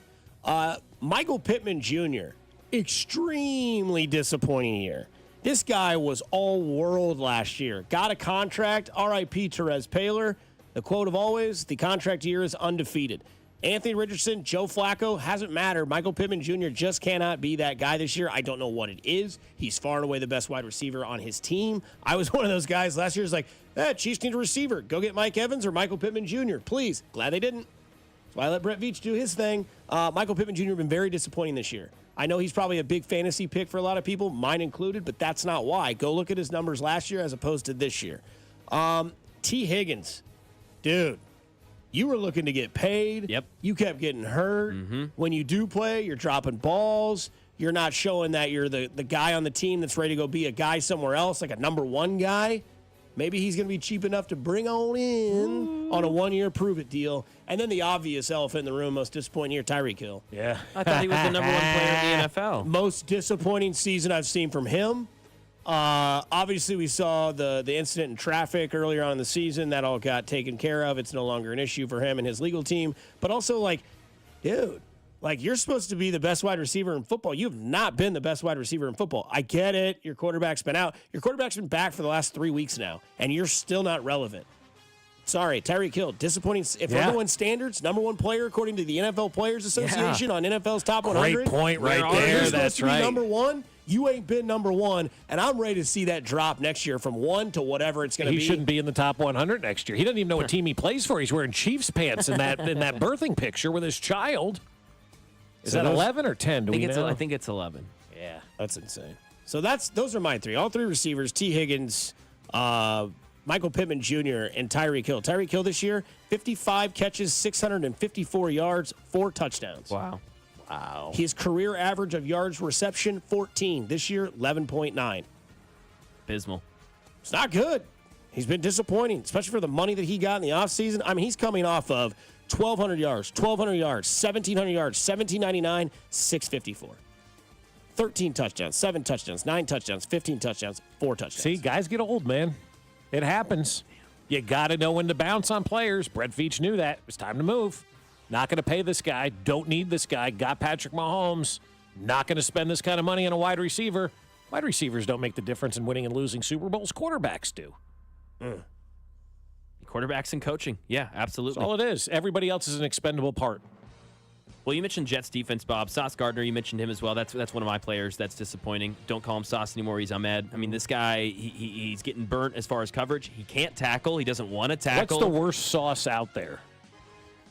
We always talk about like the best dipping sauces. We do talk about the best ones. I don't really like flaming hot buffalo sauce. Like, I don't want to burn my face off. Yeah, I don't like that. That's a bad dipping sauce. But like, has there been a bad dipping sauce at a fast food restaurant that has just failed miserably? I'm not huge on the Polynesian sauce at Chick-fil-A. I'm with you. I know it's a great sauce for a lot of people. I love their honey mustard. That's where I'm at. And I'll be honest with you, I'm not a huge fan of just the regular Chick-fil-A sauce. But I know everybody else is. Yeah. Wow, that's a hot take. Chick-fil-A sauce is great. I've seen the TikToks that people do. They get the spicy chicken sandwich, put it back in the bag, take the bun off, and pour the Polynesian and shake it up, and then put it back on the bun. That sounds good. I might try that. What is the Arby's sauce? Do you guys like Nashville hot? Horsey sauce. All right. You don't like horsey sauce? No. You don't like horsey sauce? No. Oh, that's good. So No. Sauce Gardner is your horsey sauce? Yeah, that's it. If you ever need to get rid of some demons, get you a little shot of a tube of horsey sauce. You know what I don't really care it's like for? prune juice. Sriracha. Oh, I love sriracha. On Yeah. some lo mein. Yeah, just not a huge sriracha fan. So he'll be my sriracha. Whatever sauce you think is the worst, that's what Sauce Gardner is. Good Tech 9 song. Tank Dell would be my other disappointing season. This is a guy who had more yards in one less game than he has in 12 games this year. That's like horseradish. He played 11 games last year. He had 100 more yards than he has this year. He had 5 more touchdowns than he had this year. Then he got hurt. Missed the rest of the season. I was really excited about him. I made the case that he could even be the number 1 option in Houston. Way off from that, and I'm expecting him to step up after Stephon Diggs. Still kind of waiting. Where did Tank Dell go to college? I can't remember. Is it a small school? Was it Houston? Did he go to Houston University? I thought he was a Texas alum of somewhere. I didn't know. Anybody who's said the word Texas is considered a Texas alum. That way they can get money out of you. But for my disappointing players, we mentioned the defense of the Jets. C.J. Stroud, not angry, disappointed. You know, that sophomore slump, man. You got to take that next step, right? And then CMC is on my disappointment list because of the injuries. Because he went to Germany? Didn't work, I guess. I don't know. But that's disappointing. That's like horseradish. Well, you don't pay running backs either. Well, you might after this year, seeing the uptick in those guys. I mean, Jahmyr Gibbs, Derrick Henry, Saquon Barkley, David Montgomery. Save your money. Okay. Spend it on an offensive line. All those guys have pretty good offensive lines, too, aren't they? I think Philly is the best offensive line in football, and they lost their center, who's going to be a Hall of Famer. I know, right? It's crazy. Like, they do not miss him on the offensive line. Somebody said honey mustard's the worst sauce on the text line. That's fine. Yeah, it's up to you. Yeah. If you don't like it, you don't. That's fine. Don't make matter taste matter of fact. We were talking about this last night in our group text. Do you remember the chicken strips from Burger King? Yeah. The old skinny little finger. Yeah. Ones? Oh, yeah. Not the yeah. chicken, not the chicken fingers, like the chicken fries. The actual chicken tenders. Yeah. Yeah. Somebody says tartar sauce. What did that have to do with sauces? I thought you were going to say, and we dipped them in. No, because some people don't like sweet and sour sauce. I think that's the goat of dipping sauces. Somebody says from 8 and 6, food again, give me a break. Then you need a Kit Kat. I will say that Sam Laporta, very disappointing year. Yeah, good Very text. disappointing Yeah, that's a year. good one. Yeah. Is Travis Kelce on this list? No. Okay. Devontae Adams? Yeah. Justin Jefferson? How about Justin Jefferson? A little disappointing? No. Okay. He's still a top 5 receiver statistically, even with the down year. Yeah. Just not on touchdowns. Touchdowns are Yeah, not a score. touchdowns. Yeah, it's true. Yeah. They're winning games. Yeah, I would say Sam Laporta, good one. Good. That's a good one. That's a good one. Yeah. Yep. He was going like top 5 rounds in fantasy. Oh, yeah. Big time. Hey, Brock Wright gets more catches than he does for the Lions. Like, who? Yeah. What about Justin Fields? He got benched after starting 4-2. I thought about that. Yeah. I mean, seriously though, what great coaching by Mike Tomlin to have a 4-2 football team and to have this veteran quarterback that you basically broke down to sawdust. 1,000%. And then built this guy back up, and everybody went, you're 4-2 and you're switching to Russell Wilson, and he did, and they've taken off, and they've lost, one game since? Mm-hmm. That's it. Mike Tomlin, man. Somebody says Travis ATM. Ooh, yeah, ETN. Disappointing year. He fumbled that first play of the You were game, right. and that was it. You're right. And he lost his job. Deontay Johnson, huge disappointment. Everywhere that guy goes, he's a disappointment. Now the Ravens are like, why did we get this guy? Think about releasing him.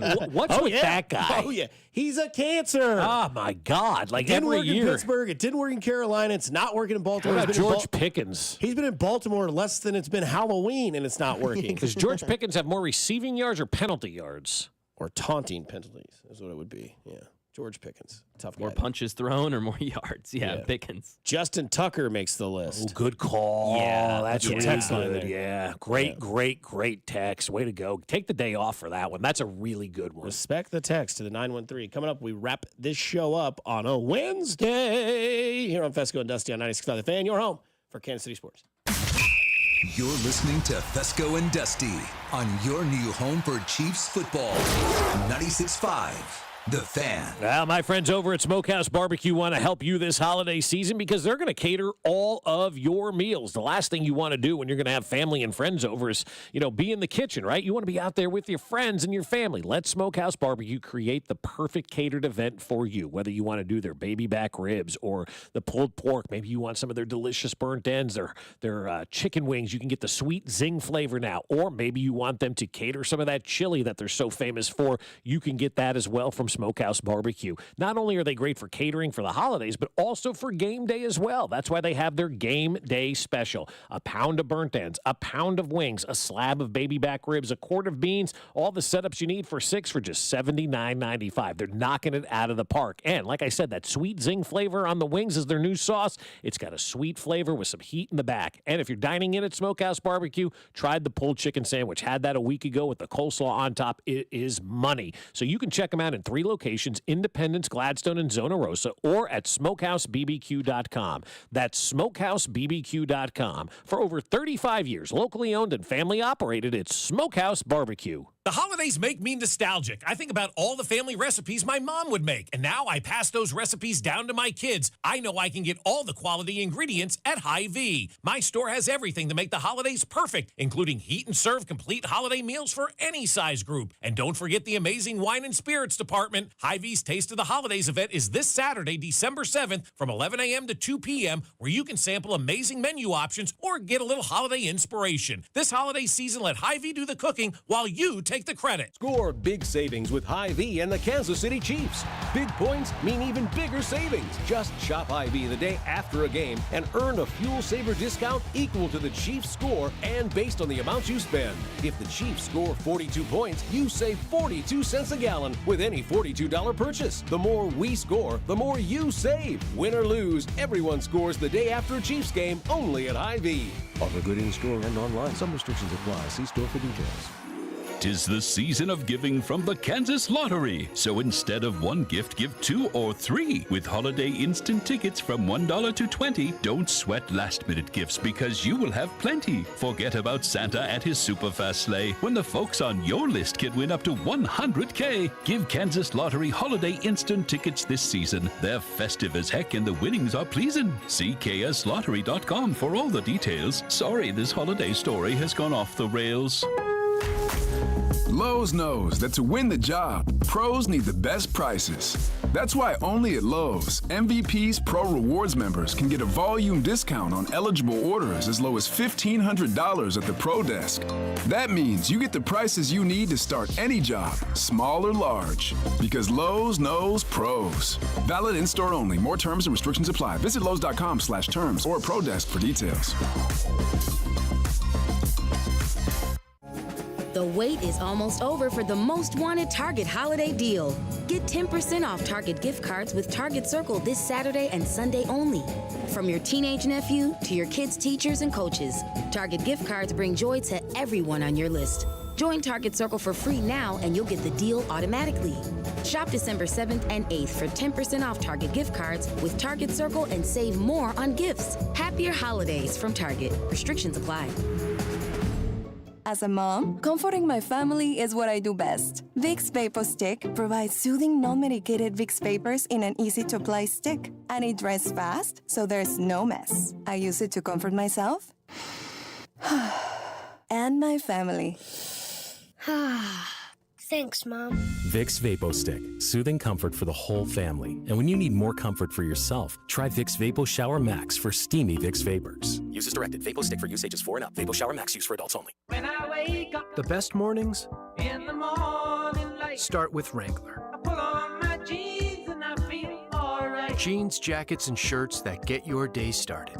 Good mornings make for better days. Wrangler, for the ride of life. Welcome to TGL presented by SoFi. Golf's newest league, live on ESPN and ESPN Plus. It's 2 hours of hammer dropping, overtime forcing, playoffs on the line golf. Tiger, Rory, and more of the best from the PGA Tour split into 6 teams. Learn more at TGLGolf.com and tune into the inaugural season beginning January 7th. Keep up, it's golf. This holiday season, Straight Talk Wireless is letting you say yes a lot more with real unlimited data. Yes to sharing pics of the ugliest holiday sweaters. Yes to checking weather on the go for surprise sledding trips. And with a free phone at sign up, let the yes-tivities begin. No way! Yes way. Straight Talk, real unlimited data. Available at Walmart or straighttalk.com. Offer valid through 1/5/25 while supplies last at participating stores. Taxes and fees apply. Requires in-store activation on select single line plans. Limit of 2 phones per customer. For network management practices, visit straighttalk.com. Well, we've already had our first snow of the year, and that means road conditions can be pretty dicey out there. They could be icy as well, or maybe it's so cold outside that your car just doesn't start. This is the time of the year where you need to have Jay's Southland Tow's number ready to rock and roll because you don't know what's going to happen. Accidents, car doesn't start, you left your key fob inside the car. They can help you through all of these issues, but you have to have their number ready to go. 816-779-4TOW. That's the telephone number for Jay's Southland Tow. Put that in your phone right now, and that way you have it. So if something does happen this winter, like you go off a snowbanked road, or maybe you get into a car accident, or your car just doesn't start, Jay's Southland Tow Service is just a phone call away. They helped us out on a Friday a few months back. 522, blew out a tire. Oh no! I called Jay's Southland Tow. By 6 o'clock, I was on the road ready to go. So keep that number handy. 816-779-4TOW or at southlandtow.com. Use the tow service trusted by most local police departments, and Tammy from the Westin. It's Jay's Southland Tow. There's nothing they can't do, so be in the know and use Jay's Southland Tow.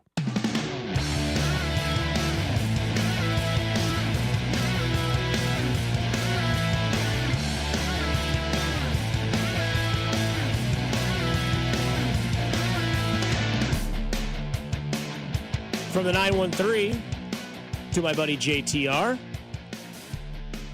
Can you shout out my wife, Stephanie? It is our 9th wedding anniversary. Happy anniversary to the two of you. 9 years is more impressive than people might think. The longest I've lasted is 18 months. This day and age, yeah. Year 7 sucked for us. Did year 7 suck for you too? Because you're at year 9, you're going to have a bad year here and there. Mm-hmm. It's a marathon, not a race. Yeah, it is, yeah. Next year, my dad and stepmother will be married 30 years. They want to go to Jamaica. Send them. I'm going with them. Did they invite you? They did. Okay, cool. Yeah. That's awesome. Yeah, celebrate, bring the family. Nice. Thanksgiving night, my dad's obsessed with the grill. Which kind of grill do you have? A Weber. Oh, okay. Why is he obsessed with it? Yeah. No, but they were like, she was just talking to us on Thanksgiving, and she's like, hey, we want to go to Jamaica for our 30th anniversary. And my dad made the biggest mistake. He goes, wow, we've been married 30 years. I was like, oh, Dad.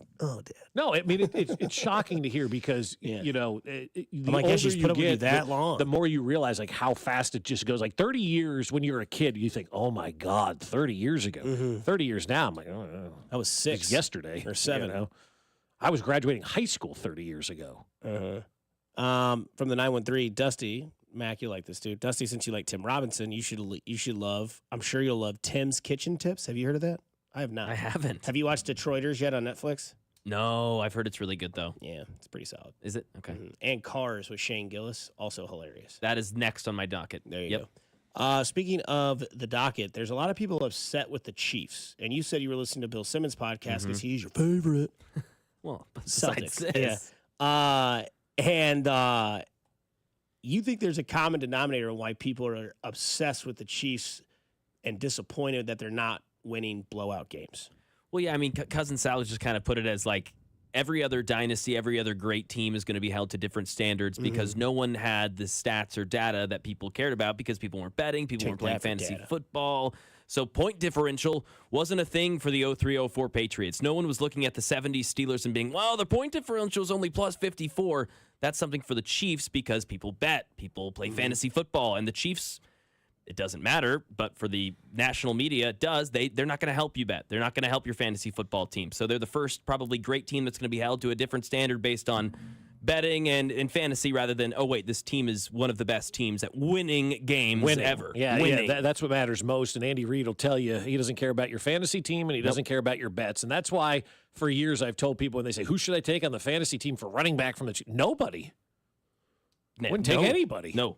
Wide receiver, nobody. Don't take anybody because Rasheed they don't Rice care. was the pick. He's he was a second-round right. pick in the draft. And a lot of people took Kelsey, and that's why a lot of people are disappointed. They're like, oh, Kelsey's really screwed me over this year. It's like, because he's not putting up 1,100 yards and 8 touchdowns every season anymore. Like, it's just not going to happen. They don't need that. They're saving Travis for when it matters most, as you saw last year in the playoffs. Sorry, Tires is the name of the show, not Cars. Tires, yeah. Anyways, the Chiefs haven't covered spread since week 7. And I think that is why people get upset. But that's on you, the person, right? 1,000%. Yeah, but I mean, 100%. that's where we're saying, like, you can't take one bad text on the text line and think that that's what everybody thinks. Because 10% of people continue to think the Chiefs are going to cover the spread. That's on them. They don't cover it. Like Alex Gold, who will be on the show tomorrow for Golden Locks, and his betting show tonight at 6. Which one? He'll tell you that both. That betting show. That's right. And that's the thing is that people let things get in the way. It's like when season ticket holders get mad because they feel they're part of the team, which is fine if you feel that way. If that's how you feel and that's your mojo, then I have all power to you. But they don't care about your feelings. They really don't. And the thing is, they don't care if you lose your bet or win your bet. The last time they won a game against the spread, I believe, I could be wrong, was that week 7 game against the 49ers. They definitely didn't cover last week. They for sure didn't cover against Carolina. I think Buffalo was favored. Right? Yep. So I think Buffalo covered in that game. Yep. Week 10, they definitely didn't cover that. They won by 2 against the Broncos. Week 9, they won by 6 against Tampa. Maybe they covered in that. Unless it was like 6.5. But I don't necessarily remember. The Vegas Raiders backdoor covered that line with that garbage time touchdown, if you remember. Yes. So that didn't happen. And then week 7 was San Fran. I looked at the numbers yesterday when you guys threw this out. 39% of sports fans gamble, which is a pretty sizable number, but that also means 61% of sports fans don't gamble. There was a survey years ago that our company did that had, I think it was like 6% of our listeners were on Twitter at the time, now X, formerly Twitter. 6%. Yet companies were making all of these rash decisions based on what people say on social media. So 39% of people are betting on games. Again, a pretty sizable number. But why are we making all of our decisions, and I'm not saying we, I'm saying the collective we, making all of our decisions about a team based on something that only 39, basically a third of the people are focused on? Why are we letting that drive the narrative? Not driving me. Hasn't driven me ever. But that's why I'm asking, because I just don't know. Like, I'll take an Uber over that. You want to bet, you want to do fantasy, great. I'm not going to stop you. I do it all myself, right? But that's not going to drive the narrative of how I feel about this team and what they're accomplishing. But yet we've allowed that and them not covering or their point differential, for God's sakes. Oh, my God. Punch me in the face. All right. All that matters, did you win the game? I don't care about how many you won by. And if you're betting the Chiefs to cover every week and you're seeing this trend that they're not and you're still doing it, you're a dumbass. When's the last time you bet the spread for the Chiefs? Honestly. No, I don't. I haven't done it all year. Since betting has become legal in Kansas? Never. I haven't done it all year. I bet. Now, I'm a long-term bettor. I put my money on the team to win the Super Bowl and let it ride. Futures, gotcha, yeah. Now, if I was able to legally live bet, that's it. That's where I would do That's it. what I do. That's how I've won money on it's the like Chiefs. If KU's down at half and they're in Allen Fieldhouse, they're plus hammer money, it, bet it. Hammer it. Yep. Right. Chiefs are down 10 in the fourth quarter. Bet that right then. Right. Because I think the only thing you and I do is prop bet. But you're not betting the spread. You're betting the props. You're having more fun. You're doing different things. Yes. Betting in the moment, that's not betting the spread. You're betting the money line. Exactly. Because yes. Right. So that's why I get pissed when DeAndre Hopkins drops passes and finishes the game with like 6, and he should have his over-under like 6. I'm like, I should have had that one. And he said it too because I dropped that. Did you see that tweet? It was really it's like the 7th drop in his career. He's like, oh my god. But if you're betting this team to cover every week and you're getting upset because they're winning and they're not doing it the way you want, that's a you problem. That ain't an Andy Reid problem. That's not a Matt Nagy problem. That's not a Spags problem. That's not a Patrick problem. That's a you problem. You're mad because you're losing money because you're not doing the smart thing, which is just bet the money line. It may not be as sexy or whatever. Somebody says from the 563 to respect the text. Since fantasy football became a religion, talking football with people sucks ass. I love you. You get the rest of the year off, my friend. I'd give you that one there, Bob. Don't forget tomorrow, Ben Maller, Smasher Pass, Nate Taylor, all of that. Plus, remember, go do something nice for somebody because you never know. You could change their day, week, month, or even their year. It is simply cool to care. Kansas City, stay safe, stay kind. Coming up next, it's Alex and Drew from 10 to 2. And don't forget, it's Mac and Drew from 7 to 9 tonight on 96.5 The Fan. Your home for Kansas City Sports.